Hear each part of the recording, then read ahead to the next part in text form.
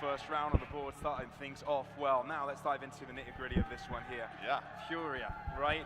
Quite an organization, quite a bunch of players. They've shown in Brazil, at least regionally, most of them, that they're you know, very capable of many things. But now they put this bunch together to try and you know, have greater successes than they had with the previous roster. Even though at the start of the season they looked pretty strong, towards the end, LCQ, they got eliminated straight away. So let's go, guys. Let's go. Feeling within the organization itself. It's got to be, and you know the elimination here certainly isn't going to help that. But I tell you what, Pavlos, I think Furia have shown quite a bit of potential, and I think that all things considered, Global Esports versus Furia, man. Let's go. Let's see who will win. It feels like DJ Skills in the house. The only way is that? The only way is up. Ah, the only way is up. I thought there was continuation to that. But yeah, it was, you're definitely right. You're definitely right. With the low results of last year, maybe there's an opportunity for them to keep growing this time around.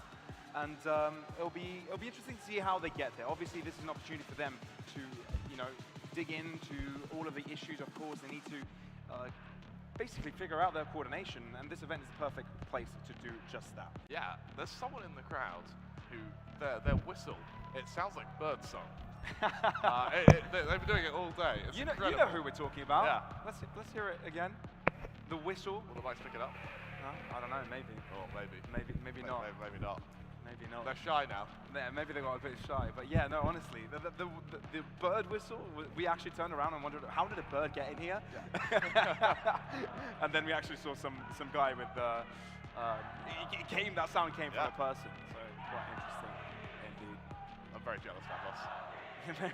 Can you do any type of whistle? I can like a normal whistle, but I see a lot of the GE guys. They can do the wolf whistle where you put your fingers in your mouth. Yeah, that's really loud. It's impressive how the lungs on the GE fans. Indeed, indeed. So prove my point.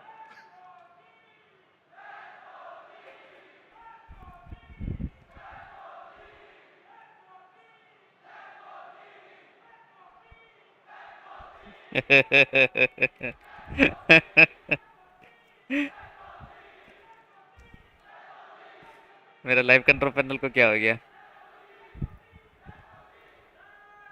All right, man. That's pretty loud. That's pretty damn loud.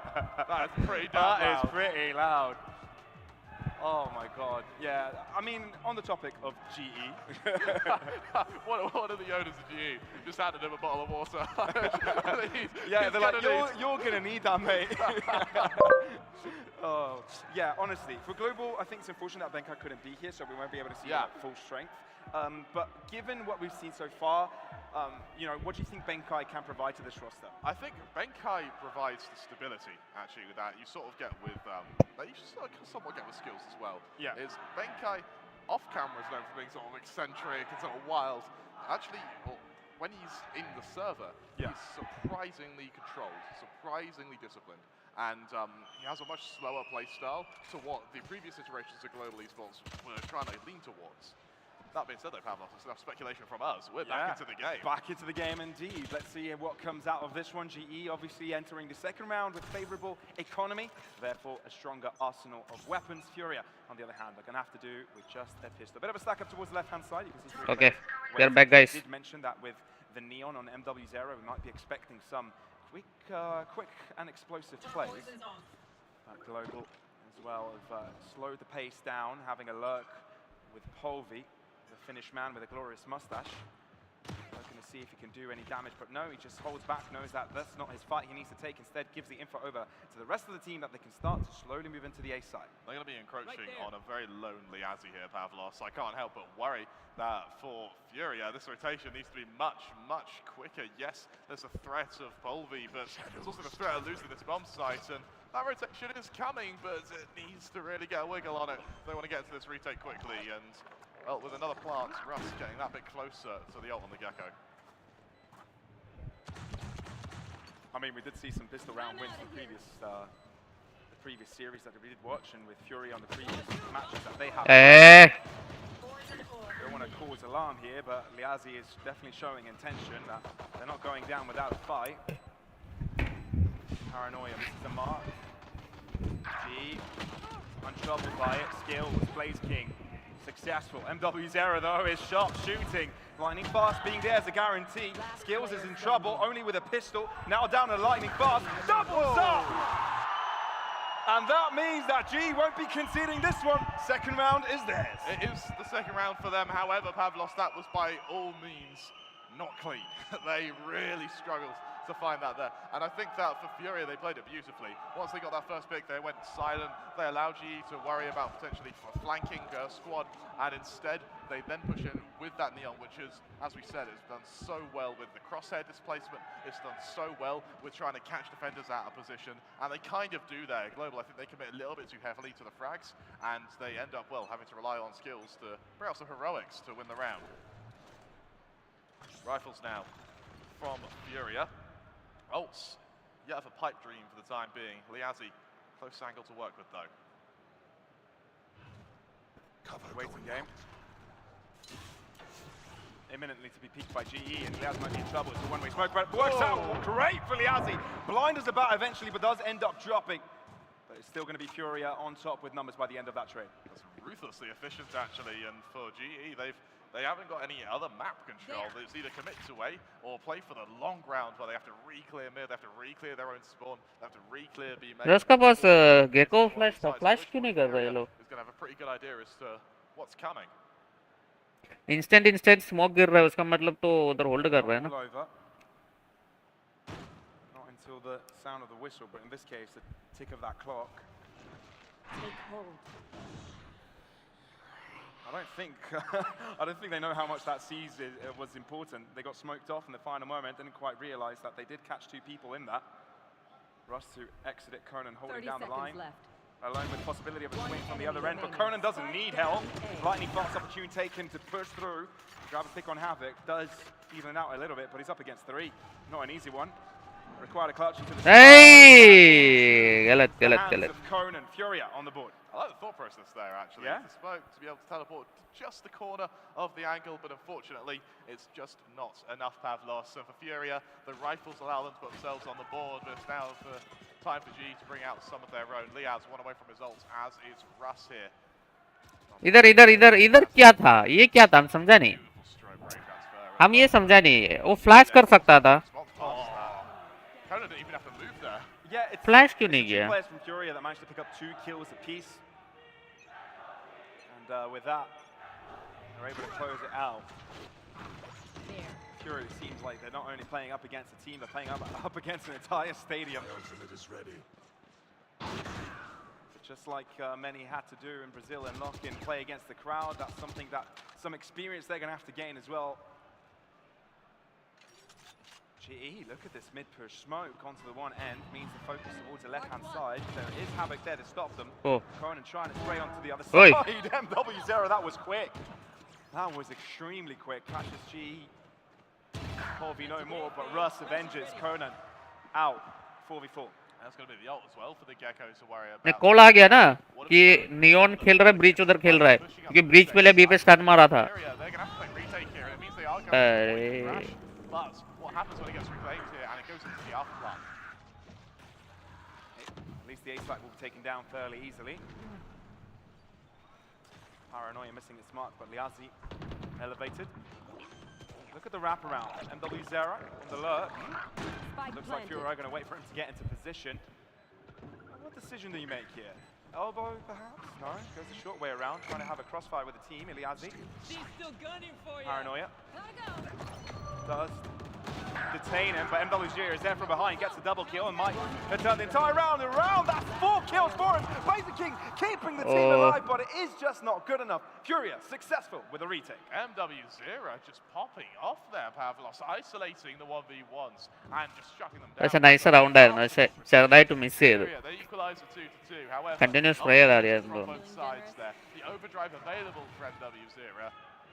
And considering how much mileage the Thrash got there, ഒന്നും shot ആയിരുന്നു അത്. അവൻ കണ്ടത് പോലും ഇല്ല. Angle പോലും ഇല്ലായിരുന്നു അവന്റെ. shying away from taking these early fights. No, I did like that GE did end up pushing towards spawn there, trying to take space of their own, but at the same time, they gave up too much. And they gave up control over the spike. If the plant of the spike was in a different position, maybe it would have been a better decision in the end. Against the Stingers, MW0 has the overdrive and the judge. Uh-oh. might be seeing some close distance combat here. Zero pushing forwards. That's a lot of B-main control. That it is now, and well for GE, they don't really have much to work with in terms of the longer range. One way വരുന്ന സ്ഥലത്ത് ഓമൻ കളിക്കുക. അത് വെച്ചിട്ട് ഇവർക്ക് read ചെയ്യാൻ പറ്റും സുഖമായിട്ട് പക്ഷേ. Somewhat favors them. Liazzi respecting the plethora of players. Shadows traveling. Try peeking the smoke. Liazzi might be against a lot before he even expects it. I think that's a dink through the wall, but it's not quite quick enough. That's the TP. Is he going to be safe? No. Polvi quick enough to the trigger, but that's going to be the overdrive enabled Havoc. The only one for Furia to get a kill. Look at the back of the site, though. MW0 is doing work. GE, are they in this? I don't think so, unless Blazer King is able to do something good with this Sheriff. Assistance from Skills going in from the sidelines, but MW0 is all aware. And with Spike not even planted in the middle of the control of the defenders, Furia look poised to close this out themselves. Blazer King just needs one here to make it sort of financially viable for GE here, Pavlos, but he's running into 3 players all on the same position. 30 seconds left. MW0 is down to 5 points of health. That could have been a pickup. And all of them holding the same angle, and that is अरे ले गोली नहीं लगा है. Furia there in the end, and that's going to be the round for them as well. Once again, very, very disciplined from Furia actually to fall back when required, and to then just completely hold that position, to not leave that connector angle, and instead to capitalize on the fact that GE have to move into them.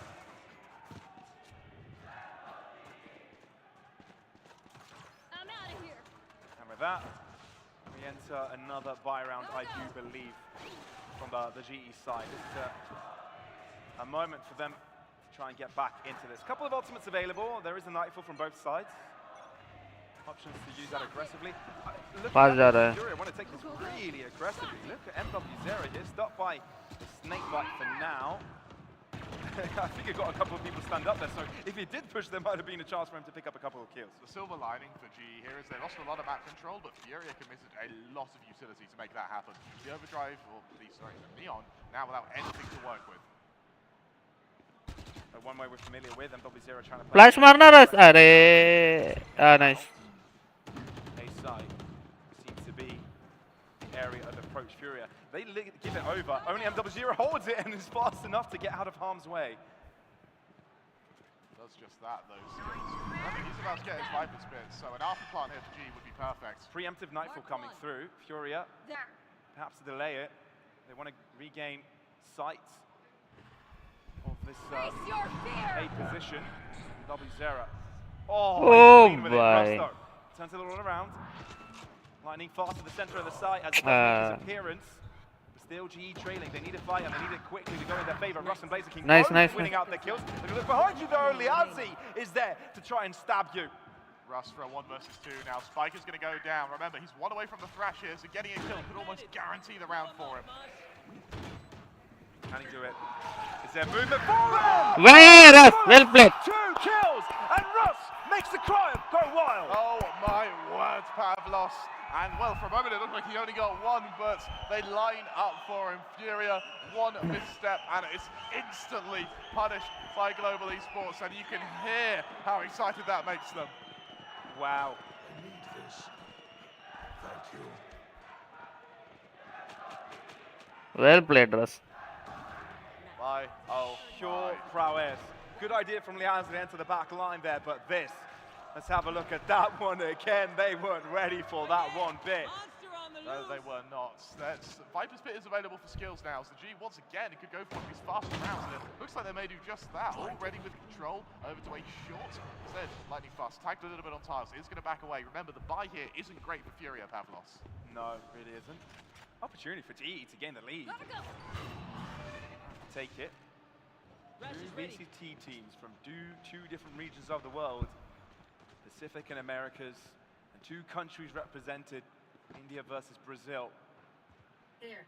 I mean, on the G side, there's more than 1 country represented, but you get what I mean. Hey. 1v1 week. अरे trade ही नहीं दे रहे.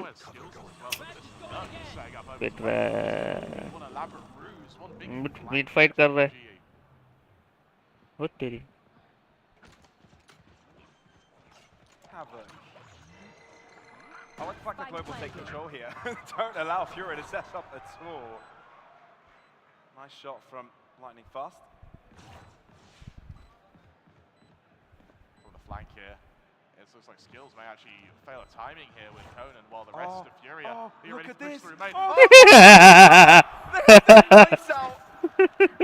They just say hi and goodbye and avoid the fight altogether. Now Lightning Fast, look at another flank to worry Around about. the world, around. Oh my God! Whoa, Lightning Fast! Lightning Fast taking charge. MW Oh, well played, man. Well played. And that is going to raise him off his seat. Rightfully so, Pavlos. A 4K from him there. And that comes from flanking the flankers, who already had spotted the flank from Skills, who was already flanking the remaining Viper. The Fade even. What on earth? Flank squared. Flankception from GE. And look at this from Lightning Fast. It's the same lineup that actually allowed Rush to win the 1v2 in previous round. Furia need to stop stacking their players together. They do. I mean, they like hugging, man. It's so Indians, it must be cold for them, actually, all things considered. Ult advantage still for GE here. Polvi with that showstopper to work with, and maybe a very fast round off the back of that. Polvi, showstopper out. He has it picked up. The showstopper, the Skills is trying to turn it around himself. Uh-oh, they don't know he crossed it, which means it's a free kill. Blaze King as well from Elbow. And MW0 needs to account for Russ's position. And Rush has it all covered. GE turn it all around and they're loving this crowd support. आर-पार कैसे हो गया ने? अल्टी आर-पार हो गया भाई. Have the money to work with here. Khalil gets out of there. Global will make it 5. Lightning Fast, 1 from the shadows as well. They still haven't had to commit to the Viper's Pit either. So the win conditions, they're going to carry over Pavlos. GE, they've got off to a flying start. That they did. Who would have thought this was a bite round from Furia? Ended it so quickly. And we'll be forced to another eco. 4 rounds, 2 ecos can't do great for you. The more buy rounds you have, the better chance you have at winning the game. And Furia not really having a chance to be on the board with that. Absolutely right here, Lightning Fast. Going for the flank onto Khalil here. Doesn't spot him out. Oh, he does. And oh, that's a nice shot as well. Global, they make it 6, or they make it 5 even. Just a hop, skip, and a jump away from a very, very convincing half here. For Furia, this is the sort of time you start looking at a timeout. You start considering, okay, how do you break this momentum that Global have established? It's going to be a difficult one. For Lightning Fast, I think this is an excellent game so far, and I think this is a tournament where you'd want Lightning Fast to do well, right? He's kind of replacing SK Rossi into that lead Indian player in this GE roster. So a great performance here will show that he's deserving of that spot. Even in the timeouts, GE will sit there and shout down Furia. And you know what, it's a wise tactic. If you are loud enough with your crowds, are Furia even going to hear their coach? Is that really the tactic here?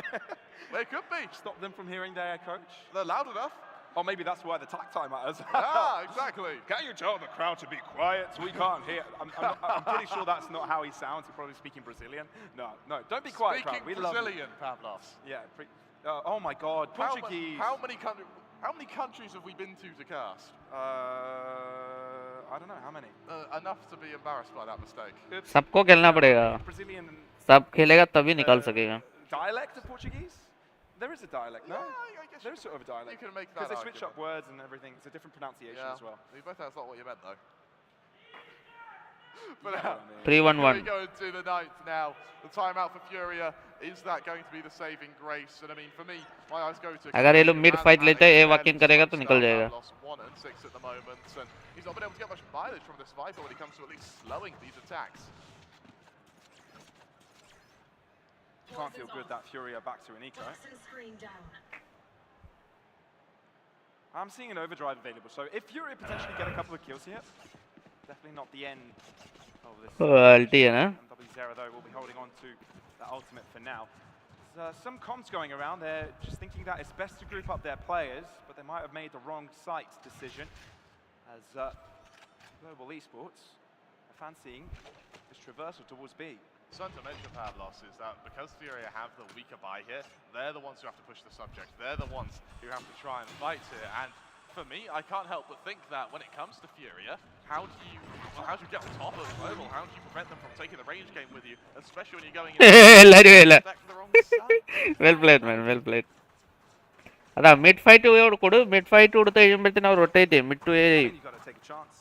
You've got to take a chance. ഒത്തിരി forward പോയി But it does give an opportunity for GE to come back even closer. But Overdrive is going to do a little bit of damage, but one kill is all it will be getting. Lightning fast repositions the back of the site. Paranoid, but will this position be checked? Trust there. Lightning fast from the shadows. Gets back into safety, knowing they don't really have to take this fight. Want to take it full safe. Want to make this a completely safe play. Aftershock forcing Rust out into the open, but you don't really want to force this man out because he'll start shooting upon you. As clean as it could be, really, from the GE side. Nicely done. No risk taken, and a round for them. I think Rust does fall there, so the economic damage is going to be at least inflicted onto Global Esports. But with what is now, I think, 4 or 5 rounds on the bout, they are not going to care.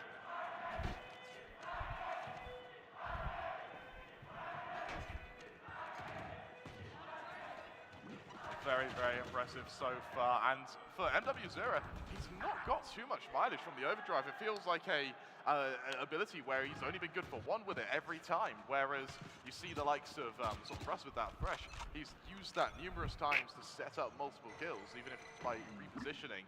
That's sort of what Furia may need to change here. As the aggression continues, skills, good for Liazzi. That can only work so many times. That A take can only be so effective. For Furia now, it's once again back to the drawing board. Yeah, it seemed like Liazzi had the assist to peek out with his one-way there. And had to pay for it. I like the toxic screen as well. Kind of gives the position for GE a little bit easier. Again, 4v4. Playing around the gecko a little bit better than they did the first time we saw this competition. Bit of a trade out here from Conan. Have to lose a player per side, but Conan takes a lot of damage in the process. And GE spread out generally. Furia like to play this one in pairs. They do, and I like that. I like that play style. It means that you're able to trade. It means that you're able to get an early warning system in place as well. And because Global Esports haven't really thrown any flakes at the moment, it means you can at least slow the attack when it comes. That being said, though, the attack looking over to that A site, a position which Furia have left unguarded. Pavlos. It may be another retake attempt for Furia. Again, I'm enjoying the calls from Furia, knowing, having a stronger site and a weaker one, and thinking that a retake is also quite a possible effect for them, but they've been a little bit unlucky in regards to making this call so far. And G will definitely take advantage of that one. Don't you love Wingman running with a spike on a mission? Can we get a cheer for Wingman, everybody? Apparently not. Just one person. Thank you. That one person, I love you. Goes in favor of Furia here. അതിന്റെ ആവശ്യമില്ലായിരുന്നു. He only knows the position of one of these players, Pavlos. He's got to be damn quick here. Repositioning. Spike touch doesn't reveal his position. Both of the Fury players looking the right direction. അത് ആവശ്യമില്ലാത്ത push ആയിരുന്നു. Pick that one up instead. It goes to the Brazilians. Remember for Global here, they've guaranteed at least. കാരണം അവരത് read ചെയ്യും. കാരണം അവിടെ അതിന്റെ ആവശ്യമില്ലായിരുന്നു. Main കളിച്ചാൽ മതിയായിരുന്നു. കുഴപ്പമില്ല. ഉണ്ട്. Especially on your defense, which I'd argue that Sunset is fairly defender sided, Pavlos. ഇവിടാണ് പണി കിട്ടിയത്. ട്രേഡ് ഇറങ്ങിയല്ലോ. With that, GE approaching their next attacks. പോൾവി എന്തോ പറ്റി? പോൾവി കളിക്കുന്നില്ലല്ലോ. Definitely tell what the leniency is looking like. പോൾവി കളിക്കുന്നതേ ഇല്ലല്ലോ. Very early fresh usage here, and it looks like Global Esports want to go fast on this push over to A, establishing some very, very quick control. And bear in mind that this is a position which Furia have been fighting for the last 5 rounds in a row. For Global to mitigate that, it's going to be down to Furia now to make the next move. Yeah, Russ using his Trailblazer, using his Thrasher as if it was a Trailblazer, and he'll get a second one as he picks it up again. And WZ forced out. Trying to assist into the B main as Polvy's been able to draw some attention towards him. Thrasher used for a second time. Again to clear out a bit of mid, but not able to catch anybody out. GE still lingering towards his right-hand side. Interestingly enough, Furia hold on to a lot of the utility, especially on the Havoc side, who's going to be very crucial to the defense of this A site.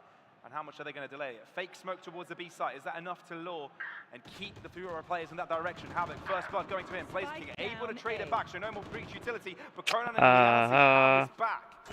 Nicely done here from Furia to pick this up. Slowly. In trouble now with 30 seconds remaining. Have to pick up the spike. And don't have much going for them. There is a Viper's Pit available for skills. Maybe can work some magic with that, but it has to be a risk.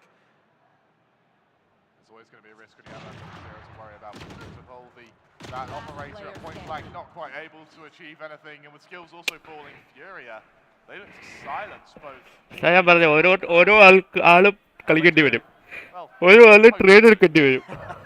ain't stopping this crowd. For Global Esports here, going into the final round of this first half, I want to mention that from both of these teams, they've not found anything really from their Viper's Pits. I'm expecting skills to at least use it this half. For Khalil, I'd like to see him at least get it online this half. I don't know if he'll have the opportunity to use it. But for Liaz, Polvi, you have to start playing, man. Come on. Seen that before. Carmen Corp, shout out. Hasn't always worked out. But it does now. It does now, but still with not without Oh, consequence. trade GE against spread out. Hoping skills can keep attention. Initiator boy, Viper neem kuda poi kennal. Might be a simultaneous push from both of the teams. But it's GE that needs to be pushing it. Polvi finds the opening. Straight into market as well. It's going to mean that re-aggressing now for Fury, getting back onto the site without real B main control, without real mid control either. Look at where skills is, Pavlos. And look at this. Skills quicker. W0. Oh, elegant kill by him. Try and get more, but Polvi, Mr. Mustache, is here to stay. Final save from the Finnish player, and with that, it's going to be a 7-5 lead for Global Esports now. Going into this second half, going onto the defense, Pavlos. Do you think you're going to be able to keep this up, or do you think it's going to be Furia to regain the lead? They're definitely going to take some fighting here. I think they just need to regroup, maybe take a timeout. I think this halftime timeout is a perfect moment for the coach to get this team back on track. But is it going to be enough? I think that's the question here. I mean, 7-5, it's close, right? It's definitely not over. But Global seem to be the team that is taking most of the control. And winning that last round of this half might give them some extra momentum entering the next one. But it all comes down to the pistol, doesn't it? That it does, and I mean, True Rippers, they showed us exactly how good pistol rounds can be and how influential they can be over the course of a series. So for Furia, a little bit of pressure on them now to win this next round, because it would set them up for potentially even just retaking the lead past Global Esports. For Global, ഇത് fast കളിക്കും would allow them Neon വെച്ചിട്ട് slow ചെയ്യത്തില്ല ഇവര് fast കളിക്കത്തുള്ളൂ setting up a victory on this first map. അപ്പം triple A 1B 1 mid അതായിരിക്കണം ഇവരുടെ കൊമ്പോസിഷൻ അല്ലെങ്കിൽ പോയി ഫാസ്റ്റ് ആയിരിക്കും കണ്ടോ ഇവിടെ അറ്റാക്ക് ഫാസ്റ്റ് ആയിരിക്കും ആൻഡ് അറ്റാക്ക് ഫാസ്റ്റ് ആയിട്ട് നടത്താൻ പറ്റിയ site same default 2-2-1 that could have come up would have been a lock-in, but there aren't many opportunities like that unless you do qualify to international events. So they've got to make the best of it. Inter-region competition. And right in front of us to see here in India. What a treat. 5-7 is the score. Furia enter the attacking side as GE. Now are the defenders. It's going to be the defenders of this A site from the looks of it. Furia, it may be a fast dash down tiles to try and overwhelm the Gecko. If not, it's going to be that ace site under a lot of pressure here. Russ, the man who needs to rise to the occasion here. He needs to be the man of the hour. Furia look like it's no messing around here. First shot's shown. Furia. Oh, full-person peek. Russ gets out of it with his life. I think onto the head of one of the players' skills. Entering out of the smoke, Blaze King as well. They're taking super aggro approaches to this one, and they've been able to shut down the spike. All of a sudden, GE have got a numbers advantage, with Furia trying to punch back. It's the control of the spike, Pavlos, that really is going to be the killer of this round for Furia. MW0 going for a bit of a flank, but any moment now, GE are going to realise that's the potential. Look, lightning fast has turned around, but MW0 comes out on top still. Liazi, next player in contention, right clicks and shows his presence. MW0 there is rotated in time. Is it going to be in time, in fact, for the opposing players? Well played. It's going to be Global Esports to come out on top with that one. The stand-in Skills, the superstar, comes out a 3K for the pistol round. And well, with that, we're going to have to see what he can do going into the rest of this half. They're here for bunks. Oh, that's the streamer we met earlier. For now, though, going into the second half. Oh my God, this is such a troll. I just realized what the crowd is shouting. Let's go Khalil. He's 1-8. Oh my word. I'm not sure if they're doing that as BM or they're doing just to like, you know, we want to see a little bit more of action here. We want this to be a close game. It could be both. Up for interpretation. It's lightning fast with the first blood in this round. Marsh Pit, making sure the push is stopped in its tracks. Looks like for Furia here, it really is stopped in their tracks. They've completely slammed on the brakes. They want GE to at least probe to try and... Fast ചെയ്താലേ പറ്റത്തുള്ളൂ. കാര്യം neon വെച്ചിട്ട് slow കളിച്ചെങ്കിൽ രക്ഷയില്ല. That's going to buy a further 10-15 seconds now as Furia may just have to head back to the drawing board. Got a minute to work with. So they can figure out another plan. It looks like they're going to be moving towards the safe side. Nice shot from Habit. That's good for one, but that box does him a lot of favors. Skill there to assist. It looks like they've already got Conan's number. Ringing it. Hello? You're there? Oh, Conan. Makes away with a kill. Skill's not going to make that easy for him. And that's GE, keeping the lead and extending it. They extend the lead, Pavlos. However, Furia, they move to their rifles now, bearing in mind that the last time Furia were able to bring out their rifles, it was a victory in that round, and that was where they actually started striking back against Global Esports. So I worry, actually, for GE, that this could be where it slips. This is where the match becomes much, much closer. Skills top rank ചെയ്യുന്ന എന്തൊക്കെയാ നടക്കുന്നത് മനസ്സിലാവുന്നു. Lightning ഫാസ്റ്റിന് റസൂ രക്ഷയില്ല കേട്ടോ. റൂസ് ഒരു രക്ഷയില്ല. Both the ult management for Furia and the financial economy, neither of which are in a healthy spot. Yeah, they do have some weapons to work with. I don't think it's an all-impossible one. They've got 3 rifles, one of them being a Vandal, and some Polvi, which is exactly who you'd want it on. It's a very aggressive push from him, actually, trying to get behind B main here. Liazzi's wary of it, but I don't think he's wary of the fact that right now, Furia, they're just being constricted to this push to B. And look at the rotation that's coming in from Global as well. This Toxic String giving them very small space over the B side, but that means they can take it in 2 parts. Now going for the second end of it. Delivering with the first blood, Furia. Keeping it really strong for them, but look at Polvi. Oh, lightning fast coming in from behind. Don't underestimate the classic. And Furia need to rethink this, need to grab some kills themselves, but GE are playing like a one solid unit, a well-oiled machine. GE looking to take over. They play that beautifully, Pavlos. Once they get the initial information that it's a hit. Good bonus round, good bonus round. They don't stack the site though. Instead, they stack the positions outside the site. So the second that spike is tapped, that's when they push in, when they know that one of the Furia members is going to be preoccupied. They bounce off one another beautifully, and they just trade one another to perfection. Look at this lightning fast. Polvi lightning fast again, all aided by Russ on the Gecko there, and you can see by the joy on GE's face how much these rounds mean to them, especially now that they sit at double the scoreline of Furia.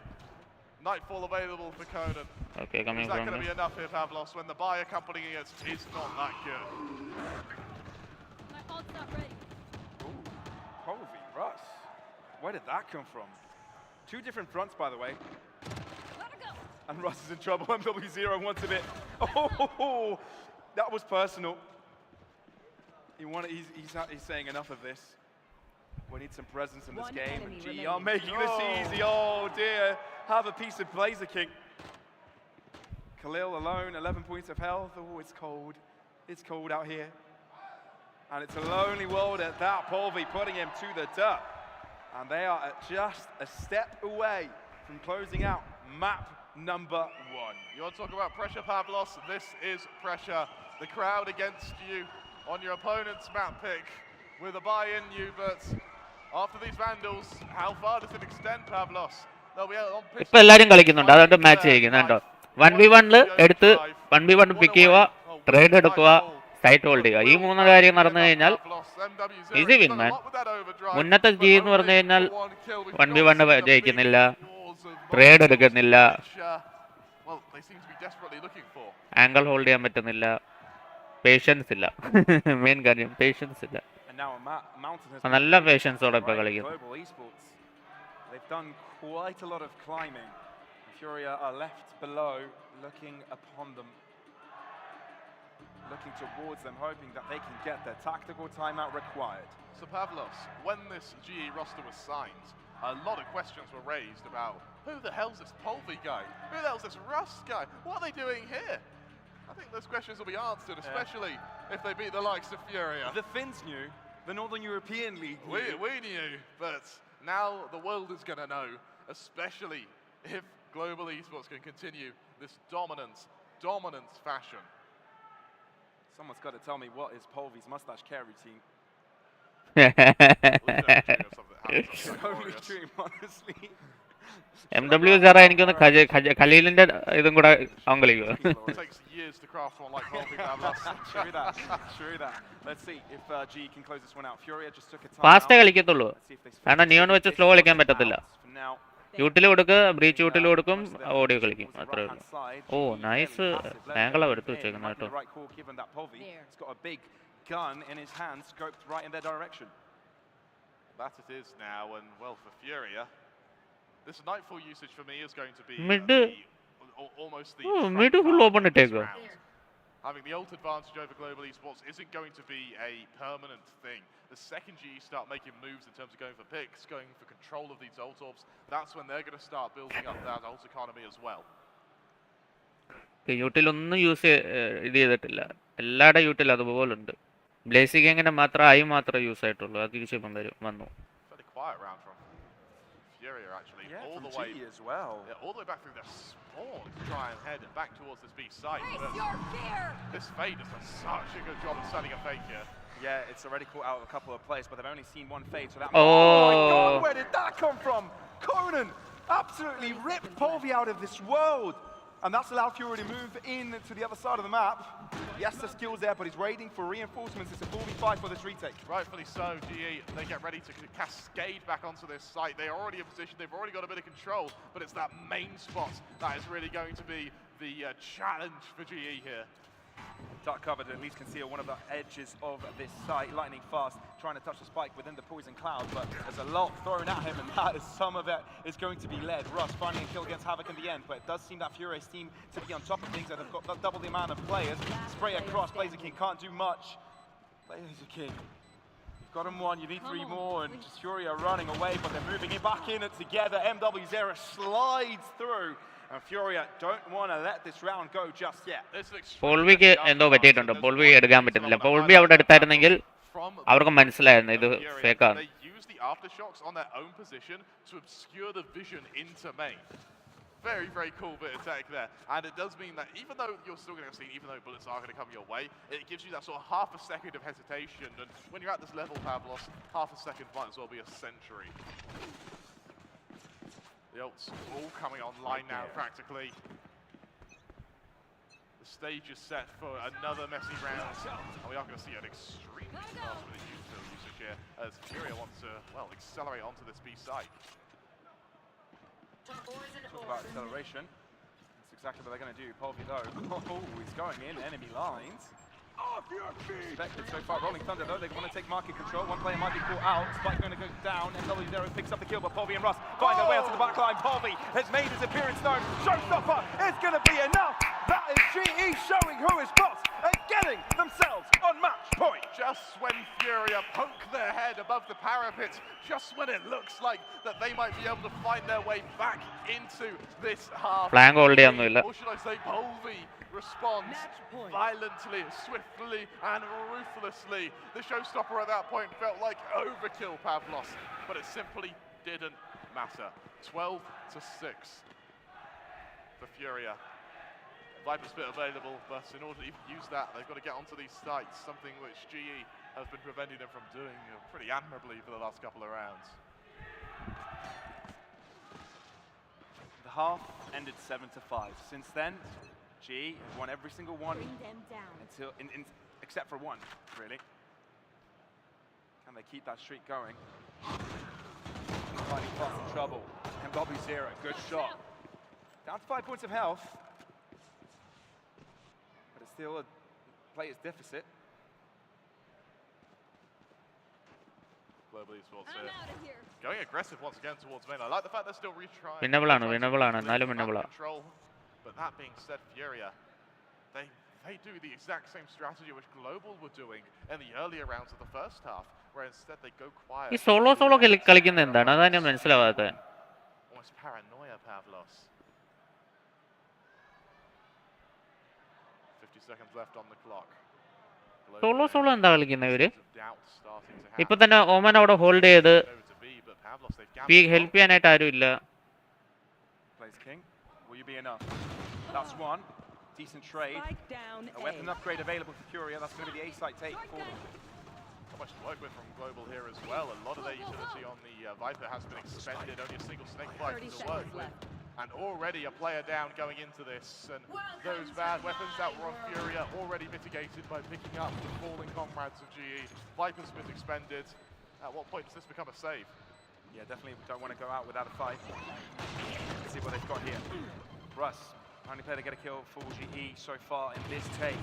Sprays down desperately, trying to find a shot through the Viper's pit as Iliazi tries to square things up himself. Russ, oh, that's some damage. Both players of Furia are low, but... രണ്ടുപേരും law ആയിരുന്നു. ആ സ്പാമിൽ കിട്ടിയായിരുന്നെങ്കിൽ. I think that was 11 HP total they had there, Pavlos. They were moments away from going out with two of the players not even seeing Russ. They certainly felt his... അവർ രണ്ടുപേരും law ആയിരുന്നു. അത് spam ആയിരുന്നെങ്കിൽ. It's still a mountain, but they've made first base. And you know what I like, Pavlos? I'll tell you what I like. That operator comes out on Polby.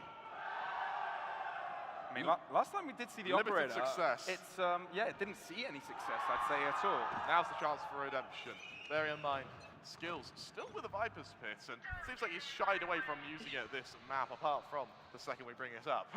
Yeah, it's sort of a theme for skills. Yeah. Trying to use that at the best moment might sometimes prohibit him from. But this time it does. ഫോൾവിയുടെ work ചെയ്യുന്നില്ല. ഫോൾവിയുടെ attack work ചെയ്യുന്നില്ല. Delighted to retrieve that operator as well. Bear in mind, MW top tracking the server.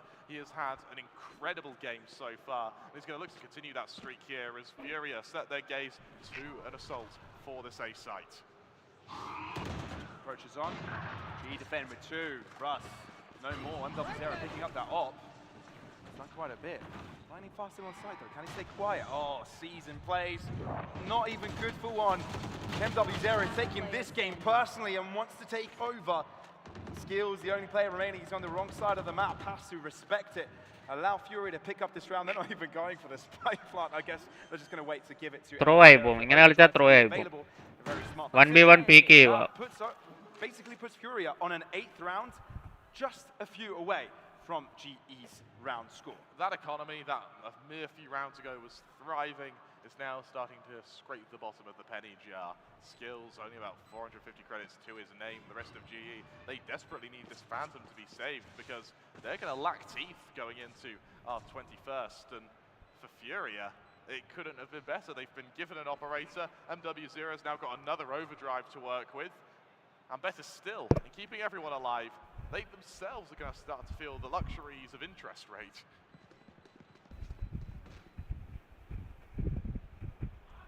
Skills. He's being chased after. Uh-oh. I guess he lives, I assume. And with that, we'll save that weapon into the next round. For Furia, though, that's ultimates being created. Tempo paced up for them. Is it enough?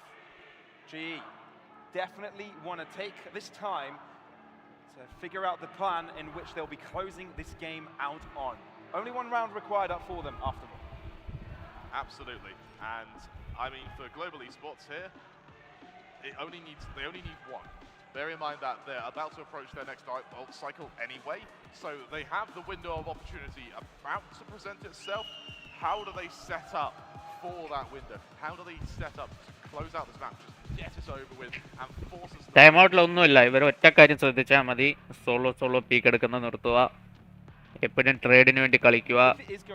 Operator ഈ ഒരു മാപ്പിൽ എനിക്ക് തോന്നുന്നില്ല operator ഒരു പ്രയോജനമുണ്ട്. അതും റേസിൽ. From what we saw of GE's Breeze, it required quite a bit of work.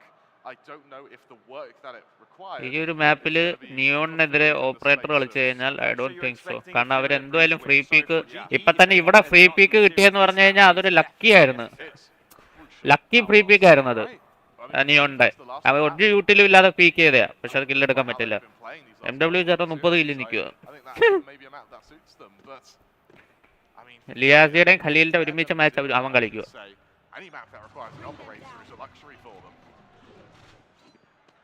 G not going to fight this close. At least this one drive will make it slow for Furia.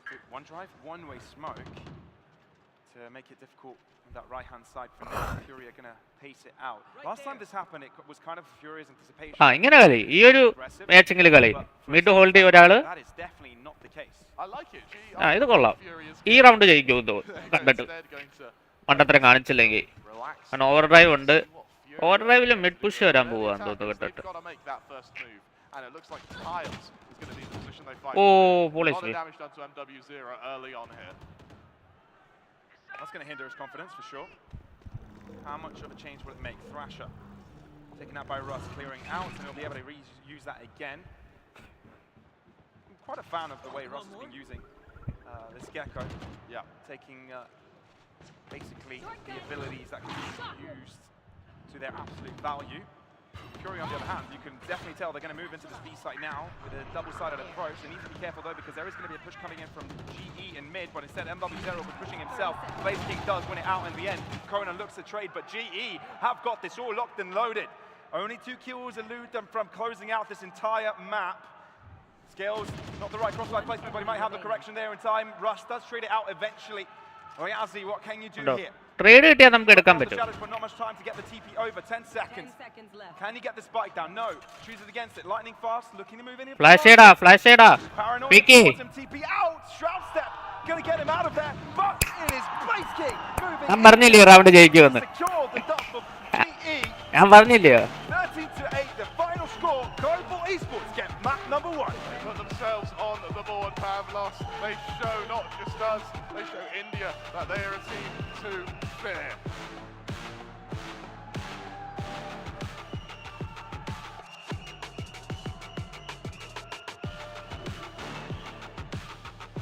അതിന്റെ രീതി കളിച്ചു കഴിഞ്ഞാൽ match ജയിക്കും. ഒരു പാടുമില്ല. Furia did try and give us a fight by the end of that one, but they've got a long way to go if they want to end up securing this series. Best of 3 series, of course, with Reed coming up next. That is the best chance they will get. GE are loving this one. The global players enjoy the home crowd support. Absolutely, and I mean, I want to highlight Russ's Gecko, because for me, the use of that Thrasher to be able to get sort of 2-3 cycles out of it before the execution even comes in from Furia is such a wise way to use it. And Jaro Gaming, hi, welcome to the stream, brother. എടാ ഈ മൈക്കാണോ നല്ലത്? മുന്നേ ഞാൻ use ചെയ്തുകൊണ്ടിരുന്ന മൈക്കാണോ നല്ലത്? ഞാനിപ്പോൾ ഈ മൈക്കല്ല use ചെയ്യുന്നത്. ഇവിടെ ഒരു മൈക്ക് ഇരിപ്പില്ല, ഇതല്ല യൂസ് ചെയ്യുന്നത്. ഞാൻ ഹെഡ്ഫോണിലെ മൈക്കാ. അപ്പോൾ അതാണോ ബെറ്റർ സൗണ്ട് കേൾക്കാനായിട്ട്, അതോ മറ്റേ മൈക്കായിരുന്നു? മറ്റേ മൈക്കിൽ കേൾക്കണമെങ്കിൽ ഞാൻ വായിന്റെ കീഴിൽ കൊണ്ടുവച്ച് സംസാരിക്കണം, എന്നാലേ കേൾക്കത്തുള്ളൂ, അല്ലെങ്കിൽ അത് റീഡ് ചെയ്യത്തില്ല. ഇതാകുമ്പോൾ എപ്പോഴും ഇവിടെ ഉണ്ടല്ലോ, ഒരു ഡിസ്റ്റർബൻസും ഇല്ല. വാലറന്റ് കളിക്കുമ്പോൾ അത് വേണം.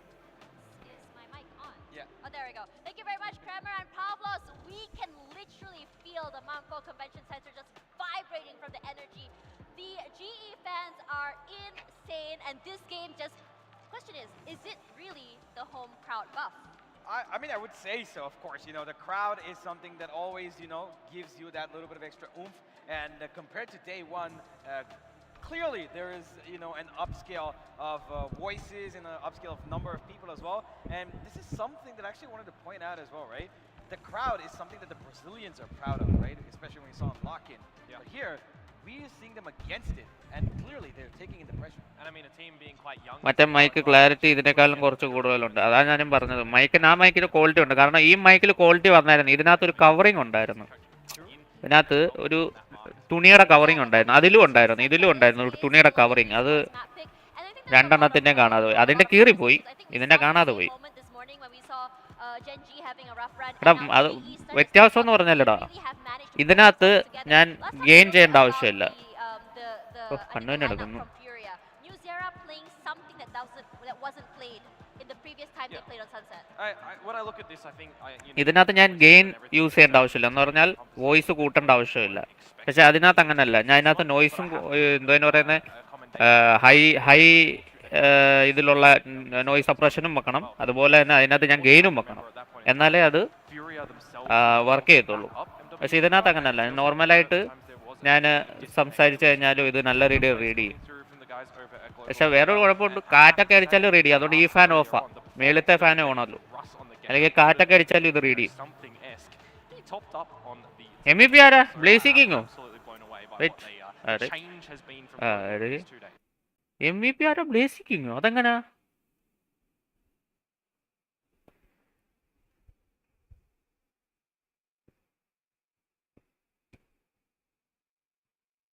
ഇവരുടെ ഖലീലും ഇവരൊന്നും കളിച്ചതേ ഇല്ല. അതെല്ലാം കൂടെ അവൻ കൂട്ടി MW0 കളിച്ചു. 29 കില്ലാവും അടിച്ചത്. മാച്ച് MVP അവനാ. 400 അടുപ്പിച്ച് ചേച്ചേഴ്സ് ഉണ്ട്.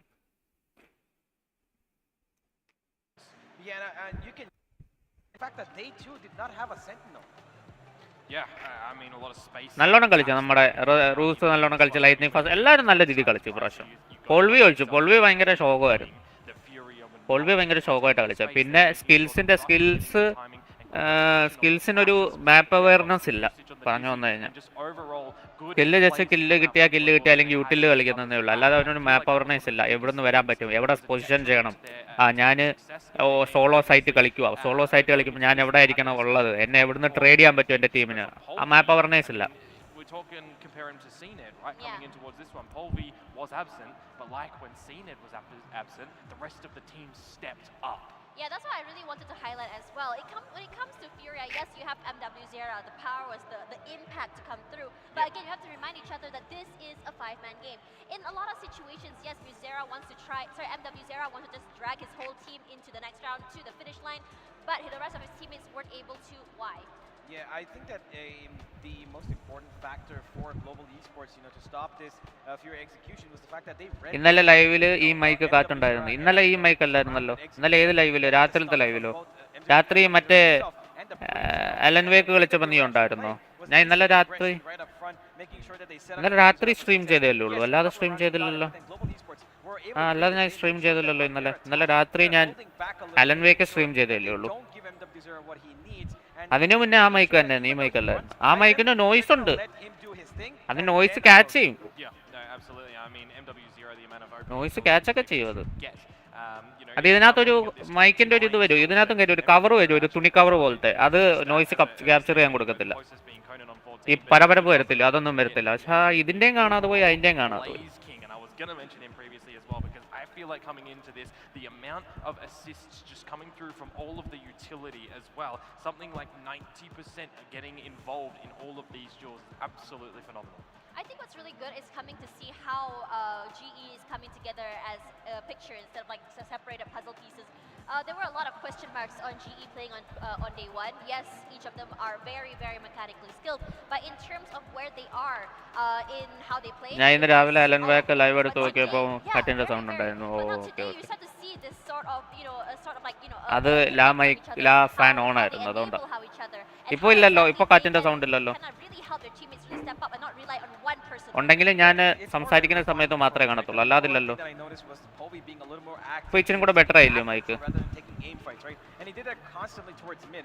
Global Esports had more of an impact when they went to that mid region. പോയില്ല. അതാ ഒന്നാമത്തെ കാര്യം, ഞാൻ ഈ മൈക്കേ ശ്രദ്ധിക്കത്തില്ല. മൈക്ക് ചിലപ്പോൾ ഇങ്ങനെ ആയിരിക്കും ഇരിക്കുന്നത്, ഇങ്ങനെ. അപ്പോൾ ഇങ്ങനെ ഇരിക്കുമ്പം പതുക്കെ സംസാരിച്ചാലും ഭയങ്കരമായിട്ട് റീഡ് ചെയ്യും, ഭയങ്കര പരപരപ്പം വരും. പക്ഷെ ദൂരോട്ട് വെച്ച് കഴിഞ്ഞാൽ പ്രശ്നമില്ല. പക്ഷെ ദൂരോട്ട് വെച്ച് കഴിഞ്ഞാൽ no problem. Yeah, I mean, we saw it previously when Sunset was played. The attacking team was always the one kind of taking space over towards mid. Defensive teams in the renditions were happy to take elbow, were happy to push through B main and everything. So it definitely does show that the research was put in from the coaching staff of Global. നല്ലൊരു match ആയിരുന്നു. പക്ഷെ അവർക്ക് 13-6 ഇതായിരുന്നു, end ആയിരുന്നു match. സുഖമായിട്ട് 13-6 എടുക്കായിരുന്നു.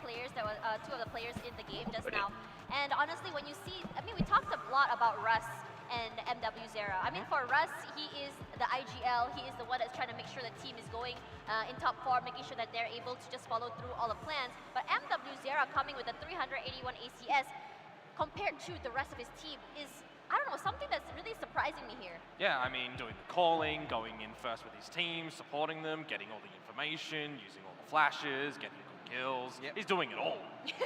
Yeah. Yeah, and a lot of times you also saw these individualities coming in from the other teammates of Russ as well, right? You know, lightning faster than 4K in the one round. You know, a lot of lurks coming around from Global Esports, especially when they were on their defense.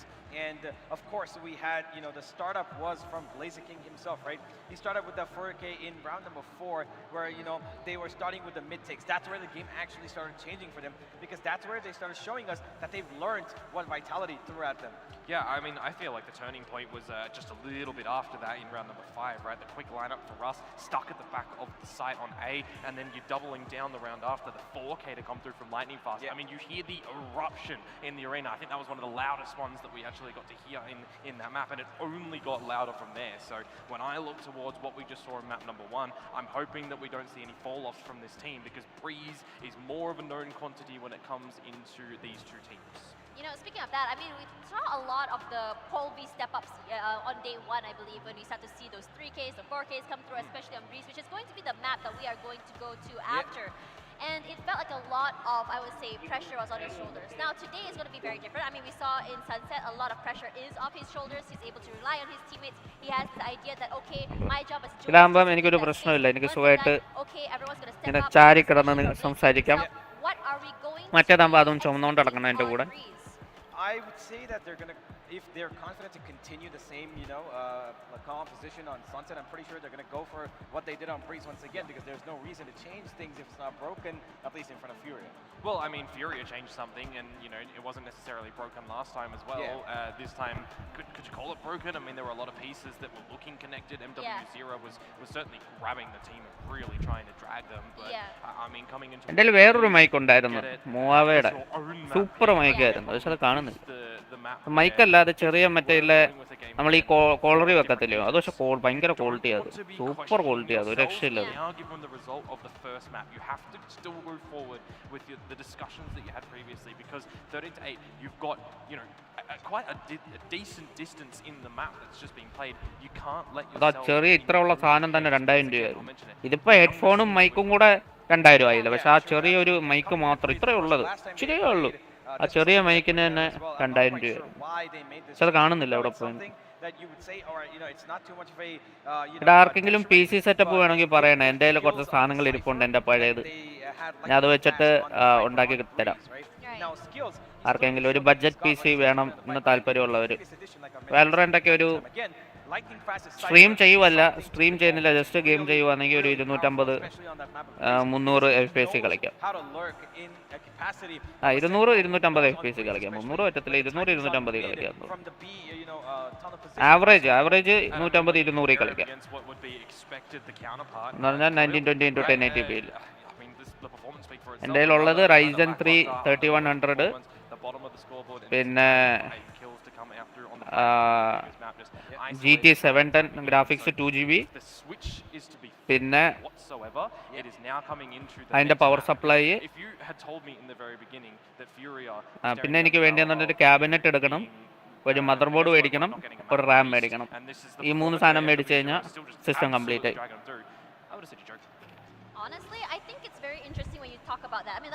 ഒരു 30,000 രൂപയ്ക്ക് ആർക്കെങ്കിലും PC setup വേണമെങ്കിൽ പറഞ്ഞാൽ മതി, റെഡിയാക്കി തരാം. സ്ട്രീമും ചെയ്യാൻ പറഞ്ഞു വന്നു കഴിഞ്ഞാൽ സ്ട്രീം ചെയ്യുന്നതിന് കുഴപ്പമൊന്നുമില്ല. ഞാൻ മുന്നേ അതിനകത്തായിരുന്നു സ്ട്രീം ചെയ്യുന്ന ഗെയിം കളിക്കുന്നത്. ഞാൻ മുന്നേ അങ്ങനല്ലായിരുന്നു ചെയ്യുന്നത്. ഞാൻ മുന്നേ സ്ട്രീം ചെയ്യുന്നതെന്ന് പറഞ്ഞു കഴിഞ്ഞാൽ എൻ്റെ അൽഗാട്ടോ ഇരിപ്പുണ്ട്. അൽഗാട്ടോ ആർക്കെങ്കിലും വേണമെങ്കിൽ പറയണേ കേട്ടോ. അത് അൽഗാട്ടോ ഇരിപ്പുണ്ട്. അതുപോലെ തന്നെ ഐഫോണിൽ അൽഗാട്ടോ കണക്ട് ചെയ്യുന്ന മറ്റേ കോഡുണ്ടല്ലോ, 5000 രൂപ 6000 രൂപ വരുന്ന ഐഫോണിൻ്റെ കോഡ്, അതുകൊണ്ട് എൻ്റെ കയ്യിൽ. അപ്പം എനിക്കതിൻ്റെ ആവശ്യമൊന്നുമില്ല. എൻ്റെ കയ്യിൽ അൽഗാട്ടോ കൊടുക്കാൻ വെച്ചേക്കുക, ഐഫോണിൻ്റെ മറ്റേ കണക്ട് ചെയ്യുന്ന കോഡ് കൊടുക്കാൻ വെച്ചേക്കുക, പിന്നെ അതുപോലെ ഈ സിസ്റ്റമിൻ്റെ സെറ്റപ്പുകൾ കൊടുക്കാൻ വെച്ചേക്കുക. ഇത്ര ആർക്കെങ്കിലും വേണമെങ്കിൽ പറഞ്ഞാൽ. ഞാൻ മുന്നേ സ്ട്രീം ചെയ്യുന്നതെന്ന് പറഞ്ഞു കഴിഞ്ഞാൽ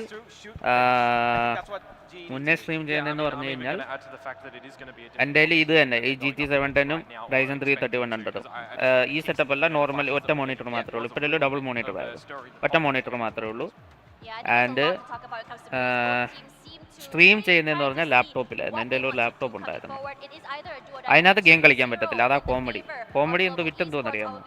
എൻ്റെ കമ്പ്യൂട്ടർ ഇരിക്കുന്ന റൈസൻ 3 3100ഉം എൻ്റെ കയ്യിൽ ലാപ്ടോപ്പ് ഇരുന്നത് റൈസൻ 7 4600 എക്സ് അല്ല ജി. അതായത് ലാപ്ടോപ്പ് പ്രൊസസ്സർ, നോർമൽ ലാപ്ടോപ്പിൻ്റെ പ്രൊസസ്സർ, ഗെയിമിംഗ് ലാപ്ടോപ്പായിരുന്നു ലെനോവയുടെ. അതാ എൻ്റെ കയ്യിൽ ഇരുന്നത് 70,000 രൂപയുടെ ലാപ്ടോപ്പായിരുന്നു. എന്നിട്ട് അതിൽ ഞാൻ വാലറന്റ് കളിക്കുമ്പോൾ എനിക്ക് FPS കിട്ടുന്നത് 100 90 190 അല്ലെങ്കിൽ 120 ആ റേഞ്ച്, ഭയങ്കര ഫ്ലക്ച്വേഷൻ. പക്ഷേ ഞാൻ മറ്റേ കളിക്കുമ്പോൾ എനിക്ക് 100 150 180 200 അടുപ്പിച്ച് കിട്ടുന്നുണ്ട് വിത്ത് സ്ട്രീം. പക്ഷേ ഞാൻ സ്ട്രീം ചെയ്യുന്നതെന്ന് പറഞ്ഞു കഴിഞ്ഞാൽ ലാപ്ടോപ്പിൽ സ്ട്രീം ചെയ്തിട്ട് ഈ ഗെയിമിൽ കളിക്കും. അതെങ്ങനെ കളിക്കും എന്ന് പറഞ്ഞു കഴിഞ്ഞാൽ ഞാൻ കമ്പ്യൂട്ടറിൽ കളിക്കുന്ന ഗെയിം അൽഗാട്ടോ വഴി ഞാൻ ലാപ്ടോപ്പിലോട്ട് അയക്കും. അങ്ങനെയായിരുന്നു ഞാൻ ചെയ്തുകൊണ്ടിരുന്നത്. ഞാൻ പബ്ജി അതുപോലെയാണ് ചെയ്തത്, എൽഗാട്ടോ വഴി. അപ്പോൾ ഞാൻ എൽഗാട്ടോയും അതും കൊടുക്കാൻ പറ്റുമോ? കാരണം എനിക്ക് വേണ്ട, ആവശ്യമില്ല. അപ്പോൾ മാക്സിമം എല്ലാ ഗെയിമും സ്ട്രീമും എല്ലാം എനിക്ക് ഈ ഒറ്റ സെറ്റപ്പിൽ ചെയ്യാൻ പറ്റുന്നുണ്ട്. അപ്പോൾ എൻ്റെ കയ്യിൽ എക്സ്ട്രാ ആയിട്ട് ഒരു പവർ സപ്ലൈ ഇരിപ്പുണ്ട് 450 വാട്ടിൻ്റെ ഗിഗാബൈറ്റിൻ്റെ, ഒരു റൈസൻ 3 3100 ഇരിപ്പുണ്ട്, ഒരു കീബോർഡും മൗസും ഇരിപ്പുണ്ട് നോർമൽ, പിന്നെ ഒരു 2-3 കീബോർഡ് മൗസും ഇരിപ്പുണ്ട് നോർമലായിട്ടുള്ള ബേസിക്, പിന്നെ ഒരെണ്ണം 6GB ഉള്ളത്, പക്ഷെ അത് പൊട്ടിപ്പോയത് കാര്യമില്ല. പിന്നെ എന്തോ ഉള്ളത് എൻ്റെ കയ്യിൽ ഗ്രാഫിക്സ് കാർഡും ഉണ്ട് 710 GT 710 2GB, പിന്നെ എൽഗാട്ടോയും പിന്നെ ഈ അഡാപ്റ്ററും. ഇത്രയും സാധനങ്ങൾ എൻ്റെ കയ്യിൽ പോകുന്നുണ്ട്.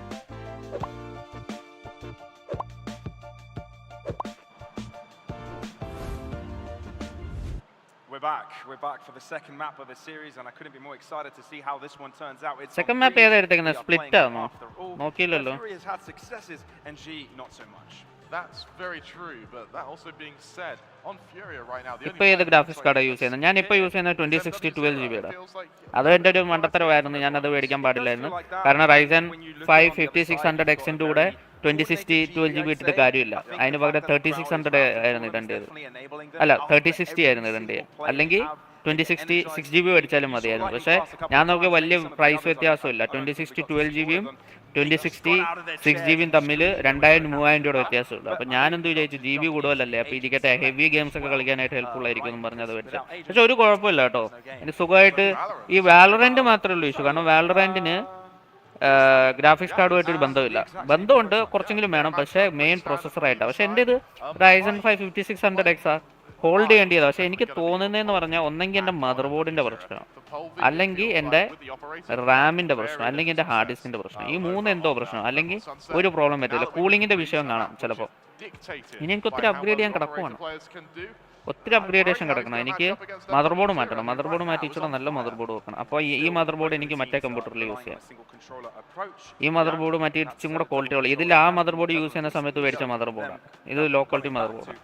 അപ്പോൾ ഇച്ചും കൂടെ ബെറ്റർ ഒരു 12,000-15,000 രൂപ വരുന്ന ഒരു മദർ ബോർഡും മേടിച്ച് ഒരു റാമും കൂടെ വെക്കണം. ഇപ്പോൾ 8-16 ഇനി ഒരു 8ൻ്റെ കൂടെ എടുത്ത് സ്റ്റിക്ക് വെച്ച് കഴിഞ്ഞാൽ ഓക്കെ. കാരണം ഇപ്പോൾ തന്നെ 50-60% യൂസ് ചെയ്യുന്നുണ്ട്. അതുപോലെ തന്നെ ഡിസ്ക് മാറ്റണം. ഡിസ്ക് മാറ്റി ഒരു ഇപ്പോൾ കിടക്കുന്ന 2 SSD കിടക്കുന്നത്, ഒന്ന് M.2 ഒരു നോർമൽ SSD, ഇനി ഒരു ഹാർഡ് ഡിസ്കും കൂടെ വെക്കണം. എന്നിട്ട് എല്ലാ സാധനവും ഹാർഡ് ഡിസ്കിലോട്ട് മാറ്റണം, SSD ക്ലിയർ ചെയ്യണം. അതുപോലെ തന്നെ എൻ്റെ ഈ പൊട്ട വിൻഡോസ് 11 ഈ എന്തോ എന്ന് പറയുന്നത് അന്ന് ഇതിന് മേടിച്ചത് എന്തോ കുളോ ഇതായി പോയത് അറിയാൻ പറ്റും, മൊത്തം കുളമായി കിടക്കുക. ബ്രീസാണോ മാപ്പ്? ഓക്കെ, മാച്ച് സ്റ്റാർട്ട് ആയിട്ടുണ്ട്. അറ്റാക്കിൽ ആരാ? ജിയാ. ഗ്ലോബൽ സ്പോർട്ട് അറ്റാക്കിൽ, ഡിഫൻസിൽ ഈസി റൗണ്ട് കിട്ടി.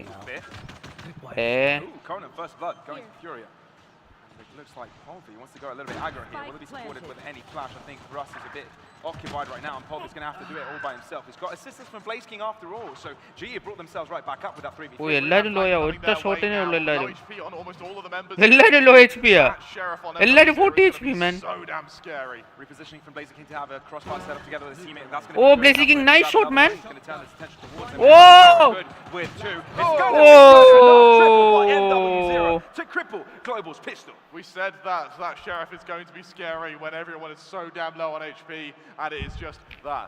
NW0 showing no signs of cooling down, slowing down between maps now, and as Furia get off to a flying start on a breeze. Say ആ shock dot കൊണ്ടില്ലടാ, ആ shot dot കൊണ്ടായിരുന്നെങ്കിൽ കിട്ടിയായിരുന്നു. ആ shock dot എന്തുകൊണ്ട് കൊണ്ടില്ല? We start to see some smiles already from the Furia side. This goes here. It's good to see. ആ shock dot എന്തുകൊണ്ട് കൊണ്ടില്ല blaze കിങ്ങിന്റെ? First round, not too bad, not too shabby. It looks like it's a force buy from GE. Spectres and Stingers around. They're going to try the same strat again. I like this, Pavlos. I really like this. And this time the Furia set up looking slightly differently. That it is. However, with MW0 there, with the Guardian, it's going to be a lot of initial damage coming their way. Oh, damage from Khalil. Doing work with his Bulldog, still holding his ground. Oh, damage onto Russ, not quite good enough. Ends up finishing off skills, but it is GE that have equalized the score in terms of the players alive. Down to the 3 versus 3 now, Pavlos. It's still damaged players on GE, but this time the weapons looking a little bit better.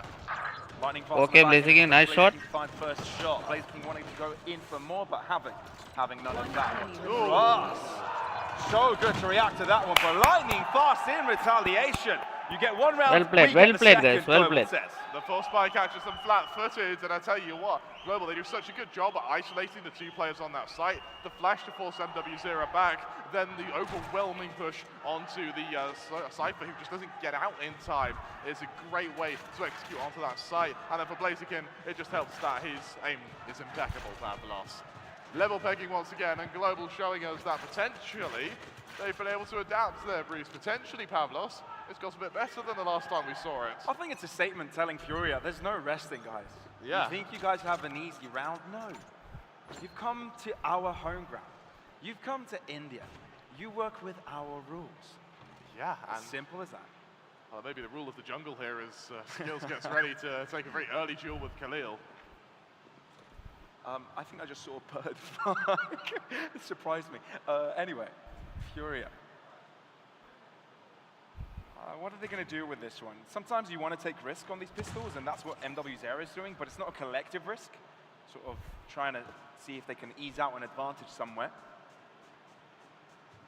That was them to do just that. It's a fairly slow round for the time being. GE realised that Fury have got to address somewhere, and MW0, he's sort of probing, he's breaking utility, but it's not the big extension that we're sort of waiting to see from the arm of Furia. GE trying to sell the B-side holes, but I think for Furia, I think they're happy they've got 4 players here, given that this is going to be where the push is going to be taking place. Probably leading the charge. Snake bite to at least hinder some of the places that they could be hiding out on. Left. Furia being patient on this one, trying to see if they can surprise them, maybe obfuscating their movements, and at the end of that one, actually, it's Havoc come out on top. Russ with a wraparound. It's only a go, so... And there's one player looking his direction. It's difficult, Havoc having the better hand, but it buys enough time for Lightning Fast and Blazing King to turn onto the other side. Conan keeping it close, but no upgraded weapons yet. Polvi with a Vandal on a one-on-one. Damage onto Corvin, but Polvi coming out on top. ഞാൻ വിജയിച്ച match പോയെന്ന്. Pretty Pavlos. No means at all. However, Global Esports, they take the lead 2-1, and the only thing that separated them from defeat there was 15 HP on some funny Finn.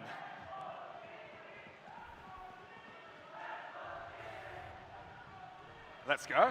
Let's go. You look at the ult management as well now, Pavlos. MW0 about to bring out a Blade Storm. A full buy from either side. Russ looking at that null command, as is Polvi. But it's a neural theft for Khalil and Hunter's Fury for Blaziken that are going to be the big difference makers in this round. And for Global Esports, now they start setting their gauge to A main, a position in which they've neglected thus far in the map. Furia, it seems to be on the back foot, with no money to spare. They can't risk being too aggressive here. So MW0's position right here has 2 aspects to it. One, if they do push through mid, it's an off angle that sometimes doesn't get checked, or it's a crossfire opportunity. 2, it's a really quick rotate position, right? Wherever the fight commences, he can get there quite quickly. So for this one in particular, GE moving it towards this A site, you might expect MW0 to move into the double duel setup quickly enough, and that will allow them to have a 4-player defense onto A. That's at will, man. I mean, we saw what 4-player defense could do with an eco. Imagine what they're going to be like with rifles. Khalil flashed out of the position, a bit of a fake being sold here. The Blaziken swipe with the Hunter's Fury. Polvi, impressive. Havoc, not yet spotted. Opportunity, missed.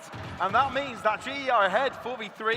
Havoc, Conan on his own, holds his own. MW0 is there to assist him though. Lightning Fast trying to move forwards to get into the step position. MW0 denies it. Hey, MW0 coming alive. Q! 1 on 3, 2 players എന്തിനാണ് ഈ from push Furia. Fight എടുക്കാൻ നോക്കുന്നേ? Oh, Khalil finds the headshot. Needle within the haystack, and that's Furia Shit. on the board. It's a beautiful എന്തിനാണ് spot push positioning ചെയ്യുന്നത് there ഇവര്? from Khalil as well. The second he sees that Cypher cage go up, he anticipates that the skills is going to try something a little bit booky. He may not go to A main as we may think. And for Furia, thankfully, MW0 is still around. A great execute, a great retake from him there. And for Global Esports Pavlos, it feels like they're quite slow to plant the spike once they actually get onto these bomb sites. For Global Esports though, out comes the first operator in the hands of Polvi. This goes here. And with a neural theft to accompany it, Furia, what are they going to do to potentially counteract this? MW0 would very much like that operator, should Polvi commit to it, but it may very well just be a Blade Storm round from him. Might be a mid push, a very Marshall. quick mid crunch. Get out of my way. I don't know, man. I don't know why you sounded like Yoda there. You're like, Marshall? Yeah, it comes as a bit of a surprise. Especially when there's the option for a rifle. However, Havoc, the push through a main, going to catch out skills. The rest of Global Esports now going to have to rely on the blade tools from both of these players now. Both of these duelists. Oh, he's good for one. He wins the cutlery battle. It goes down to a 4v4. Definition of Finnish acrobatics. It might not get gold in the Olympics, but Polvi's definitely showing there's some skill in this country. Did that connect? Here. I feel like it did. It may have. Polvi has to be careful though. He does only have 40 HP, so an overextension here can be punished very quickly. Furia Here. might be catching Polvi off guard here. No, instead it's Khalil to pick him up instead. So all of a sudden, Global in trouble. Look how unguarded the safe site is. For G, they may have outmaneuvered them. And look at Russ though, he might be able to catch out the rotation, but instead he's the one caught off. 30 And now, seconds left. with that, Global leave their hopes in terms of 2 players lightning fast and Blaze King to try and save it all. They're peppering utility towards mid, however, there is still need that first kill. They need it fast as well, because Furia, already with control in main, means that GE, they have to pick an angle and fight for it. And against the neural theft. There's a chess game being played out here. GE wanting to play towards spawn, but Furia reading it, meaning that they can play from 2 positions here freely. And that's going to mean that also another round. Yeah, പിന്നെ 1v1 1v1 തോക്കുക. That operator on Polvi didn't, well, the attempt at the operator on Polvi didn't quite get the mileage it needed. And I raised the question when he got the Marshall. There was the option there for the rifle. It feels like that Marshall was to accompany a Blade Storm. Yeah. It felt like for Polvi there, he was half committed. Hey, Razor joining 5. Here. You know what's being I'd said love to there? see it. No idea. This is a nice spot. Yes, that goes there. This is a GE nice spot. fighting Pavlos and They're fighting to equalize things right They're now gonna have because to fight Furia back, found a couple yeah. of rounds in a row, and Furia with momentum is a dangerous tiger. you want to talk about momentum. Russ has that no command, so Global Esports can set up for an extremely quick execution here. However, it may be exactly what Furia are expecting. Look how passive the setup is on both A and B here. They are anticipating Global to thrust themselves into a site as quick as possible. Spike dropped. But they do take a pause now. Respect given over from Furia. And, सैफर दिमाग से खेल रहा है. from the cipher ദിമാഗ് से खेल रहा है. very passive. അവർക്കറിയാം ഹാവോക്ക് കളിക്കുന്ന അവിടാണ്. സൈഫർ ട്രാപ്പ് ഇവിടെ ഉണ്ട്. No command activated. Not affecting many players. Blocking sight. G has been using Rust for fakes quite a lot, but this time it's not a fake, it's not an obfuscation, it's a complete direct hit onto the B site, and Fury have read it, respected it, and that retake is going to be 4-player retake. Conan trying to interrupt the plant here, and he's done well to do so. That allows movement from MW0. Rush tries to stop it, but eventually the spike will be going down, and Skills collects a kill to put them on even higher ground. Furia, if they want to get back into this Pavlos, they need that kill and they need it fast. Holding out onto the side, Russ, sideline. What a swing by Havoc, flashed out of their minds, and that Conan is even giving them more firepower. Polvi goes ring around the rosy, but got so many players he's got to deal with, and Havoc played so well this round. 3v4 ഇറങ്ങിയത്? Collect it. What's a retake from Havoc there, Pavlos? He dances around that pillar. He uses both his flashes and Russ's flashes, actually, to position himself. It allows him to get center sight, pivots around pillar. Round just പോവാന്നല്ലോ as പിന്നെ. how we saw Polvi doing it there. And Furia they bring out their first operator of the game on MW0. Pavlos, I couldn't think of anything scarier. I couldn't think of anything prettier. That's a nice trophy. That's a lovely trophy. Yeah, and that's what these two teams are fighting. Well, they're not really. They're not fighting for anymore, are they? Yeah, because there's no chance they get into the finals. This is a but Jubilee match. yeah, fighting for the glory, fighting for bragging rights. Yeah. I like the fact that GE have gone for fairly early timeouts. I think one of the curses they had in their game against Vitality, is that when they were calling their timeouts, it felt like it was already too late. Yeah, that's definitely an adaptation from them. And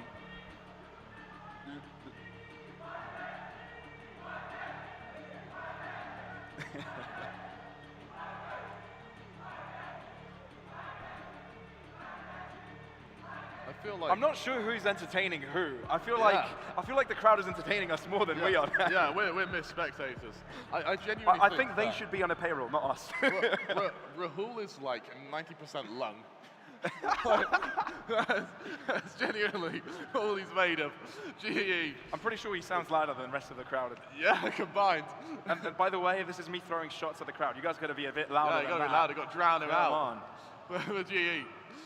It's going to be a bit of a shaky buy. Bulldogs come out, there's the odd sheriff here or there. It's certainly not what you want to wield going up against the revelation of the operator over on MW0, and he's not going to waste a second in going aggressive here. Instantly going for an aggressive peek through mid, as GE, well, they ready once again to assault this B site.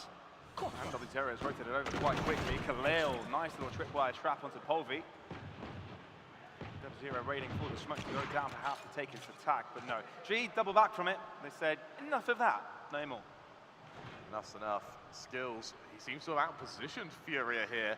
Having got fairly deep onto this site, he's going to telegraph that to the rest of his team that this is clear. I think Liazi knows how much space he's given over, yeah, so he's definitely aware of this, respecting it. And he's not going to move there in alone, so they're giving GE the space. Spike will be going down, but Skills hasn't given it a single inch or hint that he's in that position. I love that MW0 is checking this. That is so good from him. Definitely shows why he's at this skill level.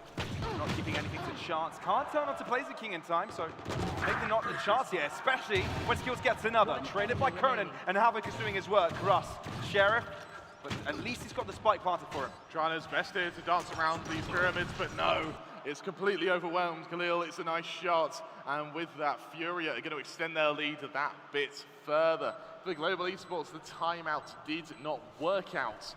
And with 5 rounds to play with, Global Esports, they desperately need to start at least putting something back on the board. Hey, at least the timeout, I do believe it would have been for this next round, right? Because the previous one, there were Sheriffs, Bulldogs, wasn't quite the most favorable round for them.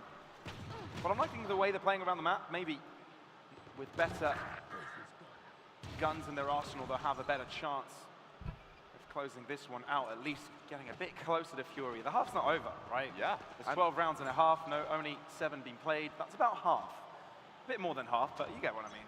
I don't do maths, I'm a caster. Out comes that operator for Polvi as well, so we are going to see the first operator duel of this map. And something I want to mention is Global Esports haven't tried getting up mid through through B short yet. Instead, it's been fairly regimented as to how they're getting onto these sites and a little bit one-dimensional. Well, that's the first pick for MW0. And G, now without their lurker skills. Rush spotted, respected. Furia are giving a lot of respect to GE and giving them so much space.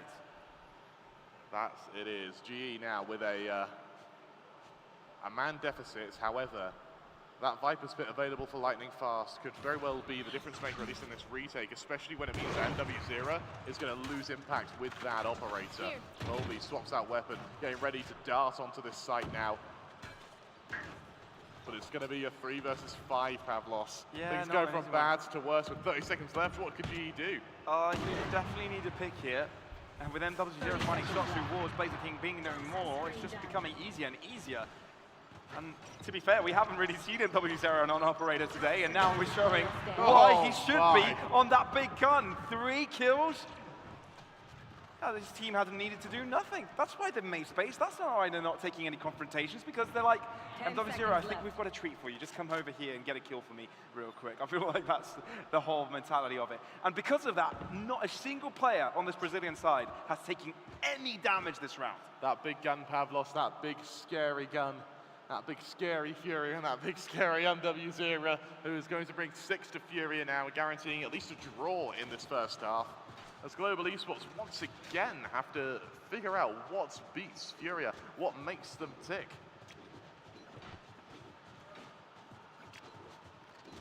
Do you know what's scary to me? Every time I see dolls like that in, you know, not in a store fashion, you know, wearing, you know, clothes, showing off clothes and stuff, I always think of Weeping Angels.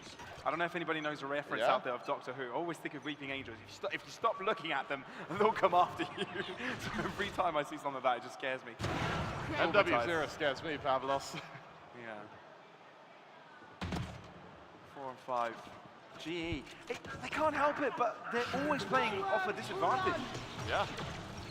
And as Fury comes out to try and level the man count, but unfortunately for Blaziken, Furia happened to have some pretty good movement with them, and well, with very little damage done to the remaining 4 players, GE once again have to reevaluate how they attack here. Through the wall, Blaziken strikes back, MW0 turns out he is mortal. And at least GE now on level playing ground. Now they've got an opportunity to try and take over. What is concerning for me is that they've split up. And yes, okay, you may try and fake something out, but then you can't guarantee a trade. Absolutely right here, Russ. He's going to try and accelerate to be accompanied by Blaziken. Only Conan to worry about. Oh, Flash isn't going to really affect Conan here. I do believe Blaziken had his recon out, couldn't shoot back, but eventually gets the trade still. A 2v2. And with Spike going down and a rotate coming through from lightning fast, this is going to be a close one. Especially with the Azzy going for such a big flank, but out comes that Viper's Fist, and all of a sudden, flanks may not matter, Pavlos. Angles do not matter. Furia have got to wade their way through the green ooze to get onto this site. Can GE finally get around? Will Furia forever hold the lead? In and out of the Viper's Pit, Liazzi takes it down. Furia want to deny this. All down to Blaziken. Spike in his realm. Viper's Pit returns. In he goes, gets one, doesn't realize he's done damage to the second. Blaziken swings, and Blaziken, well played, man. Third kill. Global finally break their well played, man. They strike back. The grey, green, and greasy ooze happens to favor them this time around. And every time we cut back to the GE fans, another Valorant agent is there to support them. This is not fair at this point. Not only is Furia playing against a GE, they're playing against another set of players, another set of agents, and an entire crowd as well. Is that a Marshal that the Viper has? Yeah, I think so. Well, the eco's going to be sorted then. You've got an extra Marshal to play with. It's a very good eco if you've got an Odin as well, isn't it? Yeah, you know what? I quite like this. A round one by GE into their own timeout. It's unorthodox, sure, but it could be that they want Furia to sort of sit in the revelry that they've just lost a 1 versus 2, having almost immediately lost to the Viper's ult as it was committed. You know how all these 5 agents could make up a team? Wouldn't be a very practical one, right? 2 duelists, two controllers and a sentinel. I mean, it's better than the ones I'd find in comp in my solo queue endeavors. That's because you're silver, Pavlos. I'm not, I'm diamond, come on. Are you now? Yeah. You actually are silver? Yeah, I am. Oh, all right. You've improved since when we played. We need to play more, mate. We need to play more, but still, back in it. MW0, another operator to work with. 3 rounds left of this half. These 3 rounds are going to be very telling as to whether or not we'll be seeing Haven or not in this series. Skills, Neural Theft available. Havoc 1 away from his null command. And for GE, what looks like another default here as Mid seems to have been eluding GE for quite a while here. They've not really put too much pressure there outside of trying to get through door. Yeah, it's interesting because Furia haven't even been challenging it either, so could have been missed potential, untapped perhaps. But this time around, Furia are looking through it, pressuring in through double doors, occasionally diving past it. But as soon as the Poison Cloud has made its way in that direction, you can see the defenders moving back. Very slow. Question marks for Furia. Pretty much playing in the dark right now. That they are. Looks like GE setting up for an execution to A here, actually with that mid control. W0 to try and neutralize one of the angles of attack here. He's done this so many times. So many times as Furia played off of a numbers advantage. And now the rotation from GE towards the B site has sort of been read. Here. And Khalil doesn't really need to show his presence. He's got so many positions he can hide in. He's yet to be checked. Conan is there to assist. 30 seconds GE left. taking so much time to try and clear it all out. There goes Khalil. He's made his position known, but all he needs to do is wait for his team here. And that's exactly what he's done. Polvi does take him down. Polvi doubles up. Polvi triples up. Havoc in return of his own. And we're still on level footing with Blaziken coming in from mid. There's not much time left at all, Pavlos. 10 seconds to work with lightning fast. He's got to get to this site. He's made a lot of noise though, Blaziken has, and Polvi knows of his position. Spike will be going down and has got more time to work with now. Blaziken coming out on top, which means MW0 is going to do it alone, but if there's anyone to do it, it's got to be him. Operator, not the best weapon in this situation. Oh, you can see Blaziken going all the way around again. Oh, look at Lightning Fast playing ring around the Rosie. Not giving him an inch, waiting for Blaziken to come in, and that's exactly what gives GE the win, closing up the gap, boasting up the score, up to 4 rounds. Remember, Pavlos, for every Polvi operator later invested Polvi by actually. Furia here, that economy is going to get pummeled very, very quickly.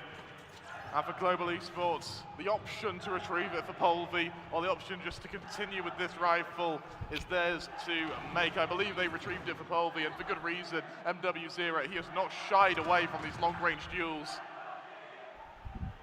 And the man himself, Polvi, absolutely saving the round for GE there.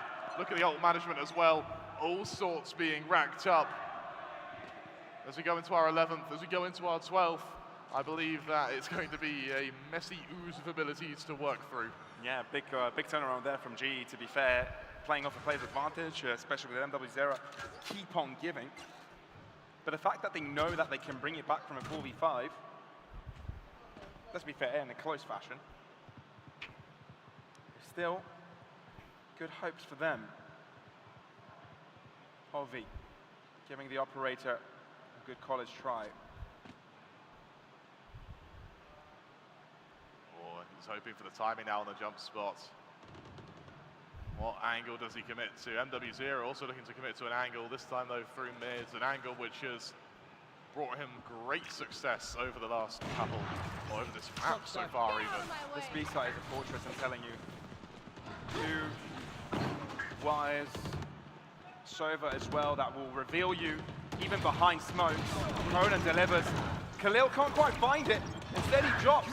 While their opponents shoot upon his teammates, Russ doubles up. Oh! Here is Furia. Shit. Blink and you miss it. Havokine എടുക്കാൻ പറ്റിയില്ല. Panthers win the round. Absolutely, the second someone attempts to try and take the engagement with Furia, they are so swift to respond. So quick to pounce. Absolutely amazing. And for MW0 as well, I think that was just pure reaction to spotting out that player in mid there. He was more focused on the B-side execution. Once it was recovered by Havoc, he was able to shift his gaze back to the lurking member and to make sure that Furia don't accidentally let Global Esports back into the rounds here. 3 ults apiece for either side, and as we enter the final round of this first half, Global Esports want to mitigate the damage, the lead Furia have ascertained, at least so far. Yeah, it's going to have to be, of course, lightning fast though, finds first blood, and it might actually be quite a good mitigation, because 7-5 scores, very much turnaroundable. Havoc on site, trying to delay, but Russ is having absolutely none of it. Oh, barely avoids a Hunter's Fury there. And I believe it was a teammate, I'm not quite sure actually. All the more reason to dodge it, Pavlos. Yeah, because that would have been dreadful. Whoa! Russ. Man's playing happy feet right now. Right, Twinkle Toes, what else do you got? Not much. Khalil shuts him down. All that dodging for getting killed by a bullet. Lightning fast, oh no, he's all the way behind them. They've got no idea. He's waiting for the second one to reveal himself. Khalil alone, but not for long. Well played. Meeting the same destiny as his Nice Mortal round, Kombat, nice round. and that is going to be the half, 7-5. Absolutely incredible recovery from Global Esports there, but you can't take it away from Furia. MW0 starting this map with a bang, that is for sure. We asked if he could keep it up, having done an incredible map of Sunset. From the looks of it, Pavlos, he can, and not just can he keep up what he did on Sunset, he can do even better. yes, Global Esports have been recovering. Yes, they have the support of the fans. But for Polvi in this 1v1 with MW Zera, unfortunately, it's the Brazilian who's coming out on top. Coming now to the defense, Polvi really needs to step it up. I'm going to put caution to the wind here and kind of be the devil's advocate. Furia, even though, you know, defense on Breeze, often favorable. Last time they played it, attack seemed to be their favorite side. That's where they found most success. They love controlling the tempo, the pace of the game. So even though Global do close up the gap and do get into that defense side, they're going to have to hold good resistance against this Furia team, because as soon as they get the ball rolling, they don't stop that easy. No, they do not. And I mean, we saw it yesterday against Vitality. Once Furia had their momentum, even Vitality couldn't stop it. And at the moment, they're one of the favorites to win the tournament. I mean, they're not going to. Oh, Vitality, yeah. Yes, it's Vitality, Pavlos. Brain not braining. The yellow one, not the red and blue one. All right. Thinking time before we enter the second half. Furia and GE giving us a great fight so far. The first map, to a lot of people surprised, going to GE. And to be fair, I don't think people blame, I wouldn't blame the doubters, right? I was one of them. Yeah. They're not full force. They didn't have the best result in their first series of this tourney. But giving us reason to doubt those initial thoughts and actually believe they've got a chance here in this tournament as a whole, well, at least in this series. This is what you get for sleeping on SA Valorant, Pavlos. That is true. Mulvey. Oh, that's an opening. Give me some of that Finnish magic. Show it to me, well played, Mulvey. Doubles up. And just like that, Furia dropped to 3. And on their attack towards this A site, you've got to think of something fancy. Havoc finding one, making things more fathomable. Russ to the other side. They're losing player one by one. The job isn't finished yet. Instead, it's GE that might be in trouble, given that Russ is isolated. Liazzi, nice shot. That means that Furia are now in the driver's seat. 2 versus 3 now. They're gonna 5 versus 3, 3 versus 2, eh? Switch. Global Esports lost in our first pistol round. Last player standing. Liazzi controlling, Blaze King down to 70, shot from 2 different directions, finds a dink onto Conan, but not good enough. Furia. 5 versus 3 allarno. On that pistol. Yeah, and I mean, beautifully for Polvi, it's fast and fashionably fresh from our Finn, but with only 2 kills, it's trying to follow it up, it's trying to stop the actual attack, which comes onto that bomb site where Fury are able to get the advantage. Seems like the team overheated after that success. I thought maybe they believed that the round was over and didn't really give the benefit of the doubt to the rest of the remaining players. I think that's a Hindi one. That's why I don't know what. I don't know. Someone should text us. Yes, we got the translation for that. Tweet to us. We need to figure that out. What does that mean?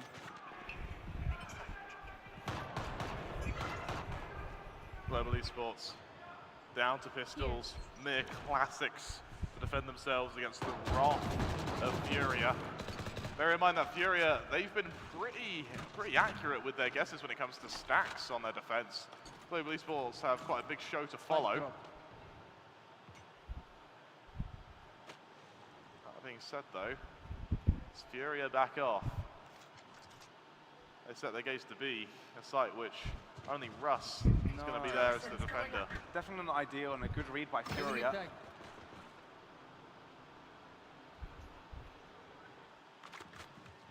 That Aldrin didn't spot out anyone, so I don't think they're quite sure of how empty the site may be. But yeah, it's barren. Oh, I like this read as well. Huge flank through mid. Conan's got to be careful. He's the only one without a, well, he's only down to a Sheriff. He's out. And he's overwhelmed. Takes the fight instead. I don't think he realized how many players were there in mid. He thought he could take the fight. Might be a bit early to say Pavlos, but this is possible. Quite early. If it's going to be possible, it's going to be a difficult one.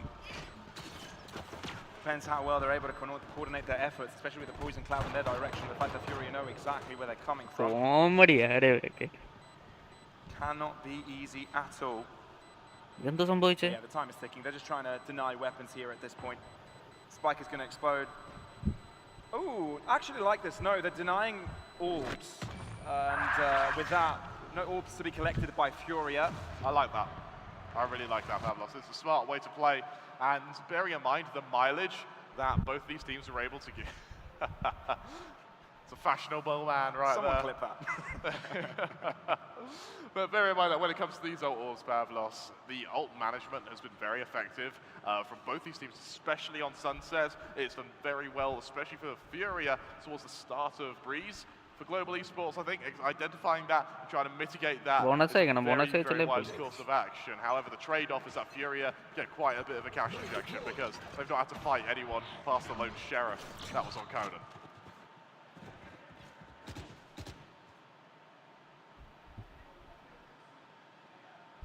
Very aggressive in the mid stance here from Furia, although there's a lot there to sort of figure out this actual approach. Camera spotted. The information has already been relayed. It's just a matter of fact where GE try to push. Instead, they do take this A main control.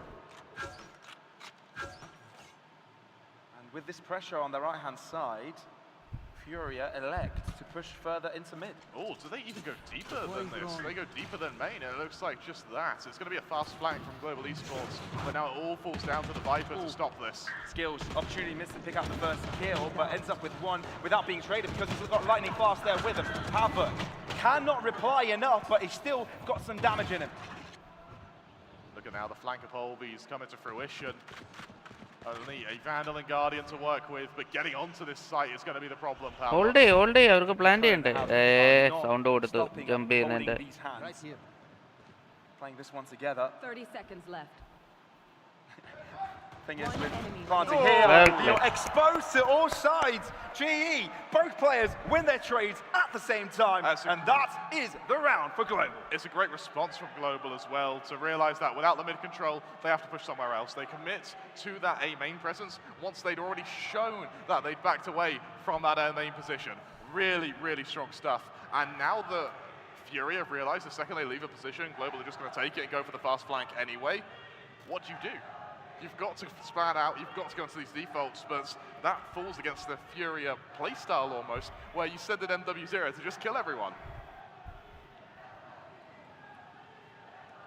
Gap closed. And with that, Furia, I believe they might be crumbled economically as well. Yeah, makes sense for the timeout. And with that, this Furia side definitely looking a bit troubled. 9-6 is the score. Halftime 7-5. 2 rounds by Furia, but one with a pistol on the follow-up. Global, as soon as they get guns on the board, they're right back in the fight. Pavlos, I'm no detective, but I think the fans are rooting for GE. And that's your answer. Yeah, well, there you go. We'll have a brief technical pause. Hopefully we'll be able to remedy that shortly. Bearing in mind that for Furia, their economy is not on a good spot now as they move into the 16th round. For Esports, they've had success in this in these last couple of rounds. They've had success with the rifles, but the challenge now is going to be repeating it. The challenge now is having the success with these rifles once Furia have rifles of their own. Once MW0 has an operator out, that's really where we're going to see the true test of Global Esports attack. Defense even, to apologize. One of the things we really haven't touched about is the fact of Russ, playing with Polvi, right? These are two players in the Global Esports side being brought over from Northern Europe. Now, might not have been in the same teams, but they've definitely competed against each other. That region, very close. So being able to play with old competitors and now being new teammates is... actually, I'm lying. They have actually played together. Yeah. Yeah, they have played together. And, back in 10-star. Yeah, okay, never mind. That's a while ago. It has been a while ago. For now, Furia, 2 points away to get that Hunter's Fury on Conan. Outside of that, though, it's going to be an ominous round and a fast round as MW0 gets ready to accelerate onto B. A lovely shot to open the round. Pavlos instantly traded by Skills. Okay, red eye. 4v4. Yeah, 4v4 retake. നടക്കത്തില്ല. നടക്കത്തില്ല, ഞാൻ പറഞ്ഞില്ലേ. റസ് കണ്ടില്ലയോ? റസും കണ്ട് ഹാവൊക്കെ അങ്ങോട്ടും ഇങ്ങോട്ടും കണ്ടില്ലേ. Attackers. Conan, though, has got a flank in the making of his own, and Havoc finds the opportunity to just peek out. Face King, surely this is where he falls, or elects to fall back at least. Furia answer back, and that's going to be double digits for the Panthers. Furia look unstoppable there, actually, just bouncing off one another within the angles of that B site. And for Global Esports, it feels like once they had the information on mid that this was going to be a big execute, it felt like half the players committed to fighting for it, whereas Skills and Rust, they backed off. And it meant that they were sort of caught in the crossfire there. A rough position to be in that Furia exploits beautifully. 3 rounds away now before Furia are able to take us to a third map.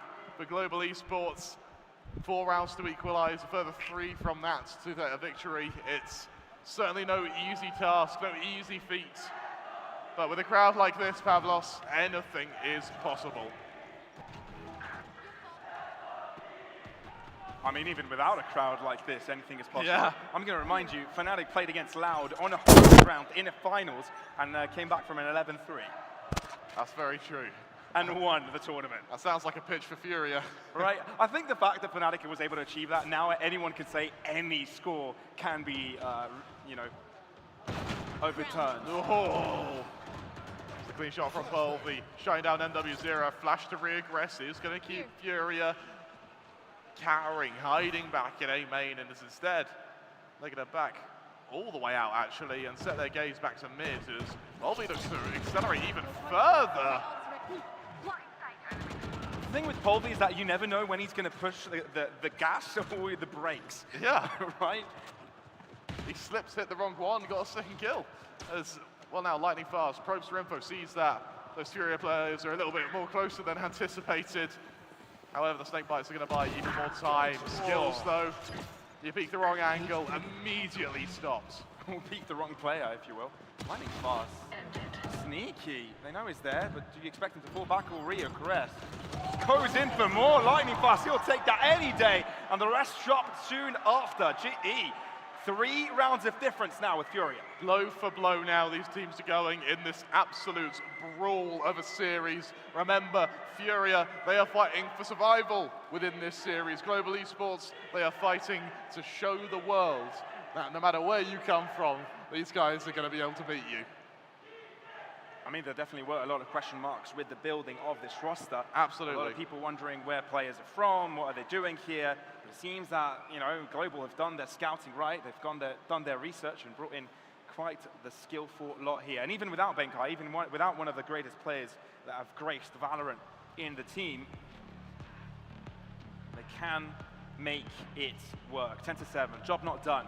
6 required for Global, 3 required for Furia. Even though things have been going blow for blow, the team that can afford that to happen is Furia. For Global, they need more than what they currently have. You're absolutely right. These 3 rounds are going to be so damn crucial, bearing in mind that we have a bye here. Loser of that down to an eco. Round after that is a bye.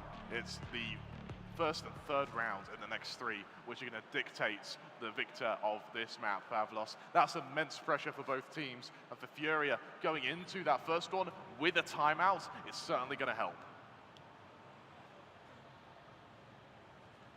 They go into it with an ult advantage as well. That null command on Havoc. Havoc, by the way, who is having an incredible game at the moment, is certainly going to be the difference maker, especially when it comes to mitigating the weaker weapons for Furia here. Clear idea here from Furia. Attack this right-hand side. For Polvi, he might be a bit close to this action. Oh, he's found himself a corner to work. Did he just drop? I think he might have. Yeah, he slid into the corner of the cubby. He wasn't seen, though. He wasn't. Doesn't mean he can't get seen. Flash assistance. Here. Instead of drawing back, he sticks around. That is bold, so bold, but they peak from 2 different directions. Still, Russ Polvi come out on top. Russ again! GE looking so strong on this defense. Russ unrelentless. Havoc having to stare at his teammates dying as he falls victim to death as well. Conan gets flashed out of his mind, might try and find an extra kill here. Oh, they need to be careful of that one. Don't give it to him that easy, no! Oh my goodness! At least Conan tells them beware, but GE win the round nonetheless. I guarantee you Coach Spin is going to be having some strong and colourful words with the entire team for that. I just remembered. What's that, Pavlos? Spin also was in 10th star. Yes, he I was. wonder why Polvi and Russ are in the same roster. It's funny you mention that, Pavlos. I think there could be a connection.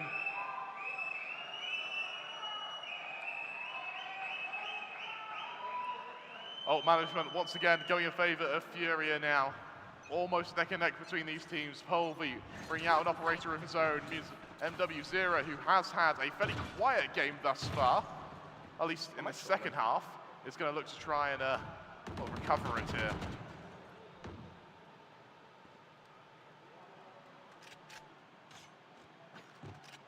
A lot of pressure coming in from mid.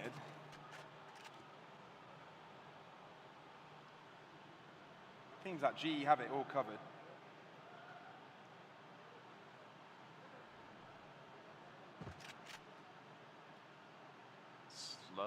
Slow position here. Once the mid control has been established by Furia, the mid round seems to be at least very, very calm here. And it all feels like quiet before the storm. Russ peeks into mid, good for one, instantly traded. That's a brave peek by Blazerkin. And as GE tries to get the hell out of there, Polvi may be trapped. He might be, but he gets out of harm's way for now. He's low in health, but it seems like a pivot from GE is required. Furia heading towards this B site. Only about 35 seconds left as well, Pavlos. They got to move quick here.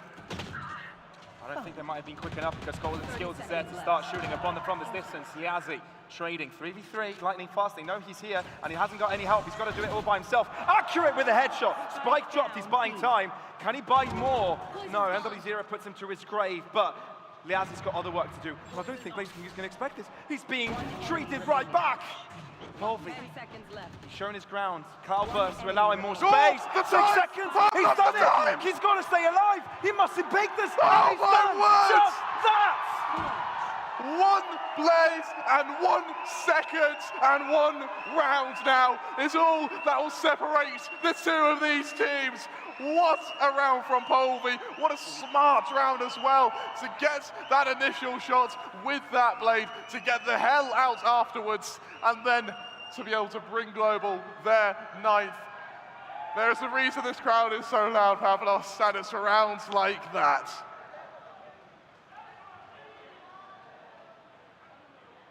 And Furia now have got to be scratching their heads. You're absolutely right. Hero Vandal and Liazzi putting a lot of, searching deep into his pocket for that one. You got to look at the ult management as well. There was the Neural Theft, the Hunter's Fury, and the Null Command, all committed to that round. That Global Esports were able to circumnavigate, all thanks to, well, to a couple of bits of cutlery found in a finished drawer. Probably somewhere in Helsinki. Oh my They're probably goodness. still frosted. Can we get to see this again? I think we can. This is brilliant. This is gorgeous. It was a back and forth round as well. Absolutely, and the fact that we saw Liazzi get sort of into position to outmaneuver Blazer King as well, that should have sealed the deal, Pavlos. So smart from Liazzi. We all thought it was done and dusted, but then that. Oh, just nasty. Just nasty. This is truly good Valorant, and whoever wins this, honestly, you can applaud both teams, but Furia for sure are looking to have a better result in this one. Definitely don't want to be knocked out of a tournament, losing to a team that they should be favored coming into. We talk about favorites, and then we talk about clear favorites. And if we isolate the teams here, we remove the home crowd advantage, we remove the home territory advantage, Furia should be winning this very comfortably, Pavlos. I mean, there's quality in Global, we knew this. Absolutely. But it's the matter of having well-known names, right? Yes. And I think Global are making some people that haven't had the most of experience in that global stage show up. Absolutely, and now with a rough buy here from Furia, it's going to have to be down to the Blade Storm and the fast execution to this A site, into the operator to try and win this Pavlos. Polvi doesn't hit the first shot, and that's going to be crucial. There are Sheriffs available for the Furia side, but most importantly, Blaze to MW0. But no more. Liazzi up through mid, trying to do a bit of damage. Whoa. He is good for Russ, but Polvi's still lurking in the midst. Oh, wait a minute. You can't be sleeping on this Global. Spike planted. Because the fact that Liazzi's got a Vandal is going to be very dangerous for the Lightning Fast, creating a flank. Wait a minute. Does he have time, though? That's what Global are waiting for the flank. Oh, Liazzi turns around, but it's not going to be in time. That's the Vandal going out of the hands of Furia. Now Global need to move in together. Havoc, the only man on site now, desperately trying to hide. There's an Neural Theft. He's been spotted out. They know the other players are in main. How do you play this out, though? How do you balance this? This main position is so difficult to tackle, but they isolate the fight, throwing in a Poison Cloud into it. Skills! Stop it! That is absolutely magnificent from the Global side. They equalize Pavlos and Global Esports. They survive another round. Now looking to turn the tables on Furia. The economy not in a position to work with here for Furia. They've only got about 1 or 2 rounds worth of buy in them. Global, they've got 1 or 2 rounds before victory.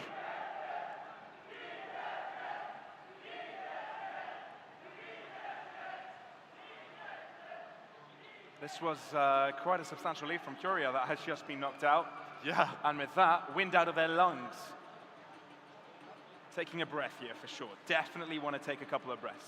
Yeah, and this is where they really have to figure out how do we shut down Polvi, how do we reactivate MW Zera, who going into the second half has almost been neutered. What do you say to Furia right now, right? I'm bringing out Coach Kremer again. Coach Kremer's coming out. If for me, it's to get MW Zero to relax, to keep his confidence, to encourage the team, to fight against Polvi. Polvi's got very aggressive these last couple of rounds. He's been able to, he's been allowed to start trying to shut that down, start trying to get into positions where you could trap the approaching defenders. Make sure that you're punishing every step of ground that they go for here. Let's see how they elect to tackle that issue, Polvi being quite a big one. MW Zera flustered, I think you could say. Yeah. I mean, he's the one expected to do all the showing up, and I think, again, we talk about tempo on this team, so important, and they had it throughout the first half of this game, but ever since we entered the second half, and ever since Global started winning, tempo has not been there for Furia. Something to mention for Furia as well is they've had crowds that haven't been on their side. They've had crowds that have always been on their side. They've never had a crowd that has been so loud for the other team. These are young players, remember. This is their first time experiencing that, and that's got to weigh on their psyche. Oh, yeah. And there's so many young stars playing, right? So many young stars that you could say have made their debut into a VCT level here today in India and can grow up, you know, sooner, later, 5, 10 years in the future. These guys will be our future stars, right? I'm looking for Furia specifically here, right? The average age, just under 19, I do believe. God, it's crazy what these could bring out, but they need, even though they're young, they need to find a way to calm their nerves. And I know how difficult it is without so much experience, especially on a stage like this, when the crowd is against you. It needs a lot. So if they're able to show that resilience, would be quite the statement from them. If there ever was a time to show up Pavlos, it would have to be now. Bearing in mind that they're mere 3 rounds away from being done with the tournament. They may have another map in them. They may want to show us their haven, but they've got to get us there first.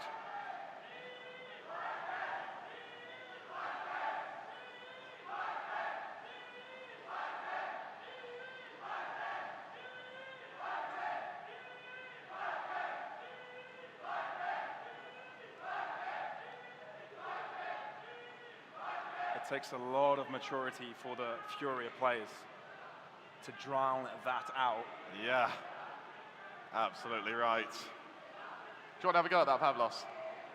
About what he said? I'm definitely not going to give that a go without knowing what That's right, we'll do it with the crowd now. Yay! Shitty fighting. Count it down, Pavlos, get them involved.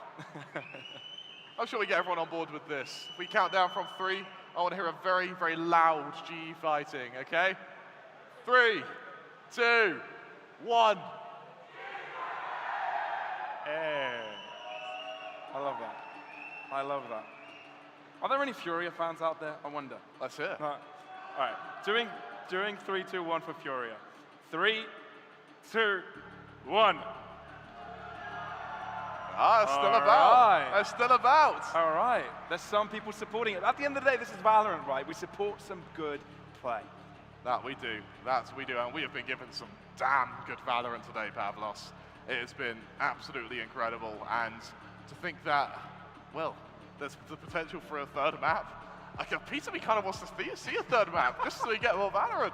I mean, this tournament has actually been a great indication of, you know, where Valorant is heading in India as well, right? Yeah. Not only have we seen global teams make their way onto the stage here and show us what VCT level looks like as well, but True Rippers were able to, the True Rippers were actually able to show that they can compete against that. And I think that's a lot of promising signs to be shown, because if you think back to last year when other teams like Heretics, like Paper X made the stage here, like Boom, like Bleed, they couldn't quite compete, right? The old global esports prior to partnerships, the Enigma, I believe. Yeah. But there was nowhere near the level of competition that could not only go for blow in particular maps, but even win maps off them. Yeah. I think that's very promising for this region. Yeah, and well, I'll have to see if it's going to be even more promising in the remainder of this game. We're going to throw to a quick break. We'll be back in about 5 minutes or so with the remainder of this second map. Don't go anywhere.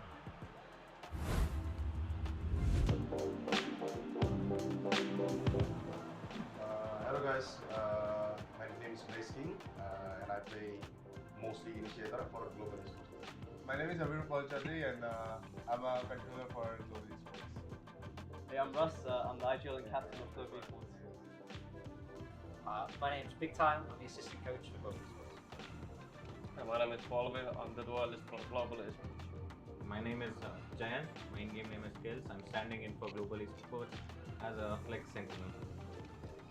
And Spin, I'm coaching the team.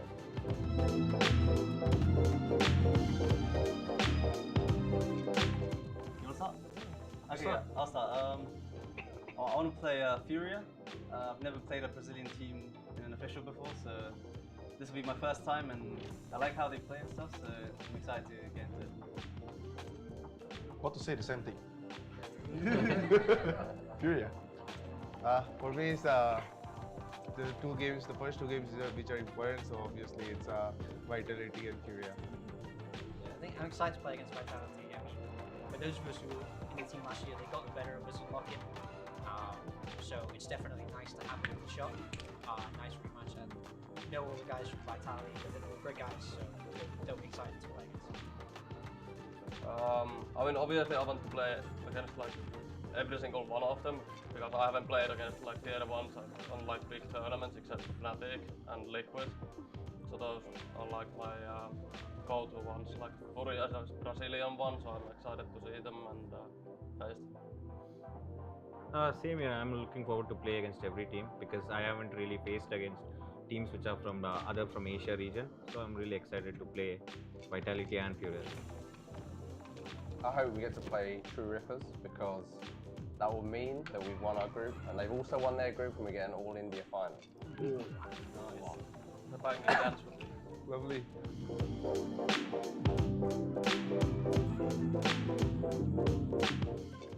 I think I said it like a ton of times already, poster.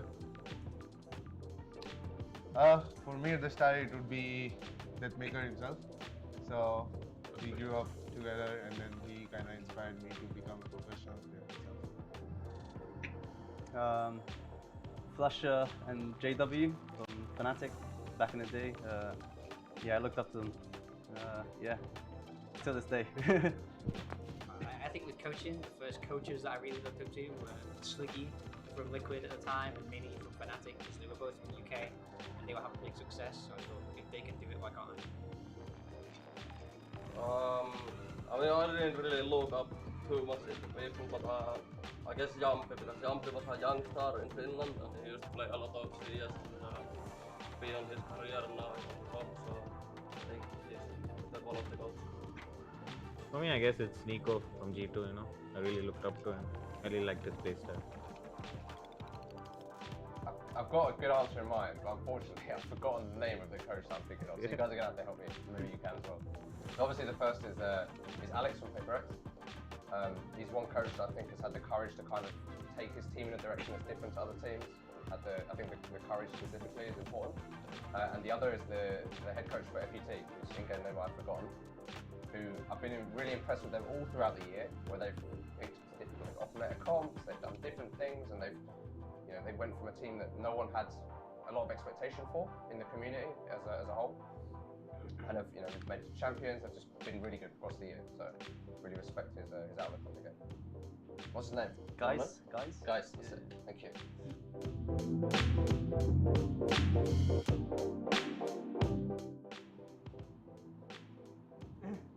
The class clown. This is a clown himself. Two clowns right here. Probably for sure. I think they're tied. I think they're tied. Ben comes in clutch, man. Yeah. Ben is clutching all the time.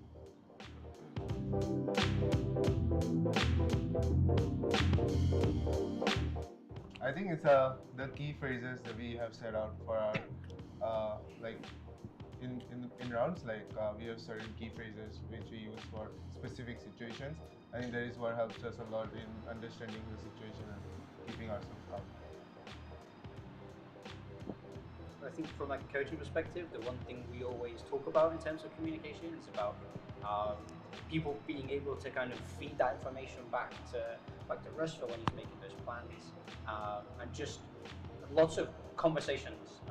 So something we've always spoken about is like you should speak directly to someone and answer back. So we try and encourage as many mini communications inside the game too.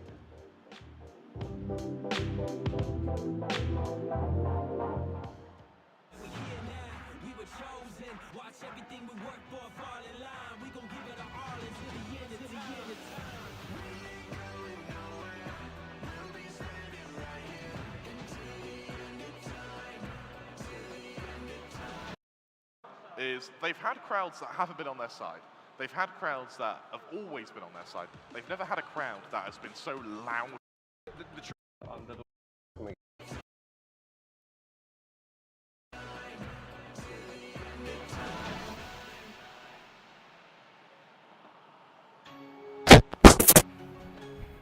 Technical pause. Staying nimble and focused, ready to take on any challenge.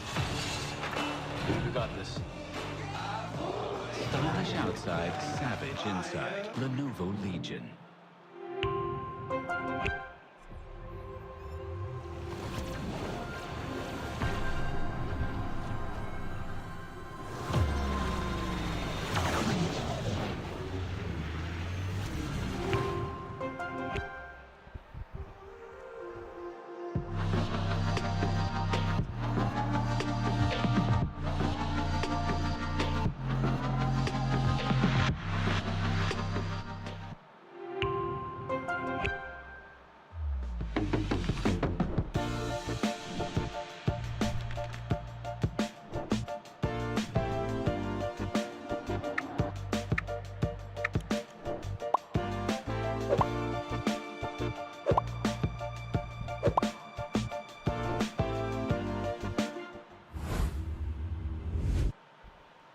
And we are back, everybody, for the continuation, of course, of our series.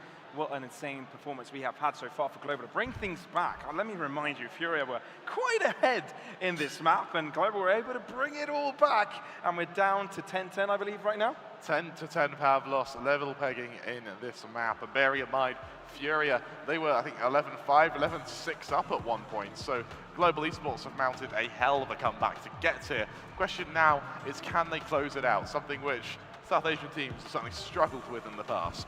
Yeah, for sure. Closing out maps can be difficult when you lack the experience to just calm your nerves down and try to take it step by step and isolate the round that you have to take. Yeah. And sort of treat it like any other. And without that experience, it's much difficult to take. But you can see a lot of these players in this team, in GE, for example, they've had a lot of experience, whether it's one region or another, or in one scene or another.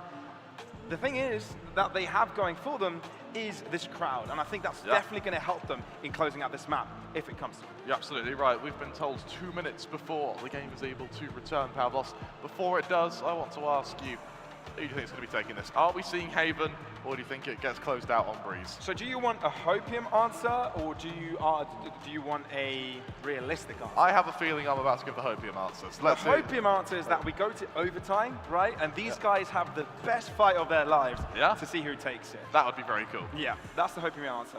And I hope Global takes it, actually, because that means the whole crowd will go wild. Yeah. But if Furia wins, we still win, because we go to a third map. Yeah, it feels like we're in quite a nice position here, Pavlos. Yeah, it's pretty solid. Yeah. That being said, I actually think Global are going to take this. You do? I think, granted, the timeout has definitely disrupted tempo, and it's going to have interrupted momentum, but Global Esports, they seem to be a bit quicker to get back on the go than Furia are, especially that MW0. He's had a quiet couple of rounds. In fact, his second half has been fairly lackluster when you compare it to how he did on Sunset, when you compare it to how he did against Vitality yesterday. So, for me, I think if MW0 and, to be honest, the rest of Furia, if they're going to have a quiet game here, then this is really going to be a painful couple of rounds. Definitely could be. Thinking about the third map here gets me thinking also who has a better chance to winning off Haven, right? Global haven't been able to show us what they've got on that map yet. It's still an unknown entity. Yeah. So, you know, is a map you believe, or at least from what we've seen from Furia, it's a map that Global, even if it does end up to be a third one, they can compete? I think Furia certainly have the experience advantage when it comes to Haven. And for me, I think that's actually a very, very important statistic to take in mind.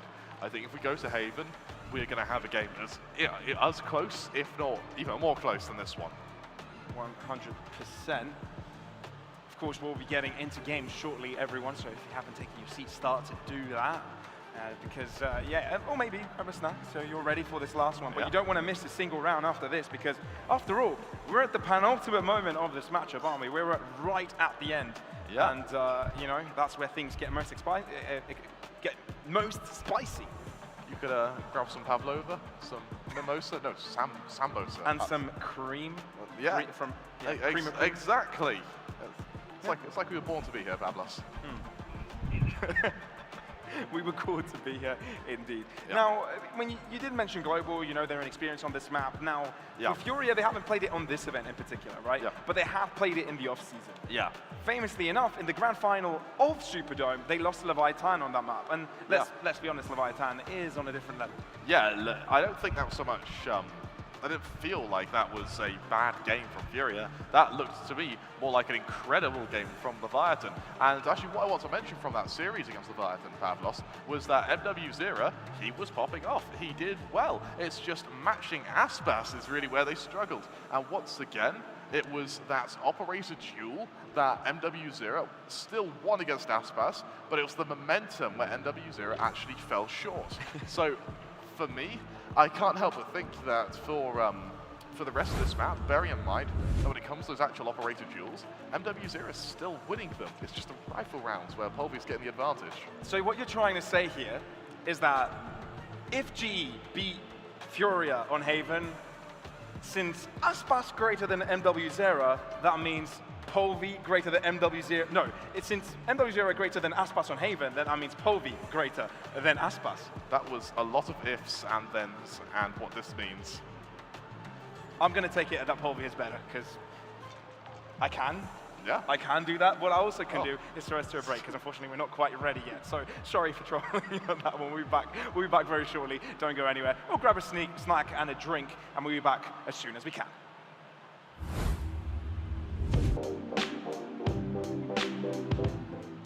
Meu nome é Ilan Eloy Nogueira, meu nome no jogo é Havok e eu sou jogador da Fúria. Meu nome é Leonardo, meu nick no jogo é MWZera e atualmente sou jogador da Fúria. Meu nome é Victor, meu nome no jogo é Conan e atualmente jogo pela Fúria. My name is Felipe, my name in game is Liazi e I'm creative player for Furia.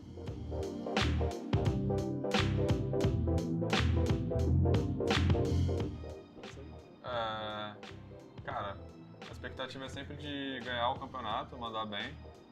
Acho que, falando de cultura, é bem diferente do que a gente vive no Brasil. É uma cultura diferente, é muito legal a experiência. As comidas são diferentes, mas a gente está aprendendo, a gente está se adaptando. Algumas coisas são boas, algumas coisas é bem estranho pra gente, mas a gente está lidando bem. The expectations are the same. We came here to win and bring back the trophy to Brazil. And when it comes to the culture, it's kind of different with the culture that we see in Brazil. And talking about the food, we are not that used to the spicy food, but we are just trying to adjust. But the overall thing is good, the experience is good. It's true that there are good things, but somehow there are also some bad things. Overall experience is good.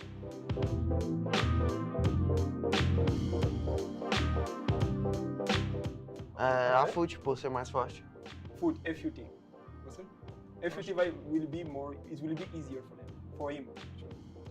Eu não tenho muita preferência de adversário não, mas tipo, gostaria de jogar contra a FUT para enfrentar o Cined de novo. Talking about adversary, I don't have a preferred one, but I would like to play against FUT. Eu gostaria de enfrentar a Genji, porque eu acho que é um time muito bom. E a FUT. I would like to play against Genji because I believe that is a good team, but FUT also. Pra mim é FUT. FUT.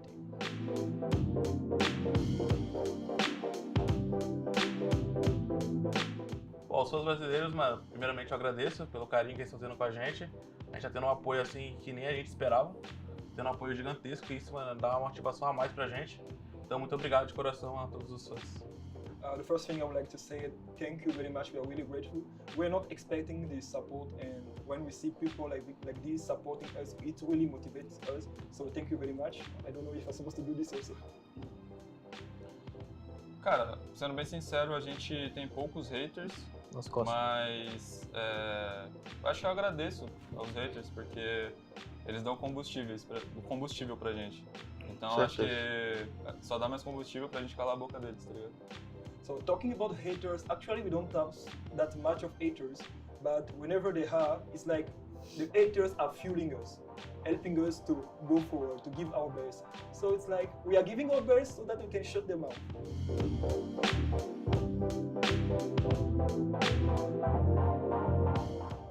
Sendo bem sincero, eu roubei do meu irmão. Talking sincerely, I just stole it from my brother. Eu roubei do meu irmão, quando eu era pequenininho, 8, 7 anos, eu ficava vendo ele jogar e ele jogava assim, quando eu fiquei maior. So I stole it from my brother when I was 7, 8 years old. I was seeing him playing with that. So when I became like older, I took that name. O M e o W do meu nick não tem significado nenhum. Yes. Caralho, é foda. Meu nome é um personagem do Naruto. Do Naruto? My name is actually one of the characters in Naruto. O meu ali. Meu nome é um personagem do Naruto. Do Naruto? My name is actually one of the characters in Naruto. O meu é literalmente por causa do meu sobrenome, Galeazzi, aí ficou só Liazzi. Right. Him is because of actually his name, Galeazzi, so he took just Liazzi.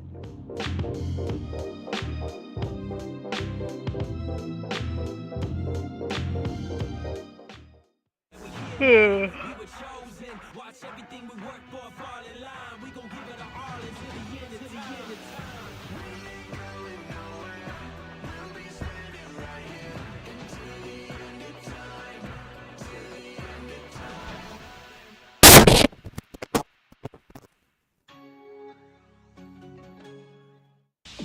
It's about staying nimble and focused, ready to take on any challenge. We got this. Stylish outside, savage inside. Lenovo Legion.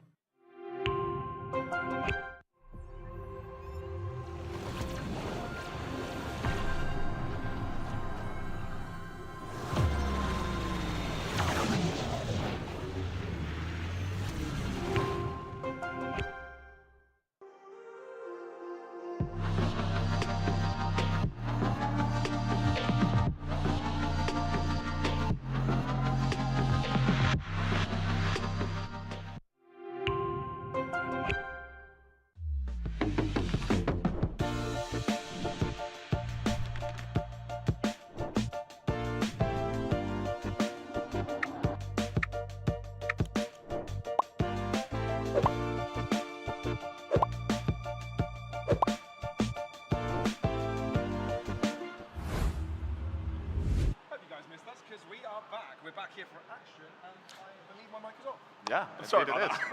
Welcome back, Pab. I'm back, Glad everybody. to have you Yeah, here. we are back. And it's time for the match. Trousers. Finally, it's fine for the match. Yeah. Fine for the match. England will be doing bestest. Thanks, Pablos. I'm looking forward to this game. Of course, it's currently 10-10 between Furia and Global Esports. We have Thank had God I have you, man. What Thanks, would I man. do I'm without you? glad to be here. We have had a brief tech pause. However, we should be back underway momentarily. Give us a minute or two just to get everything set up for your lovely eyes to feast this lovely game. So tell you what, Pablos, it has been a banger. Yeah, it gives us a chance to tune in everybody who hasn't been on the stream for a while and just, you know, got on and just doesn't want to know what's going on. We have reached a 10-10 point in the second map of the series, Breeze, where Global against Furia have been competing head-to-head so far. Surprisingly enough, if you have just joined, you'll also want to find out that Global is ahead a map in the series, and Furia is struggling a bit because they've had a few rounds where they haven't collected a single win. They may be up one map, Pavlos, but let's see if it'll be two. Welcome back, ladies and gentlemen. Put your hands together. We have Global Esports tied up with Furia. 10-10 going into our 21st round. An ult advantage for Global Esports. One away from the Hunter's Fury on Blaziken to make it 3 in a moment as Furia set up for what may be a fast cascade onto the speed side, Pavlos. It's going to be a quick fast and push here from Lightning Fast, delivering onto W0. He does get caught off with his gun barrel outside of the smoke. Still not relenting backwards. Scales doubles up, makes easy work of him. And Lightning Fast is there to clean up. Now that's why the timeout happened, so we could have a quick end to this match apparently. My Pavlos, Global Esports. It's at the final hurdle. Do they take the lead? Do they show us that they are here to not just do business, but also to pummel some of the best teams in the world? Furia back to the drawing board, back to pistols as they now have to fight for map points. Oh no, map Furia are in trouble. Series point, Pavlos. Furia are in such big trouble.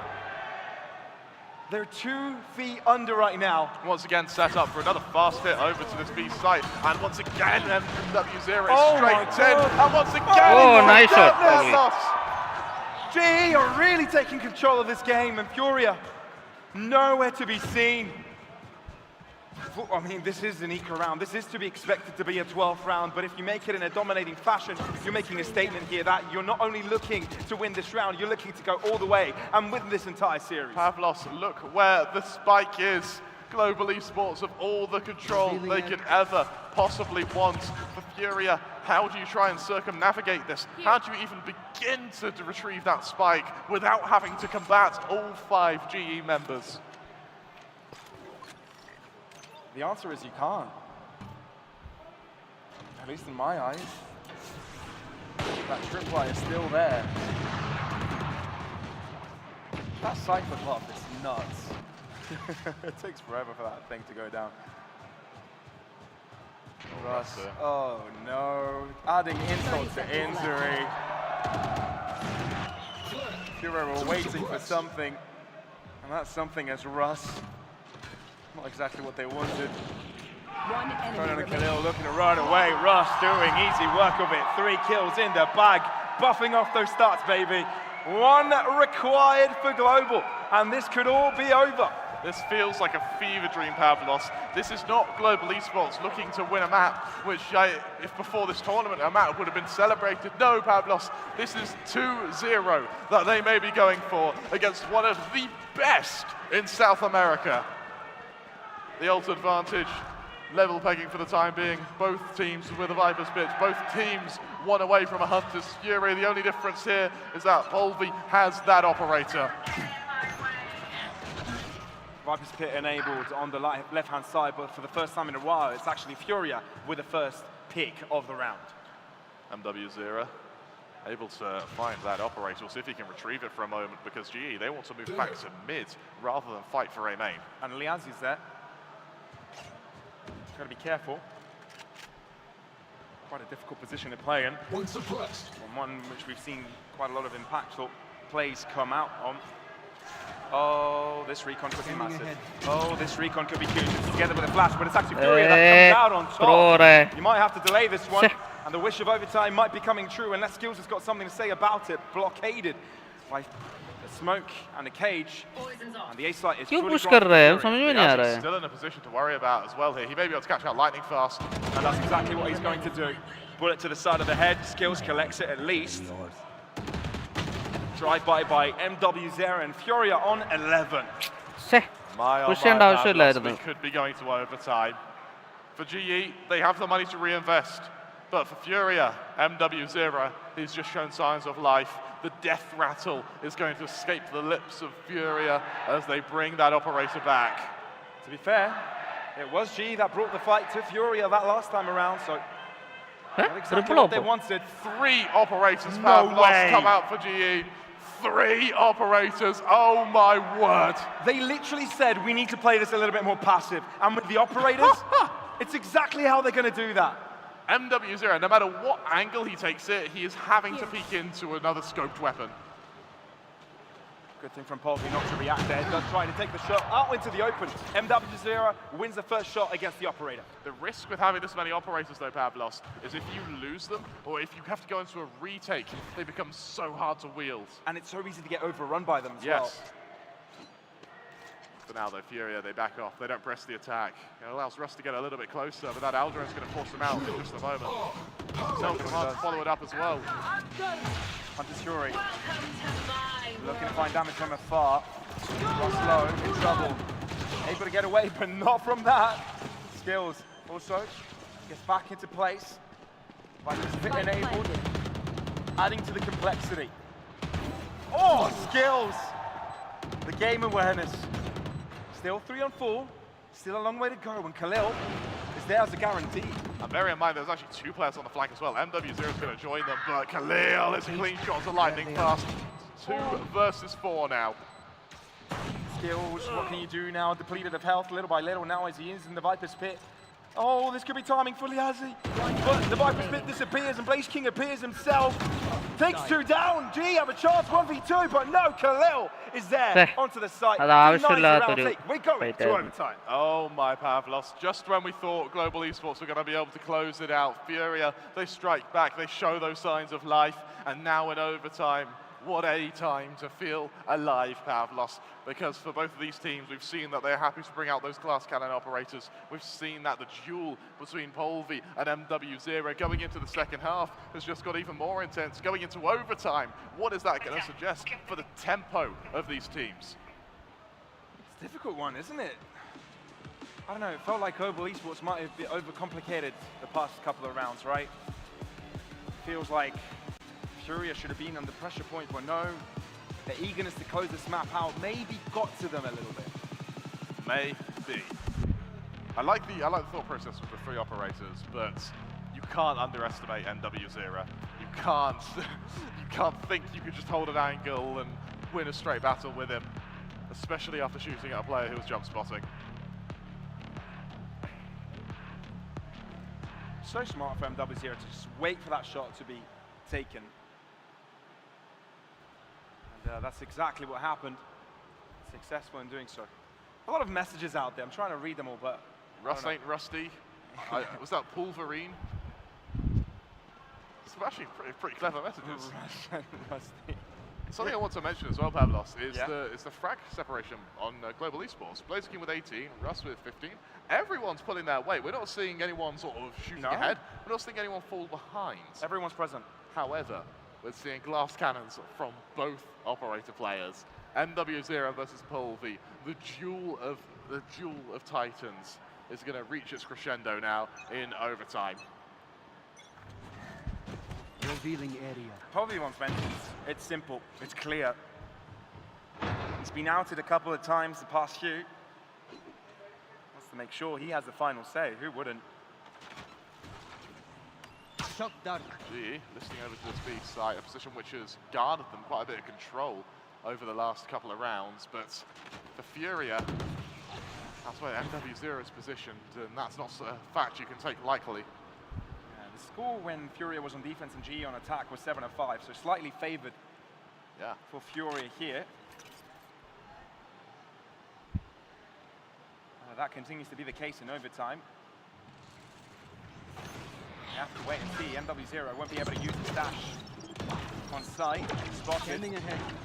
But G are too scared to peek and they're going all the way around. I actually like the fact that they're just avoiding the operator. Polvy's now going to extend here, and I think he may have a timing pass Khalil. And W0 though is able to rotate towards mid and catch off Russ on his rotation. Spike drop, so that's going to delay them substantially. 34 seconds.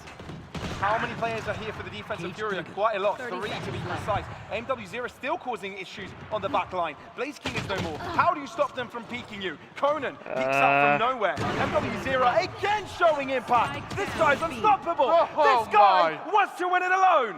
My words, Pavlos, MW0 can be real good എന്തിനാ when പോൾവി he wants to be. ഓപ്പ് എടുക്കുന്നത് എനിക്ക് മനസ്സിലാവുന്നില്ല പോൾവിക്ക് ഓപ്പ് വെച്ച് പറ്റുന്നില്ല എന്നിട്ട് പോൾവി Overtime, ഓപ്പ് എടുക്കുക nonetheless, to be able to get that with the operator on the rotation, then when he's being pressured, and then with the Blade Storm as well.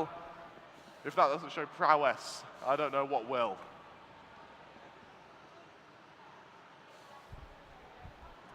G need to bring out resilience. They're going to be hitting themselves after this one if they don't manage to close it out. They had 2 round opportunities for them to win out this series.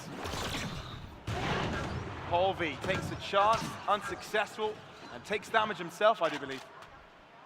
So I want to mention here is that for the attack, actually, MW0 hasn't brought out an operator and is instead rocking a rifle.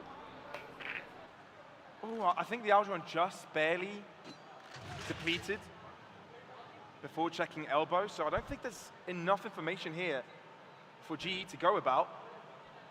Apart from the push from Polvy, obviously. Setting up for the B split here. It's MW0 to draw first blood. Pavlos, and now Furia, they look to really accelerate onto this B side. MW0 is in a row and wants none of this business. He wants to get us to go to third map. And this might be exactly what's happening. Unless Russ and Polvy can do something about it. Old teammates now reunited under Global. Can this be done? Wary of Khalil's whereabouts. You've got so many you've got to deal with. You're being played around with, peaks over and over again, different directions. And the time is ticking. You've got to go in, Rush, that's one. How much more can you find? Slowly trying to clear out. Vandal brought out maybe a better weapon for this situation. Furia not giving them an inch and won't be giving them this map. The turnaround holds true for the South Americans. 10ാം റൗണ്ടിൽ ആ push ചെയ്താണ് മണി വാളിയത് 10ാം റൗണ്ടിൽ push ചെയ്യില്ലായിരുന്നു ആവശ്യമില്ലാത്തൊരു push ആയി ഒരു റീഡും ഇല്ലാത്തുള്ള push ആയി പോയത് Unfortunately for them, they just weren't quite able to get ahead when it mattered. An incredible duel between Polvy and MW0. And for MW0, what a time to come alive in overtime.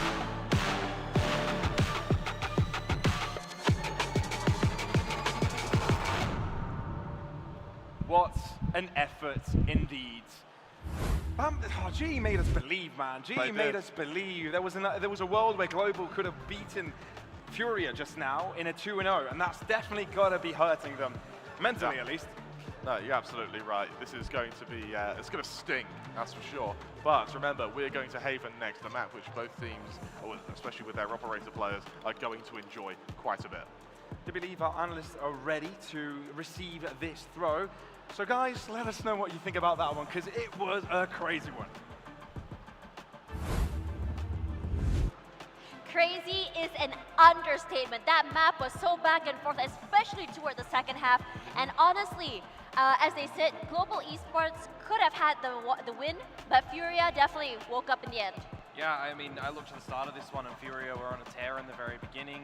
MW0 leading by example yet again. You can't really shut him down, but that was almost not the story to be told in this one. It wasn't in the very end, don't get me wrong, but Havoc having a bit of a blow up in this one really went a long way as well. Yeah, and I'm pretty sure the fact that, Global Esports, the boost that they got in towards that first half itself, right? They were 6-2 down at a certain point, and to make up for that, to make it 7-5 was, a stabilization that really helped them coming in the second half. And yes, they were down even after they instantly started the second half, but then the crowd started pumping them up. They found these, great, set pieces getting turned up, mini set pieces rather, where Polvy was also being really effective. We had lightning fast and skills, working really well as a duo especially. But even after being 12-10 up, they just couldn't get that end game. Yeah. Yeah, I think that's what we want to see here, and I think that in a sense, I think for Furia, not only is it that their map big, it's more of the confidence that we saw from MW Zera. Now, MW Zera, we were talking about how there was a disconnect between MW Zera and his teammates. It felt like he was dragging his teammates upwards, but this time you get to see a lot of the support coming through by his teammates.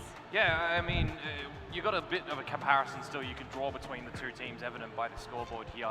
An effort by committee over on Global attempted, right? All of the kills together, playing together as a unit. Polvi, you know, getting dirty with the operator as well. You know, it was really funny to see the 3 operators actually pulled out in the last round of the half. But when you're going up against MW0, he knows how to shoulder out. He knows how to play against an operator, and what they do, a bait, jump from the teammate, and then a shot in, right? Conan, great bait for MW0, and every single time MW0 is going for these entries, I mean, you can pretty much give him 99% chance that he's getting into the site, and then the team comes through, they're all flooding, job's done. So I feel like towards the later stage, you know, when Furia were feeling a little bit of pressure, right? Global are starting to get all these rounds time and time again. The clutches are starting to come on through. The retakes, you know, you're looking towards them as well, and you're kind of questioning yourself for Furia. What do you need to do to get back into this game? MW0, go shoot. I think that the one real, you know, effect of this game was the fact that, you know, Havoc, as we see, had quite the impact on his by himself. He was kind of playing, you know, this singular role all by himself, also while supporting the team, and he clearly had his aim duels, you know, set on point. He woke up this game for sure, and he made sure that, you know, every time there's somebody else from Global Esports finding a trade frag, he's always there to almost get it, if not at the same time, within the next 30 seconds, he's there to get a trade frag. It's always very interesting when you see as well. It's more of like the Havoc's initiator, as you mentioned before, a lot of impact coming through. And I think it really enables MW Zera as well to not only take a side, but gives him a lot of space to just really breathe and do a lot of things that he wants to do. Yeah, and breathing room was one of the things that, you know, Global were trying to capitalize upon as well. What space do Global actually have to find? So when you've got mid control, one of the rounds that I really liked from Global was the proactiveness that they are doing in through towards shop. But you still have to remember after that, it's read in by Furia. They're adapting, they're playing just proactive, and I feel like, you know, the string of rounds that we got from Global, they started to be proactive for themselves, which was really looking good. You know, the crowd is thinking that this is going to happen, we're going to work, but then we get to the overtime, and you just can't gloss over the support union that MW0 has around him. He is set up by his teammates. Havoc doing what he needed to in that one. Even Khalil getting a better performance coming in toward this map as well. I just feel like something clicked for the guys over on this Brazilian roster, and now as we look towards the next map as well, it's a clean slate going in towards Haven. Yeah, and I'm pretty sure that the individuality of Global Esports, you know, being awakened in this map as well, is pretty much evidence to the fact that they clearly, you know, were kind of testing the waters yesterday. Today, they've come with a lot more of a refined, you know, mentality, and that's helped them to even increase their teamwork as well as efficiency in terms of how, you know, especially Lightning Fast and skills have come in, right? And the lurking from Lightning Fast has improved so much since their last game. Yeah, I wanted to really highlight on that because the timing that Lightning Fast comes in for those lurks have been immaculate. And even if the timing was actually cut off, I think you really got to give it to the rest of Global Esports, who are very patient in waiting before they actually come through. Maybe kind of like steal the idea that they're going to just distract so he can kind of backstab. That's one of the pivotal moments as well, just the time being bought by Global. You think of Polvi's 1 versus 2, where the round's going down to sub 10 seconds. You think that the plant might start to come in from Furia, but no, Polvi gets the one with the blades, gets away, and time gets the better of him. So I think as we do transition in towards the next map, we do need to see elements of surprise. We need to see elements of passiveness, and these are the 2 players which we were looking at earlier. You know, they're still getting up in the kills, they're still getting up into these battles, but this time it was more so prominent. Yeah, and I believe that Skills clearly had, you know, a more comfortable breeze in terms of how he wants to play that Cypher. Yes, he had, again, more of a, you know, utilization on that B site, right? But he was able this time to double up with Lightning Fast so many times and make sure that those tripwires are doing actually what he wanted them to do last time against Vitality. And on top of everything, what skills actually excelled upon was the fact that he was ready for most of these fights and not having to, throw out his utility every now and then and depend on, his cameraman skills. He was ready for these fights, and multiple times he had multi-kill rounds. And I just love the timing in which these guys are using those cages as well. When smokes are starting to fade, when walls are starting to go down, the cages are very reactive on the attacker's side from them as well, just allowing for more opportunities for safety nets, opportunities to be able to get someone like Havoc to lob a flash out through these cages, to pop in together as a really quick attempt in towards these sites. Honestly, I think it comes back to also coming back to MW0. I think a lot of struggle was seen, especially in the first map, how MW0 wasn't able to really, find that tempo, wasn't able to really come back on top. And then after that, I think toward the end of the first half, we start to see MW0 not being able to be reactivated. He was kind of lost. I'm not too sure what exactly happened there. He just needed the operator. Honestly, Oh, he needed just the the operator to just go shoot. Yeah, it's such a staple weapon for him. Yeah, the operator was again the the point of incision for Global Esports. Right, the minute they found this operator and they lost a player to it, Global Esports are particularly done and have written one entire bottom of my card is win condition.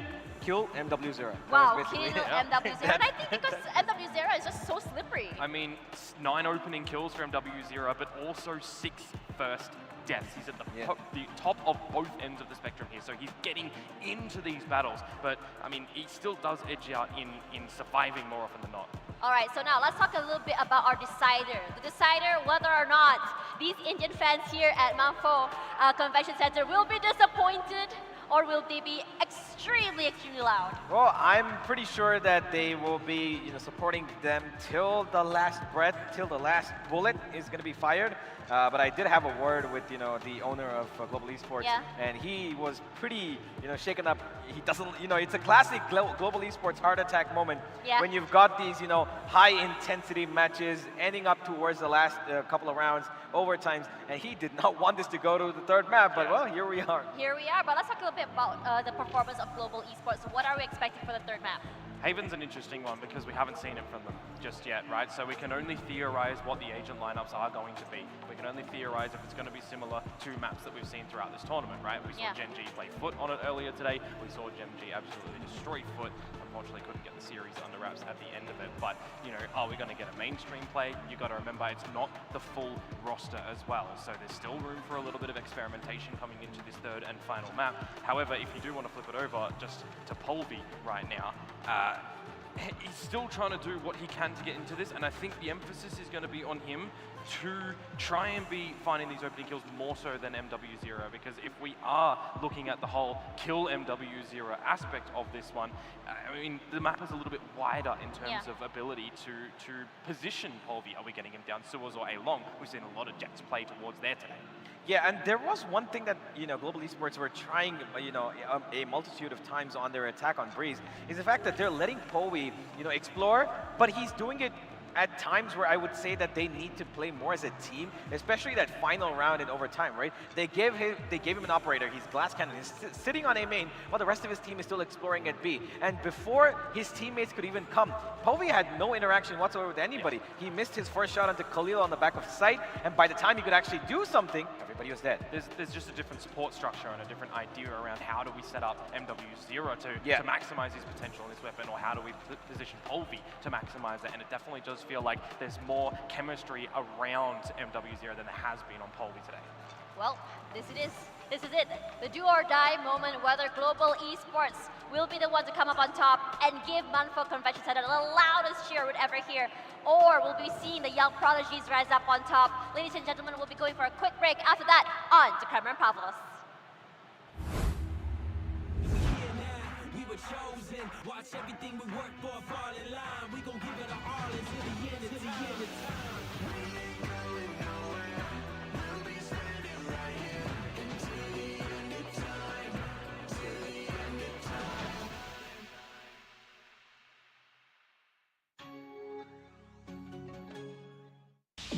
It's about staying nimble and focused, ready to take on any challenge. We got this.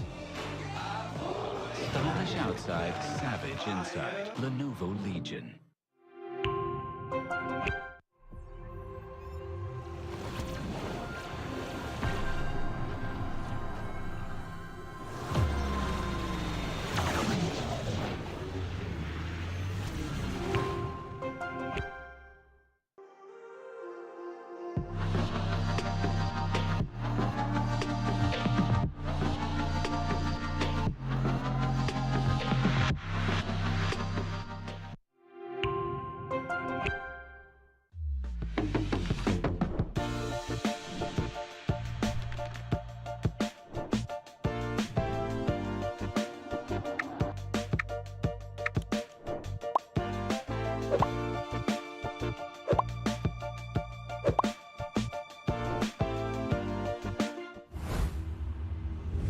thought the first two maps were a treat, then you must think again, because this third one, I've got a hunch that it might be quite the banger as well.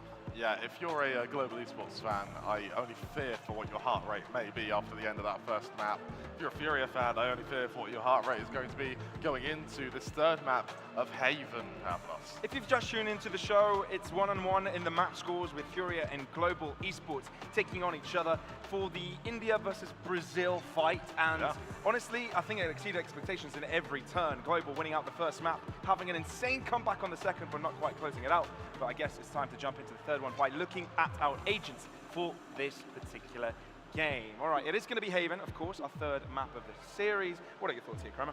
Honestly, Viper on Haven is a little bit new. Double controller, I actually quite like it. It's unorthodox, to say the least, but you know what? I trust Furia's cooking. I think that, bear in mind that for MW0, a lot of the Furia setup on, at least on Breeze, was to get MW0 in a position where he can find those first picks and then go into executions into the 5v4. So having the double controller gives you a little bit more sustain in the mid-rounds, and so that's where I really think we're going to see MW0 shine. To me, though, it means that Furia may be intending to play Haven a little bit slower than they did on Breeze. All right, it's time to get this show on the road. Everybody get excited for this one. It's Haven being played out for the final map of this series. Will Global be able to turn it around like they tried to do the previous map? Or will Furia persevere and succeed with a reverse sweep? I want to hear some excitement. Bangalore, make some noise! Going into this round, it looks like Furia are going to be set on, again, a fairly light default. Bearing in mind that Breeze and Sunset, they went into this round with a set strategy, with a fast strategy. Here's that slower playstyle that we were expecting, and it seems to be that they're basing this attack off of reactionary plays to what GE look to probe. And with that, coming off of a break, Furia will look to push into the mid, easing towards the left-hand side for now. Maybe a garage take. Actually, it seems quite open, right? It's just Polby holding Let's out start, on his own. guys. Might be the right decision. Okay, G defense. But instead, might end up onto this B site. Good flash, MW0 in the smoke. He's superior. Aftershock maybe to conceal him, but MW0 still keeps on. 3 kills to 1. And Furia has got to level this out. Polby turning right back up, getting avenged for his fallen teammates, and we're on to a 2-on-2 for this post-plant. Look how passive Conan's playing this as well. He's going to be able to outflank G no matter how they go into this retake. So they're going to have to move damn quick if they want a chance here. But the lineups are there, and with that, the low HP on Polby means that even encroaching on this site may mean certain disaster. I mean, it also gives away the position of Conan, but the fact that the snake bites only have just come in, it buys so much time. And with Liazi coming in from the side, Furia seem to persevere. Skills alone, damage inflicted onto one, but has to go chasing Furia, making him run for it. And that surely is going to be the round for Furia. And the pistol round goes to them. I like how Skills reacts there to actually just go and die to the spike. He doesn't want to risk handing another ult orb over to the Omen. But tell you what, Pavlos, that was started, committed, and won by MW0 with that frenzy, setting himself straight into those smokes and just overwhelming that GE defense there with that frenzy at point blank.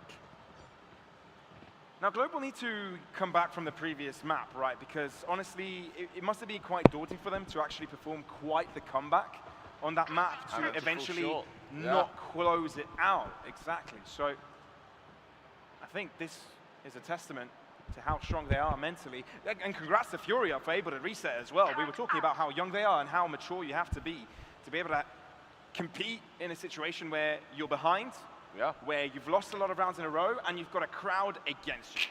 Yeah, you're absolutely right. And for Global Esports here, I wonder as to how they're going to be able to recover themselves. Bear in mind that it's going to weigh on their psyche, the fact that they were able to almost win Breeze, but have it snatched from them at the last moment. We haven't had a chance to talk win conditions from this particular map, right? Yeah. What would you think would be the win condition for GE here? I think for GE, it's being able to shut down MW0 to be able to keep their man counts. Bear in mind that on Breeze, Furia, their success came from going into constant 5v4s. I think if Global can survive the mid-rounds, sort of with every player alive, get into the retakes with at least equal man counts, then I think they're actually going to be in quite a good position. Bear in mind that GE's retakes initially have actually been quite good. If Furia winning the first round, I believe they've been winning most of these. To be fair, it could have made the endeavor a little bit easier for Global if they were able to win a few of these pistols. I think they lost in the past map, I think Furia won both of them, if I'm not mistaken. Yes, they did, and then Global came out with the wild force buys to catch them flat-footed. I actually would love to see a force buy from Global. Granted, Haven's the map which is quite hard to convert it on, especially because you are going to be most likely playing retake unless you've stacked the right site. Nonetheless, though, it's entertaining to see, and it's a playstyle that kind of suited Global when they did it on Breeze.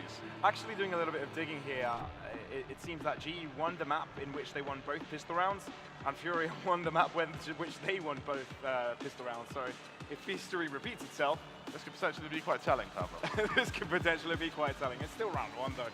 All right, we talked about win conditions for Global. What about Furia here?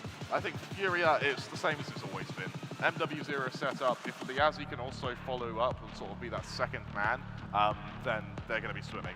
I think, bear in mind, Haven is a map which complements the operators. Get an early operator out on MW0. What it means is that you're able to play fairly passive when it comes to your after plants, because as we've seen, Karen is more than happy to just sit back on the Viper and just play for the lineups. Yeah. Sliggy, I think it's time for Team Deathmatch again, mate. And as well, shout out to all the watch partiers out there. Yeah. You guys have been excellent. You guys have really been showing love to this tournament, and thank you for joining us in this one. So shout out to you all out there. And we've got some local ones, right? Some Indian talents, some home heroes up there, streaming from the venue itself. Yeah. If you want to see sort of who's live and when, where should you go, Pavlos?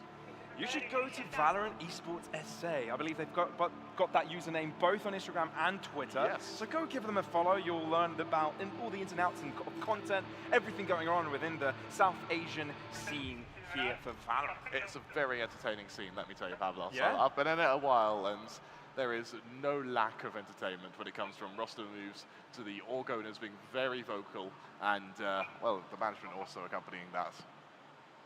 Indeed. It's been an eventful tournament, man. I'm thankful for being here, honestly. Likewise. Exceeded expectations. I had a choice to make, by the way. Yeah. It was either this or Spain. I had this every time. Spike Nations. No, this every time. Every time. Not to talk smack about the other tournament. That looks dope, by the way. Over in Gamergy in Spain, but this is something different. A fan base like no other, showing us love, showing the teams love, and excellent Valorant. Some of the most high prospect teams for the upcoming season. On the topic of excellent Valorant, Pavlos. Yeah. Tomorrow, in the best of 5, we've got FUT versus Vitality. How are you feeling about that? Ooh. I mean, it depends who. Look, it's going to be really cool, I think. Gen G, at the start of this tournament, didn't look the greatest, but today stepped up massively. Yeah. Right, so coming into the final tomorrow against Vitality, I think we're in for a show. Obviously, Vitality spent the day looking through the VODs. I believe they were here in the venue at some point, doing meet and greets and taking pictures with fans and doing some content and stuff. Yeah. So I think they got to see in person how that match played out. So they'll definitely be wary of Gen G this time around. I don't think they'll be underestimated. So we'll have a look and see if that actually is MW0 so strong with a statement piece. We're back into the game, everybody. Let's make this a good one. Havoc's trying to follow up some utility here. Some fast C control taken by these members, and well, for Khalil, swift to respond into the 2 versus 4. Havoc now. Follow it up, nicely on both members of GE. This could be a fairly swift round, a fairly violent round nonetheless, Pavlos. And there it is, 2 shots from Havoc, 1 to the body, 1 to the head, and 1 more on the scoreboard for Furia. Did I troll and say Gen G earlier? Yes, you did. I'm trolling. I'm trolling, guys.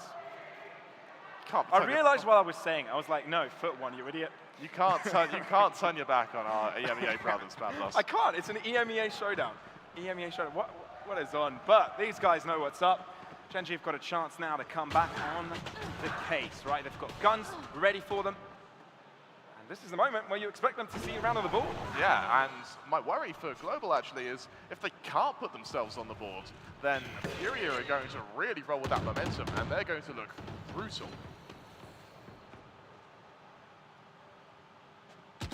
Gee.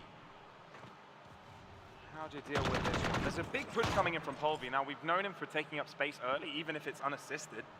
That's exactly what he's done right now. Could try and lurk into a corner here, but instead elects to have an off angle in case his position is pushed. In the meantime, though, Furia, even though they're early presence towards C, they found success in Garage. Skills being a little bit ambitious there, instantly punished. Russ going to try and follow it up. He does just that, and he gets the spike Pavlos. Overstepping there, Havoc. MW0 still there. Blaze King, what a shot. Blaze King doubling up. MW0 can't stay alive for a second given Russ's presence. And G are right back in it. Now here's the thing, Polvi has no reason to suspect Conan's flank here. However, he's taking quite a bit of time.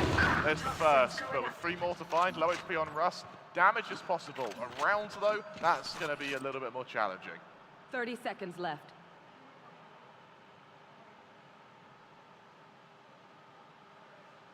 Furia down with 1 player, Conan. Known to do some damage and not going down without a fight, but G overwhelmed, and that's the round secured. That it is, they put themselves on the board now. Question is, can they convert this into momentum, Pavlos? Can they convert this into multiple? Because we've seen that in blow-for-blow rounds, when it gets into the very thick, very messy halves, as we saw on Breeze, we don't see a victor until overtime, and that's when the best-of-3 series no longer becomes a sprint, it becomes a marathon.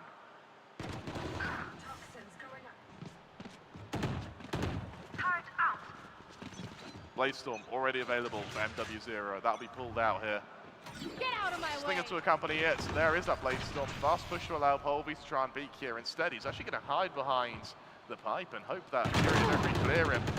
Almost gets out there, just takes someone with him. Is traded, but a 1-for-1 is definitely worth it. Yeah, he can't hide behind the smoke soon enough. MW0 still. As soon as he gets blades, you got to be scared. But the trades, if they keep on going the way they have been, Fury is going to be favored for sure. And lightning fast. And near instant, has found himself into a realm of solidarity. Loneliness, perhaps. MW0, he's just hiding out. No one. To be fair, I was kind of hoping for a knife. Yeah. You ask an MW0 to provide, because that was still a knife kill, Pavlos. It was a blade kill. I will correct you. It was a blade kill, and that matters. What's the sharp part of the knife called, Pavlos? The blade. That's what I thought. But what's the ability called? The ultimate of Jet. The knives. I'm being trolled. Someone save me. Someone change my duo. I'm joking. I need my Crema. All right. Entering the next round, though, GE find themselves in recession. Only pistols to work around with this time around, and can't feel that good for them. It certainly can't, and with Sheriffs to work with here, no ults to aid them either. It may just be a matter of trying to do a bit of economic damage to Furia, but the Azzy makes sure that a man advantage is nothing but a pipe dream for GE here. GE've got a nice stack up going into short. If Conan swings it, might be in trouble. But he's wise enough to take the longer angle and wait for any type of push that GE might want to go for. The Azzy, the same angle, may bear more fruits here. Drops off just as the peak comes. Information may be enough though, because Furia look like they want to step up towards A here. Stepping, inching closer. Conan's been holding this angle forever. It feels like Russ has as well, but he's going to have to turn his attention towards Long as soon as he hears all the commotion. The Furia have coordinated this really well. Skills can't really focus in 2 angles in 2 separate moments. And Blaze King, again, all by himself. 30 seconds left. Pavlos. I mean, there's a world here where he just tries to find a rifle to save, because for Furia, this has been a dominant start to the map. It really has. I think they're kind of trying to show that GE's prowess at the start has sort of been a fluke. I mean, even though GE showed some really good performances and looked like in a completely different team from what we saw earlier this week, I think Furia also need to prove that they can overcome obstacles like this.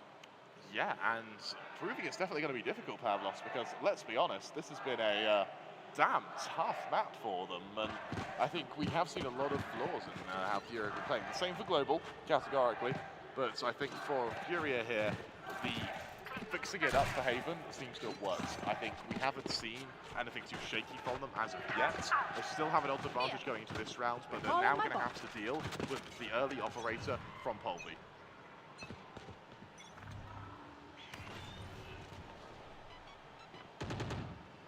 This time, 5 players and push here from Furia. Oh, Blaze King's recon couldn't come in soon enough. He might be in trouble now that they heard the drone. They will be rushing directly towards him. Oh dear. He's getting from bad to worse, getting shot through smokes.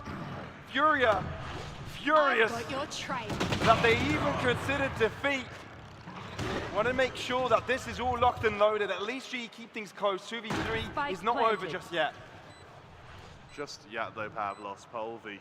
He needs to find this first kill and quickly, almost up the angle. Oh, yes, he did. It's a clean shot, and out comes the Blade Storm. I'll tell you what, this tournament is to show how Polvi can shoot. What a player. Turret out. Proving ground for sure. One Straight enemy out. remaining. Liazzi's got it covered. Blades. All Polvi needs. One Oh, simultaneous swing. It was so freaking close. Polvi could feel it in his fingers. He could feel it on his toes, but it's instead Furia that come out on top. 4-1, that lead extends a little bit further. And for Polvi, Pavlos, that was moments away from greatness. You see their G fans head in their hands and what was, well, a single knife away from victory. But there's no turning back. There's only one way forward. Press that W key, keep it going. They've managed to come back before. They might be able to do it again. But definitely Furia looking like a different piece right now. An operator comes out now for MW0. Russ, one away from a rolling thunder. The ult advantage with Global Esports. The economic advantage, the firepower advantage with Furia for the time being.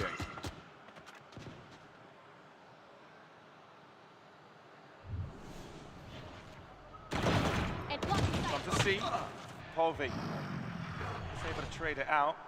But look at Conan going for a bit of a lurk himself. There's a lot of utility. They'll notice he's here. Plant the spike. Pings out the alarm bot in case they do end up going towards the site. Breaks it eventually. And so he does with alarm bot. So, gee, you've got questions in their mind. Is this a fake? Is this what they are going to be sticking with? Which is why you can see Lightning Fast holding back as well in case it is going to be a B push. But no, they are going to be moving in. Russ holding one angle, Polvi another, but Conan comes out on top. Oh dear, it's looking rough. Conan doubling up. And this looks like Furia on the way to taking site control again. Skills in trouble. And you can see definitely GE crumbling under pressure in that take. Extremely messy from GE and Furia. They are happy to punish it. MW0, is he going to be the one to bring out the final shots? That'll harken a 6th for Furia. The team that looked almost broken on Breeze now have been bolstered with some bravery which GE cannot match. And with 5 rounds as the deficit, it's got to be crunch time and fairly soon for GE. A timeout now would be perfect. Oh, it's squeaky bum time, all right. They've got to make it work. It's now or never. Because how do you come back from such a, big deficit? Especially when you'd almost made that comeback yourselves on the previous map. Miracles do happen, but they're called miracles for a reason. They don't happen often. And replicating that twice, that comeback ability, it's only a rarity to be seen. They're just going to prove us otherwise. They're going to have to do just that, though. Get off your phone. What's the game? Get off your phone. Off the back of this timeout as well, I think for Furia, there's not much really to be said when it comes to counteracting how Global have been responding to the executions. I think the faster Furia play, the more they can keep Global almost panicking at the aggression, the better off they're going to be. I think the trap now would be... I feel like just putting all the viewers under the bus. Oh, my. I love you, Rossi. We love you. Brilliant. Sorry for interrupting you. Go ahead. That's all right, Pavlos. It's an important message. Yeah. Yeah, I can't help but think that for Furia, as long as they can keep getting on top of Global Esports, as long as they can keep forcing them into uncomfortable positions, much like the one we saw in the last round, I think that's where they're really going to thrive here. As the tactical pause extends into a technical pause.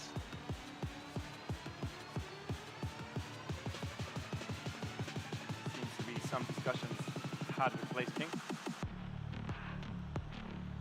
And yeah, hopefully this one isn't a long one. Oh, might be audio issues, perhaps? Looks like audio issues, maybe. Yeah. Though I do believe it's the earphones that provide audio to the players. I think the headsets are to prevent noise from, to be able, how do you call it? White noise? Oh, yeah. I think the headsets provide white noise. So they don't have to hear us. So they don't have to hear us. They don't have to hear the crowd. They should provide the audience with that, so they don't have to hear us. You're being too mean to yourself. Unless you're being mean to me, then go ahead. It's both. We're a package deal, Pavlos. Granted. It's Furious technical time, though. So hey, love to you too. Love to you too. What a game we've had. Oh wow, we get the reps. Hey, 3, 3, 4, 5, 6, 7, 8. We're slowing down, Pavlos. All right. Okay, he's going quite a while. This man's strong. Let's keep it going. Oh, I feel like he set himself up for failure now. Oh, he's got it in as well. Wow, legend. Again, we're the ones being entertained here. we could only dream of being able to do that, Pavlos. Yeah. Although our morning gym sessions haven't been as many as we would have liked to. We haven't done that many. No, we haven't. The beds at our hotel are very comfy. They are. Keep us in bed for as long as possible. 6-1. All right, what can we talk about these teams in particular? What can we dive into? Furia has been, coming back in a way that I don't think GE have expected. It seems like 2 different Furia teams in one series. Yeah, one of the players who I do want to talk about, who we've not spoken about yet, is Khalil. I think that he's done such a good job at almost being the anchor, the rock for Furia. When it comes to the retakes, he's always the first man in. It's like he is the one who gets traded when NW0 isn't there. And so I think for Furia, that actually gives quite a bit of stability to their afterplans and to their retakes, due to the fact that you have this very flexible player who's taken on quite a selfless role, actually, within the team. Definitely seems to be the case. Seems like we'll be back in a couple of minutes. We'll stay on stream. We're just letting you know that 2 minutes. That's what we have our ETA. Yeah, we've got our ETA. 2 minutes. We'll get into the game as things are being fixed, prepared, and everything. Pavlos, do you believe in the comeback from GE? Oh, for sure. They've definitely shown that they can do it. Do you believe it on Haven? Why not? All right. Why not? We haven't seen much of Haven from. We haven't seen any Haven from this roster, to be fair. Maybe there's a reason for that, is my worry. Because bear in mind that I believe the final 2 maps of the Veto were Splits and Haven. In the previous series Global played, they were happy to float Split. So I worry actually if potentially Split would have been a more comfortable map for them. Bearing in mind that Furia didn't. In the previous sec timeout, it felt like Global was able to, Furia was able to, calm down a bit, breathe, in which assisted them to close out the series themselves. For Global, maybe this could be their chance to breathe, recollect, and, get into this one with a different attitude. We're back, Pavlos. We are back. Let's get back in here. 6-1 again is the score. Ultimates available 2 per side. I think a little bit more impactful on the GE side, giving it Rolling Thunder 100's Fury. But a heavy presence on that right-hand side, at least for the attackers. It's back to basic weapons, though, for GE. Bearing in mind that they only have a Guardian on Rust, a Stinger on Lightning Fast. So I'm very surprised we're actually seeing the Hunter's Fury committed to a round like this, with such little economy for GE to wield.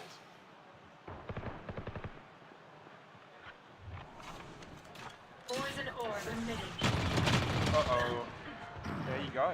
Lightning Fast with Stinger. Picks up 1. By the way, 1 HP and Rust as well. Oh, 5 HP on Lightning Fast. Never mind. Still, very low. Furia, though, with the same amount of players and definitely much healthier, are dealing with skills. He's got a Sheriff, and he does get 1. Spike down, B. But MW0 is still alive and well. GE don't want to stop. They move in really quickly and surprise everyone. Furia have maneuvered very well though. So let's go back to C here. It's an early usage of the Rolling Thunder, but it's not going to prevent the plant. No, nearly did though. But I think they know where Havoc is, so they're spraying, trying to pick him up. They're all so low, they could be easy pickings for Khalil, and it looks like they will be. Khalil perseveres, quadra kill, and the round for Furia. What a round from Khalil there. Yes, he lands a 1 versus 3 with a 4K, but Pavlos, it had to come down to that. Bearing in mind that all Global committed to that round was a Guardian, a Stinger, and a Hunter's Fury. That was three pieces of equipment and utility that threw it around and almost won it against Furia, who had a full buy by that operator out on MW0. Well, that operator's no longer there. That's the economic damage that was achieved there. And it means that for Polvi, he's going to be, at least on the longer ranges, uncontested. Placing Swamp Grenade. Ult advantage, still with Furia though. 2 away from the Blade Storm and the Seekers, everything else already online, and a fast execute to see. Yeah, what I noticed is that even though Furia lost a lot of players throughout the previous round, they still have a lot of funds to expend into this one and following ones as well.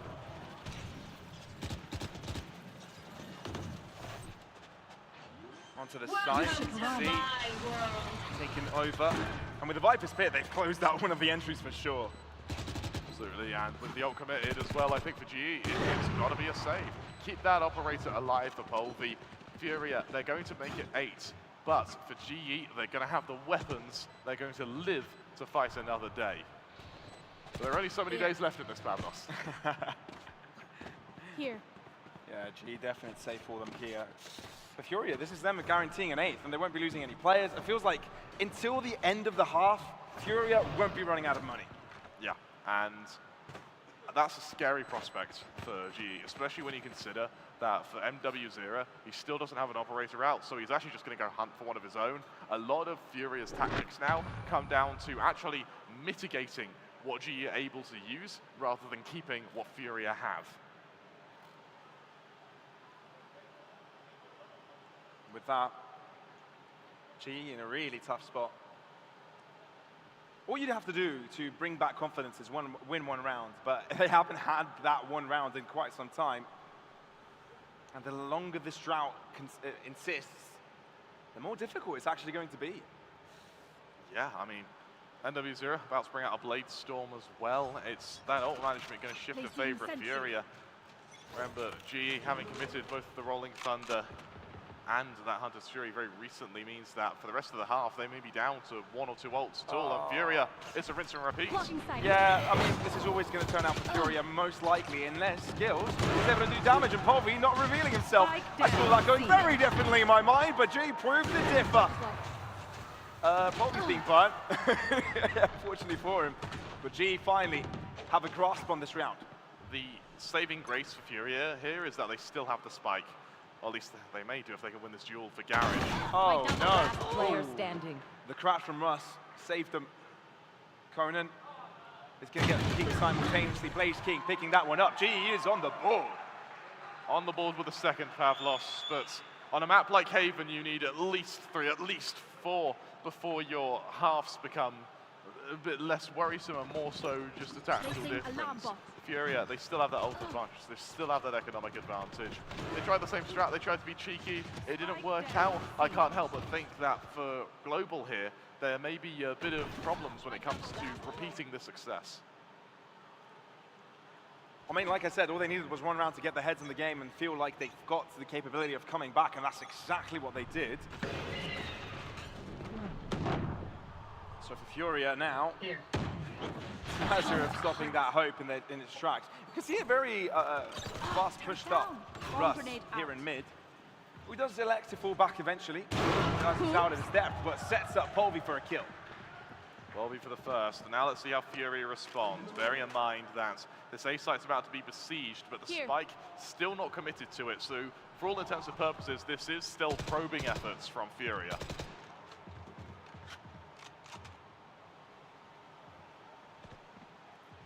We've seen Furia come back from a 4v5. G are here to prevent it. Polvi, line up ready. Secures it. Conan in trouble, has to run back. So Furia's chances mitigated yet again. It feels like Polvi right now has been the the saving grace for Global Esports. Now inside that operator, he's looking damn effective, Pavlos. And even though Furia have gained control over the C site, and they're definitely going to cause some rotations now with a spike heading in that direction, you've got MW0 hiding out onto the A site. He's going to expect to do a flank. They need magic this round, and expecting MW0 to make it. Expecting just that now. MW0 going to be covering this plant. It's a hell of a shot to open, Pavlos. It's hell of a prediction from BlazeKing to stick around, but even then, he doesn't end up getting the kill, but he at least lets his team know where he is. Paul be accurate on that one. And GE look to close. MW0 too far away. Coming in from long, lightning fast is there. There's no way of interrupting this one. Beautifully done from GE to secure a second in a row. They pluck MW0 out the sky, and with that, it's going to be well, at least a bit of a comeback in the latter stages of this first half, Pavlos.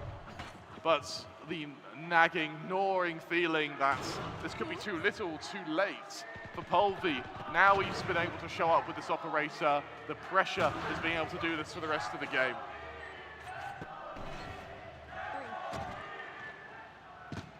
At least there's belief in the stands that GE can actually come back. The team themselves share that thought. Furia, switch up the pace. Long control is what they're looking for. Lightning fast, he's up here. He could catch some players off guard if he stays in the corner. BlazeKing is good for two. And even though Furia try and bring it all back, there's a guarantee from short that seals the deal. Khalil is trying to bring it towards Furia's favor, but skills being there will definitely prevent it. Re-aggression through garage here by skills. Polvi holding the angle. Ooh, misses the shot though, but for Khalil, there is that flanker coming of the enemy Killjoy. He still doesn't have a spike. Polvi will have a second crack at it. And for Global Esports, 4 at the end of the half, by all means, is actually quite a good recovery. Hey, they were 8-1, now they're 8-4. That's 3 consecutives. Yeah. We've seen a comeback before. This is the start of another one. It's got to start, though, Pavlos, at the pistol rounds. Remember, the winners of the pistol rounds have been the winners of the maps in this series. So the pressure's definitely there for Global Esports if that trend continues. But as we enter the halftime break, Furia, a chance to talk to the coach, a chance to figure out how is it you reset, how is it you recover going into this next half. The switch of the sides definitely changes the dynamic of how these two teams interact. And what role for the MW0 is, right? Like we said, the dynamic of the Jet switches up quite a lot on the defense. Now your role is kind of holding the line instead of creating that space for your team. So, do you think MW0 is best on defense or attack? For me personally, statistics, right, okay. Defense is good, but for attack, he's special as he's, you know, he can do it better than others. I think his attack statistics are so good because he does it better than others, but I think as a player, he's more successful on the defense, purely because on the defense, on all maps, bringing it up out earlier, it makes a lot more sense. And for MW0, it means that he's going to have a bit more flexibility as to where his team actually takes that fight on that defense. Yeah, definitely not what global fans want to hear right now. No, absolutely not. But hey, Polvi, on the other hand, is who you want to look for to make the difference. He really showed up at the end of that half. Looks like an A-side push here. Second half, we enter. G is switched over the attack. Furia on defense. Can they bring it all back in their favor? 3 consecutive rounds. Is it all brought back right here, right now, or can Furia hold on to seize the lead? This pitch around, all important.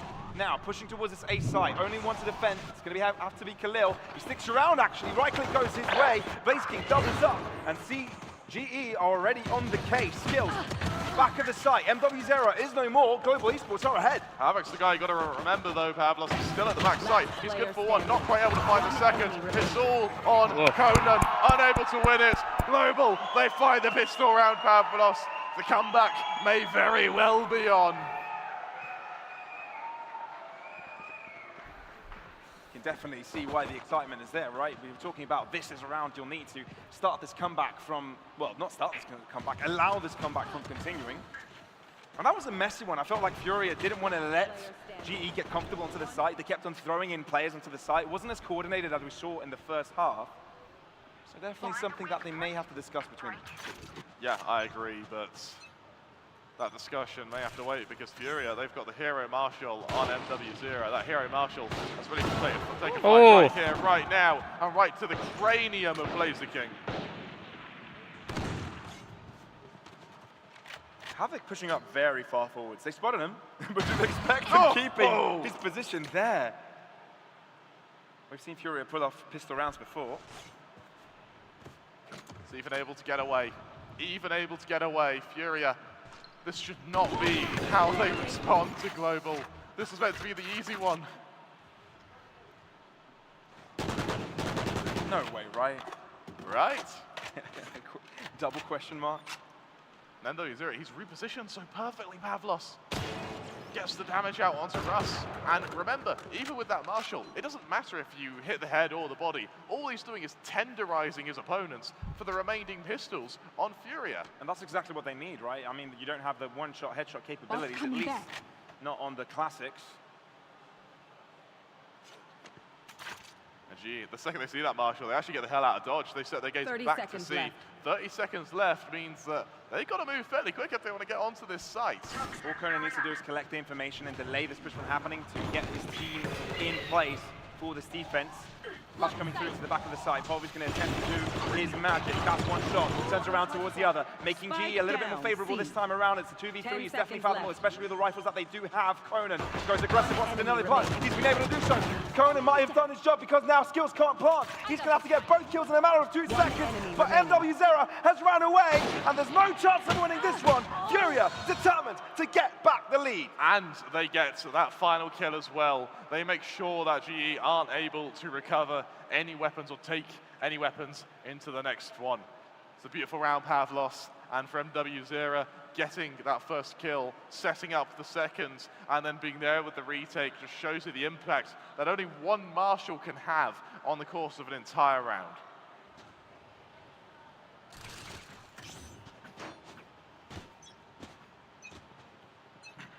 Global.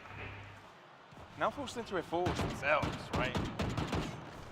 So, actions have consequences, and the previous round's result has as consequence GE's difficulty in affording capable weapons.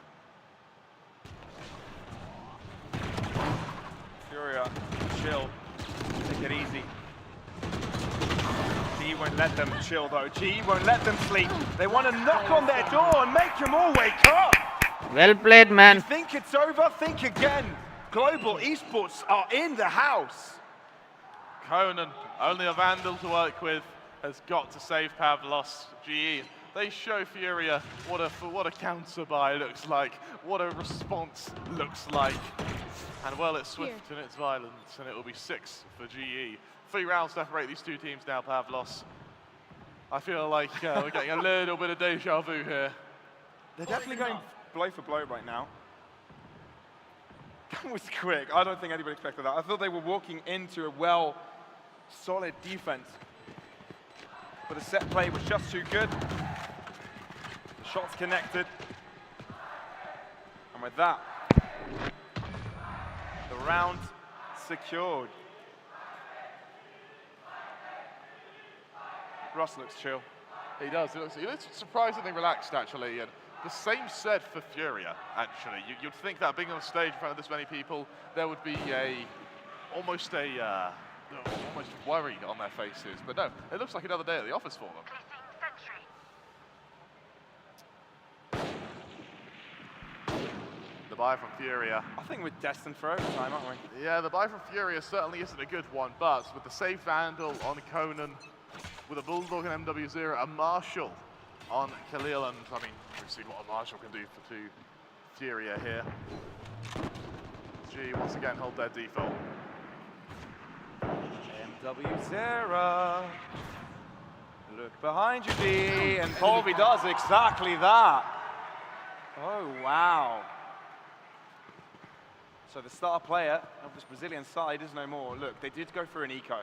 But the fact that MW0 had a rifle, it still meant that they had a chance. So definitely nullified that threat. Skills lurking towards the other end in an area which is occupied by many defenders, but does damage all on its own. created space for his teammates to move to the other side of the map. Yes, he loses his life, but the A site is still the main take. Well worth it, Skills. He removes any One chance for enemy fast remaining. rotation. With Havoc falling in mid, Khalil with that saved Vandal, that retrieved Vandal, is going to have to sit back and watch as GA cover the distance. They're going to make it a 7. They'll reduce the differential to just 2, Pavlos. If I'm Furia, I'm looking very longingly at the timeout button. I'm looking very longingly at my coach, hoping for the words of wisdom that can guide them through the final 4 to at least exit the tournaments with a bit more pride and dignity. Definitely what they're looking for. Furia want to leave this country with a little bit more pride and dignity, at least feel like they've conquered something. But Global not going to make that easy. Hey, this is an amazing game of Valorant nonetheless. 9-7, Pavlos. The comeback, you said that it was improbable. You said miracles can only happen once. I'd never said it's impossible. Well, as it turns out, lightning can in fact strike twice. Yeah, the crowd is now back on board as well.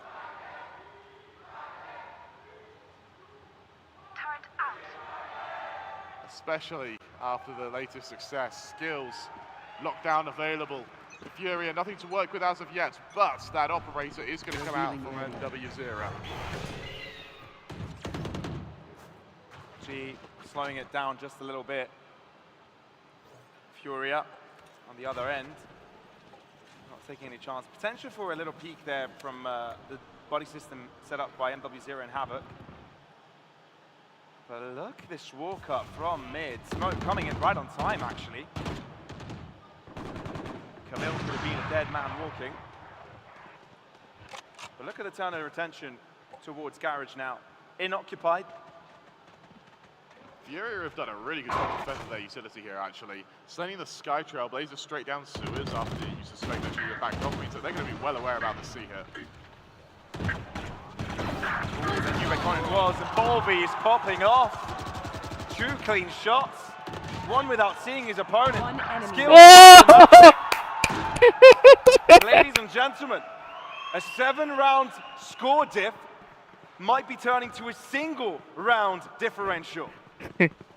Bear in mind as well, Pavlos, look at the money for Furia. They have nothing more to work with. Skills, he has come alive in the latter stages of the second half. And you can see the hype now starting to show on the faces of Global. It's no longer relaxed, it's now excited. It's ready to deal the pain to Furia, who now have really been struggling to find their footing in the second half. Twice we've counted them out. Twice they've proven us otherwise. 4 more rounds indeed. And Furia troubled. Yeah. Troubled, concern, maybe even worry as the timeout is called. Bear in mind for Global Esports, this is best case scenario for them as well, because this is a chance for Spin to come in and talk to the boys and see what the plan is for Global Esports going into the rest of this half, with time of their own to use as well. Exactly. Something a lot of people forget is that when one team calls a timeout, the other one can bring out their coach as well, right? It's not a one-sided thing. So, you know, what could be a buff for one side could be a buff for the other. But for Furia on defense, not being able to have control over the pace is something that is causing them grave difficulty. Global really enjoying having them on this pressure point. But is the space to breathe enough for Furia to get them back into winning ways? Now, we saw a fake comeback of sorts last game of Global, but this is their chance to redeem themselves and show us that they're not only made of fake comebacks, they can bring up real ones as well. That they can. Bladestorm available for MW0 and for Polvi. MW0 bringing it out straight away, I imagine. A judge comes out on Khalil. It's not the buy you want if you're Furia, especially when you're fighting for your life in the final stages of your third map. We're potentially looking at the 9-9 score here. Now, MW0 does have his blades, and with that, you can never count the man out. A couple of weapons on close distance that could do also some damage. Blinding. Really interesting push here from Furia. Catching Russell guard. Spike down Trade A. on Polvi. I think in these moments, it's Polvi that steps up the most. Yeah, it absolutely is. He's had an incredible second half so far. Khalil almost begging that one of the GE members could there beat him, but looks like it's disciplined as ever. His skills instead goes to the wall. Absolutely perfect. No.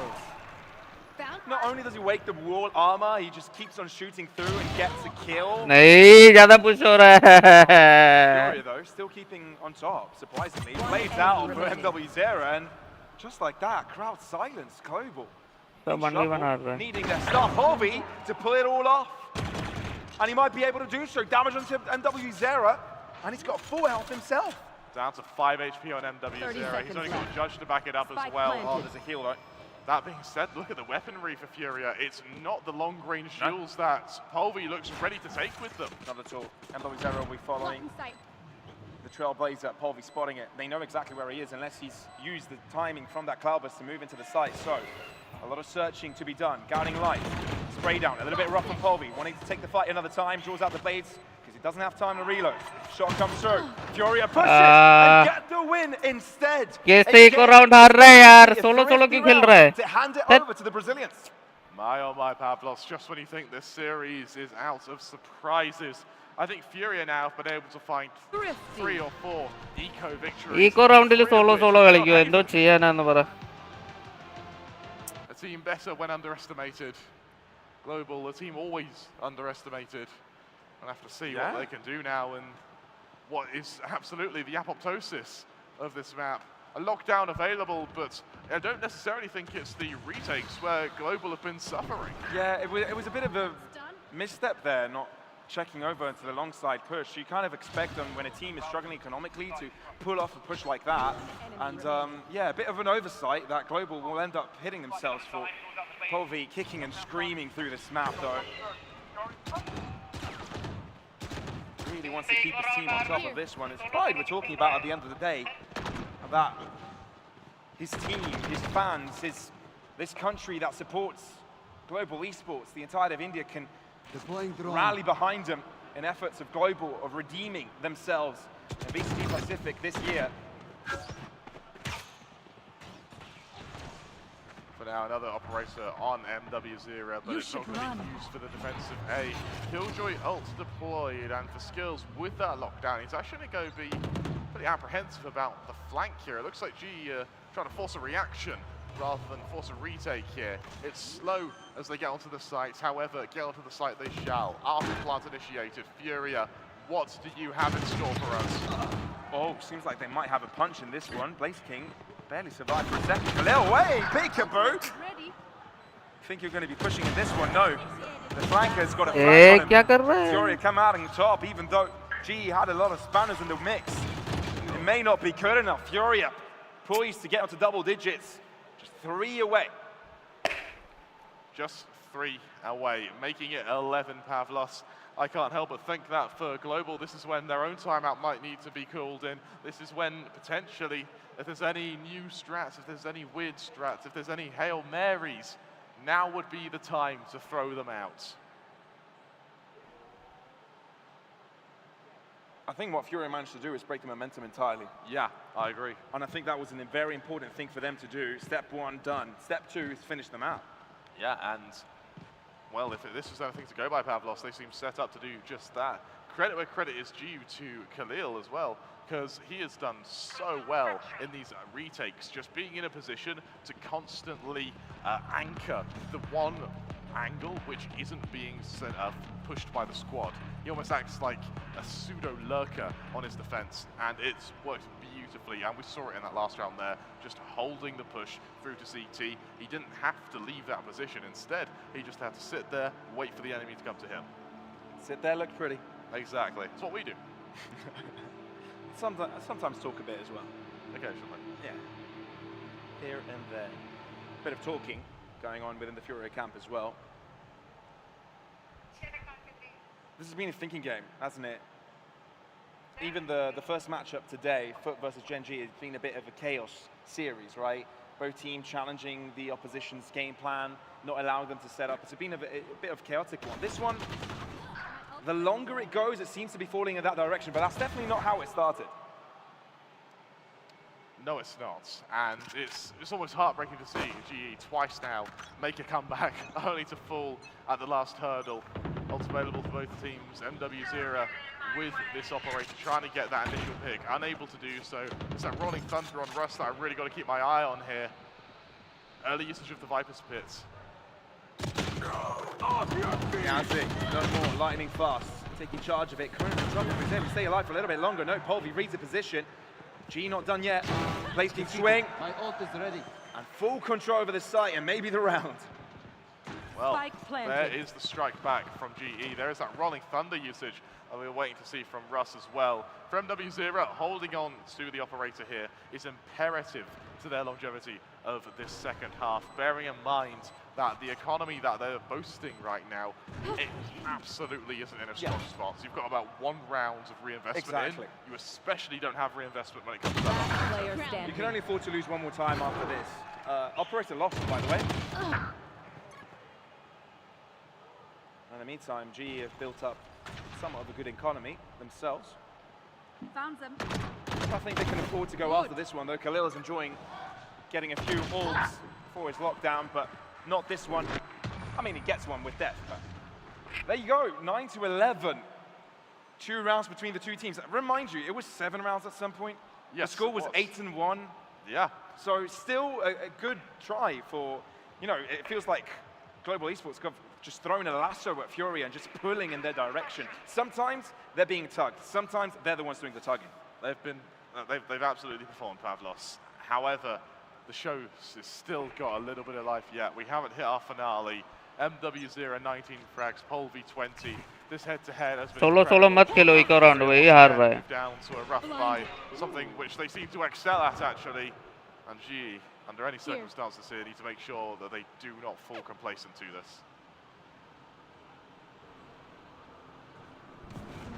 Oh, the Aldrin didn't check the right. Oh no, they didn't check the right either. Oh, Polvi does though. Polvi covers their ground, no problem at all. Looking to get into double digits. Why the hell not, Khalil? No more teammates. GE, enough of this nonsense. Want to get back into winning ways. Spike planted. Remember, Pavlos, the timeouts have been used, the pauses have been called. The only thing now that is left to do is play out the rest of this map and pray your teammates, pray that each member of your team can take you to victory, can guide you to victory for GE. 1 round now separates them and Furia. 2 rounds separate Furia from victory, and it's 3 rounds to separate GE from a victory of their own. Proud of your math, bro. Thanks, man. I've been practicing that one. Clean shot from Blazerkin. Khalil falls. GE, they make it 10. My, oh my, Pavlos. Hey. And all of a sudden, I think GE smell victory. I think एक और round में वही ये लोग का गलती था जो ये लोग flying जा रहा था बार-बार. Side चलो एक round में घंटा ये लोग कुछ कर पाएगा. Not too far. उधर भी split खेल रहा है. There'll be a match point. Hop, skip, and a jump. This is getting close, Kremer. This is getting very close. That it is, and with a From the Shadows available for both teams here, it's going to be interesting as to how they utilize. Bear in mind that Haven is a map which a lot of teams actually struggle to get that ability usage timed correctly. G once again getting that A main control. Take flight. Furia still fairly passive. The Killjoy setup on A means that they're at least looking to play retake here. Still revealing his position may alert them to just that, Pavlos, but it may be too late. Still a one-on-one trade. Alive. Oh, skill! Come on! Okay. Nonsense kills by skills. All for the reals. And the thrills. Okay, both playing. 2 left for Furia, and with that kill, still a chance. Both players spotted as well, so Polvi, he knows that it's about to be swung, gets the information, gets out. Furia barreling down towards the safe side with no money in the bank. Furia, they're gambling here to try and win this. Oh, that fault line is actually really good. It's going to delay it quite a lot, and Russ moves in with Polvi, and they secure it. Oh, 11-11. Comeback in the making since round 9. Finally established. It's level pegging for these two teams, Pavlos, and if you're Furia, now you really start worrying. Look at the investment they're going to have going into this round. It is not a pretty sight at all. Global, they've had their issues when it comes to finances in this game. However, for the final 2 rounds, I think they just have enough for a reinvestment, nonetheless. This is the last timeout, I believe, that Furia have at their exposure. Last yes, it is. Timeout indeed. Now or never. Hey, for an off-season event, not too bad, huh? Not too bad of a match. Not too shabby, as they say. And for the final match of Global Esports, it's been quite the banger, quite the treat we have here in Bangalore. You're absolutely right. And you can hear the crowd definitely trying to hype up GE, trying to shout to them to a victory, you could say. Oh, and they've definitely achieved that. 2 rounds to decide it. 2 rounds, Pavlos. Crowd buff is real. Crowd buff is very real. Something I want to mention as well. Do you know who else has been stepping up going into the sort of final few rounds? That has absolutely been Russ. He's been there with Holby, getting that secondary kill, getting those follow-ups. On top of the success skills he's had in the first half, they've been able, the trio, the trifecta, have been able to bounce off each other with masterful precision. And Furia this time around, they're the ones in trouble. GE might be able to get themselves on map and series point. Look at the stack though, Furia, they've gambled correctly. And this is a push. Arre. W Terror though, being scary, whatever he is, wherever gun he holds. Khalil gets one before he drops. Eco round. I think might get a little bit scared from this one. They need to make sure अभी भी call आ गया कि 2 side है फिर जा रहा है. Not making this easy at all.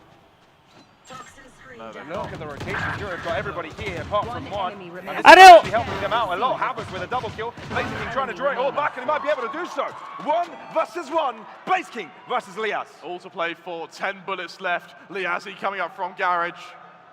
All a mind game. 55 on the clock. Liazzi in from Garage. A 1v1 that could decide the series. Blaze King around the world, misses him yet again. Spike going down. Oh! That's the ace, and that's the clutch. Blaze King puts GE on 12. What a time to come alive, Pavlos.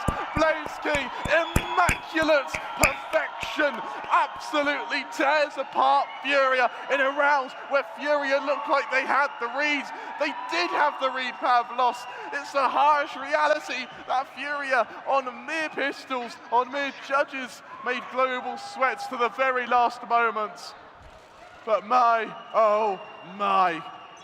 We enter the final round. GE, they take the lead. Operator at MW0, Bladestorm to accompany it, and a push down A.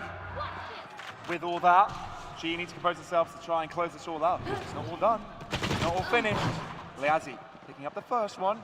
MW0 moving in, but it's lightning fast to kill off one of the attackers. Ross, whoa, wait a minute, this might be where it ends. Liazzi falls to the nano swarms, and now it's a 2v4. Furia have to deliver. Rush blind करना. Players alive and their opponents do. This is do or die now for Furia. 2 players to do it all. Can Conan do it? Can Khalil do it?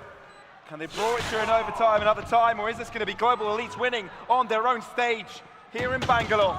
Conan silences them for a little bit, but lightning fast gives them back hope. Conan in the smoke, stand up, eliminated. Global, they win against Furia. They've done it, Pavlos, in a game which they were almost ruled out of by absolutely everyone, including some of their own fans. But no, they showed us exactly what it takes to be a winner. Constant steel mindset from all of them. And against Furia, despite losing the comeback, despite not being able to convert it on freeze, despite going 8-1 down on Haven, they're able to convert, they're able to find a victory. Stone cold pertinacity, Pavlos, from this side, and a much deserved victory. Breathe in, take it all in, yes. Your journey might be over in this tournament, but at least you can go out with a bang. At least you can show your crowd, your home ground, that you are here to stay, right? Global Esports, their win against Furia is glorious, and they'll be happy with the outcome of this match. They absolutely will. That was an incredible performance, Pavlos. Oh yeah, take a bow, boys, take a bow. It is a well-earned bow, that's for sure.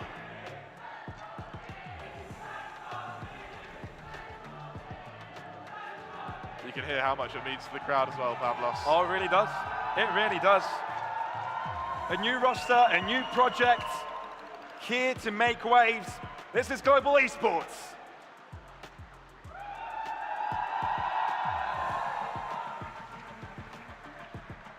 Wow. My heart goes out to our analysts because they have a lot to break down after that Pavlos. I mean, they do. My oh my! I mean, you've got everything from the comeback, from the revelation of skills, from Kolil doing so damn well, from the ability of Furia to recover after the comeback from Global, and for Global to recover having been shut down after that first spree of rounds. That was a really insane series. What do you start enumerating, right? Yeah. Do you talk about the first match where Global won unexpectedly? Yeah. Do you talk about the second one where they nearly got a comeback? Well, they did get the comeback, but Furia came back. Yeah. But do you talk about the third one, a special one? And what the hell was that? What the hell was that, Pavlos? I am so damn impressed with Global Esports and so damn impressed with Furia as well. Bear in mind that MW0 is one of the best performing tournaments, best performing players in the tournament. For sure, for sure. Furia is also a new project. Furia is Bear in mind that MW0 is इसका reaction क्या है तेरे को?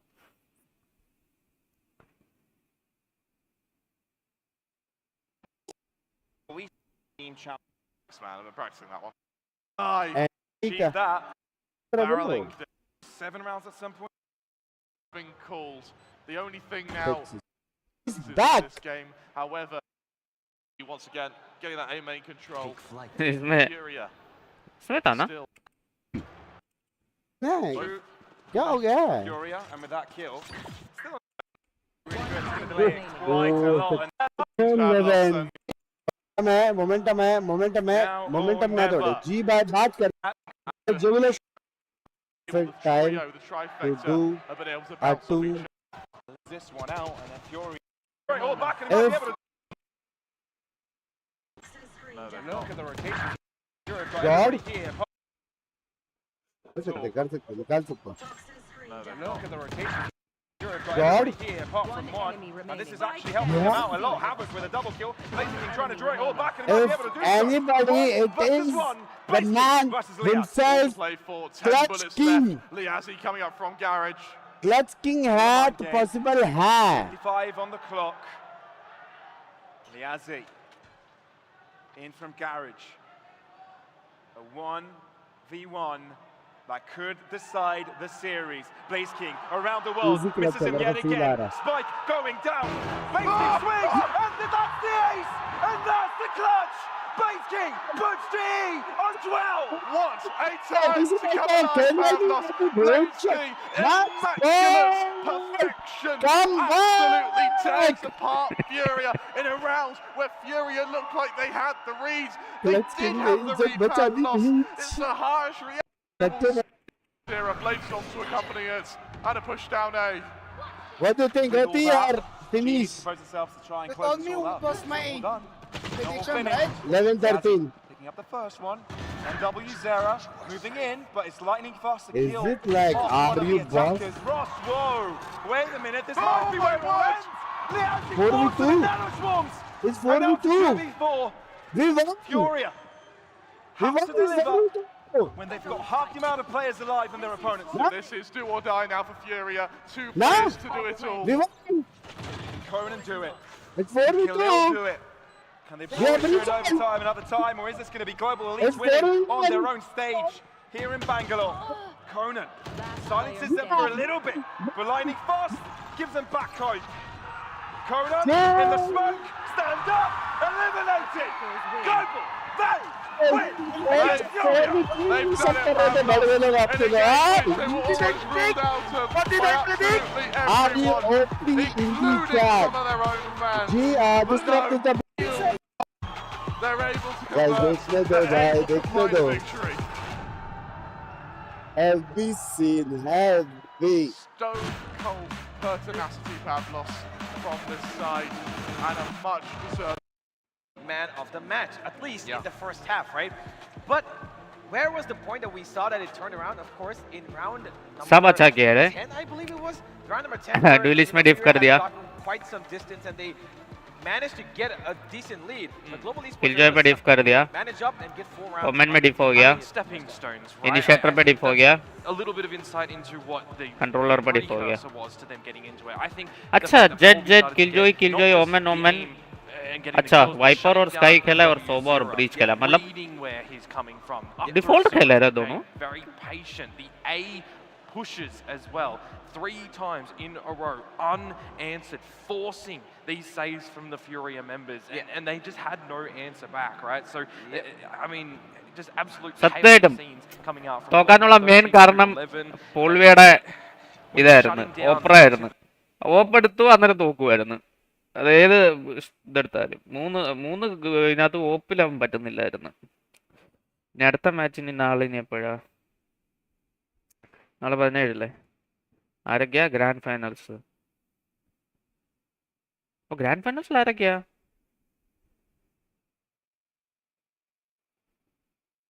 അങ്ങനെ grand finals വന്നത്?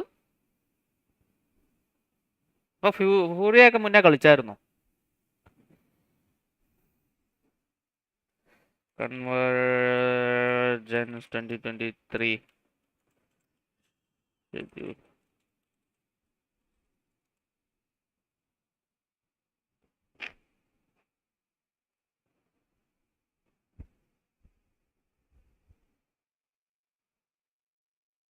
ഈ 6 ടീമേ ഉള്ളായിരുന്നോ? അതിനകത്ത് ഫ്യൂരിയനെ ഇപ്പോൾ തോപ്പിച്ചു.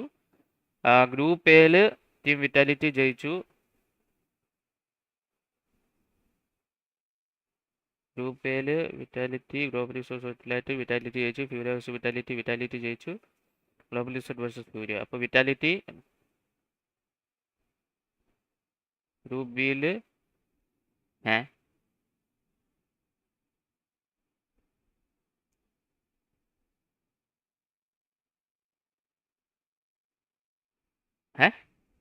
അപ്പം ഫൈനൽസിൽ ഗ്ലോബൽ സ്പോർട്സ് ഇല്ലേ?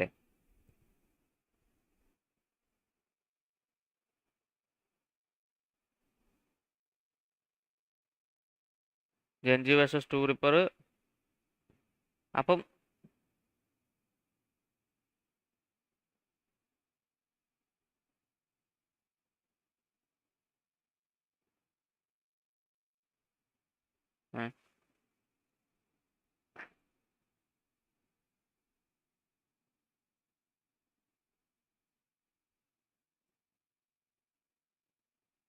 റൂസ് യുണൈറ്റഡ് കിങ്ഡം നമ്മുടെ അവിടുത്തെയാ.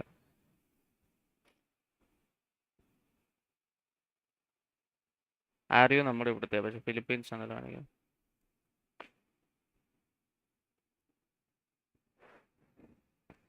അപ്പം ഫൈനൽസിൽ അപ്പോൾ ഗ്ലോബൽ സ്പോർട്സ് ഇല്ലേ? ഗ്ലോബൽ സ്പോർട്സ് ജസ്റ്റ് ജയിച്ചതേ ഉള്ളൂ. അപ്പോൾ തേർഡ് സ്ഥാനം ഗ്ലോബൽ സ്പോർട്സ് കൊണ്ടുപോയോ? അതോ ഫുട്ട് ഇവിടെ വന്നു? അപ്പോൾ തേർഡ് സ്ഥാനം ഗ്ലോബൽ സ്പോർട്സ് കൊണ്ടുപോയി അല്ലേ? TBD. 5th 6th true repairs.